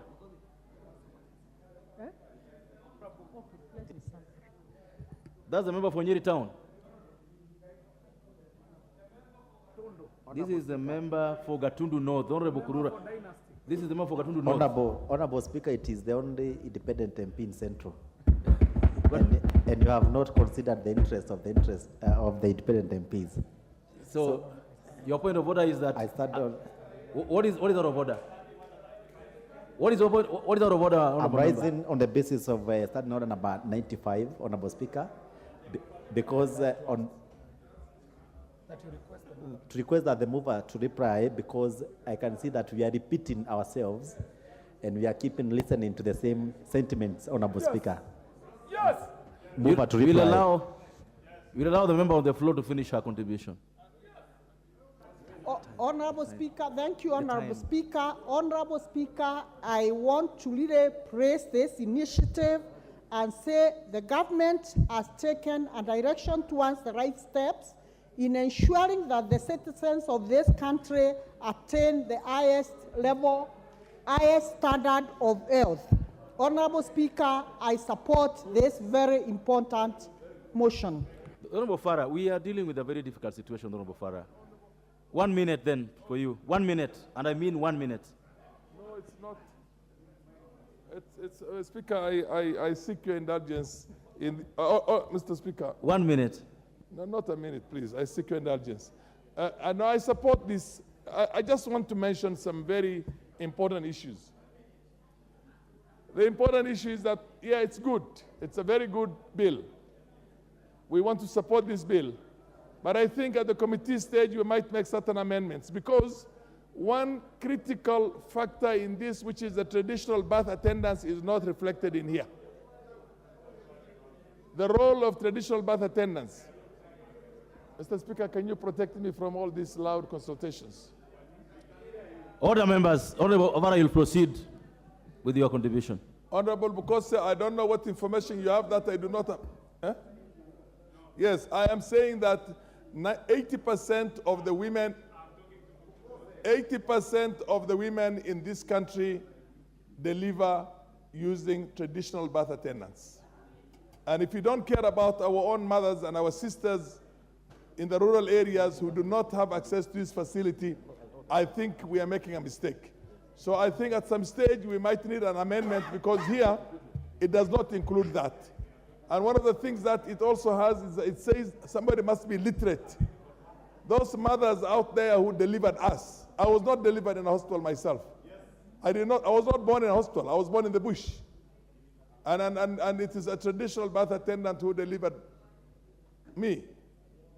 And that is what 90% of our own African fellows in this country are. So there must be a role for that. And one of the things we are going to say is that this condition which says that when it says about the criteria, it says is literate and can read and write in at least one of the national languages and the local language. I don't think those traditional birth attendants in Makilab's area or in all those places can read and write. So we need to do that. I do support the bill in every sense. We need to get rid of we don't have to be sick. We need to prevent this. For example, mosquitoes. We don't have to have mosquito nets. We don't have to have malaria queens. Let us kill all the mosquitoes. Get rid of the vector itself. Thank you so much. Thank you. Honourable members, the member for Gatundu North, the Honourable Kururia Elijah Njore Joroge, rose on his seat and claimed that we should call the move of reply. Is it the move of the House that we call the move of reply? Yes. Shall we put the question on that matter? Yes. That will, as many of that opinion say aye. Aye. Will as many of that opinion say nay? The ayes have it. Mover.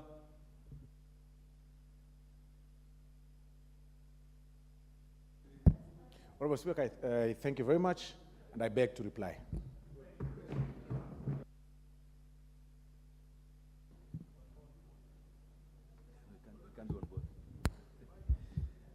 Honourable members, I now put the question, and having confirmed that we correct, I now put the question that the primary health care bill, Senate Bill number 44 of 2023, be now read a second time. Will as another opinion say aye? Aye. Will as another opinion say nay? The ayes have it. A bill for an act of parliament to provide a framework for the delivery of access to and management of primary health care and for connected purposes.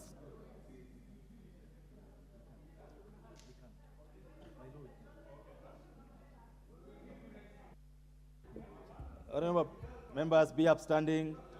Honourable members, at the time now being exactly 7 p.m., this House now stands adjourned until Tuesday, the 17th of October 2023 at 10 a.m. Members, remember that we voted that we have a special sitting on Tuesday morning, so we resume at 10 a.m. on Tuesday, 17th October 2023. Thank you.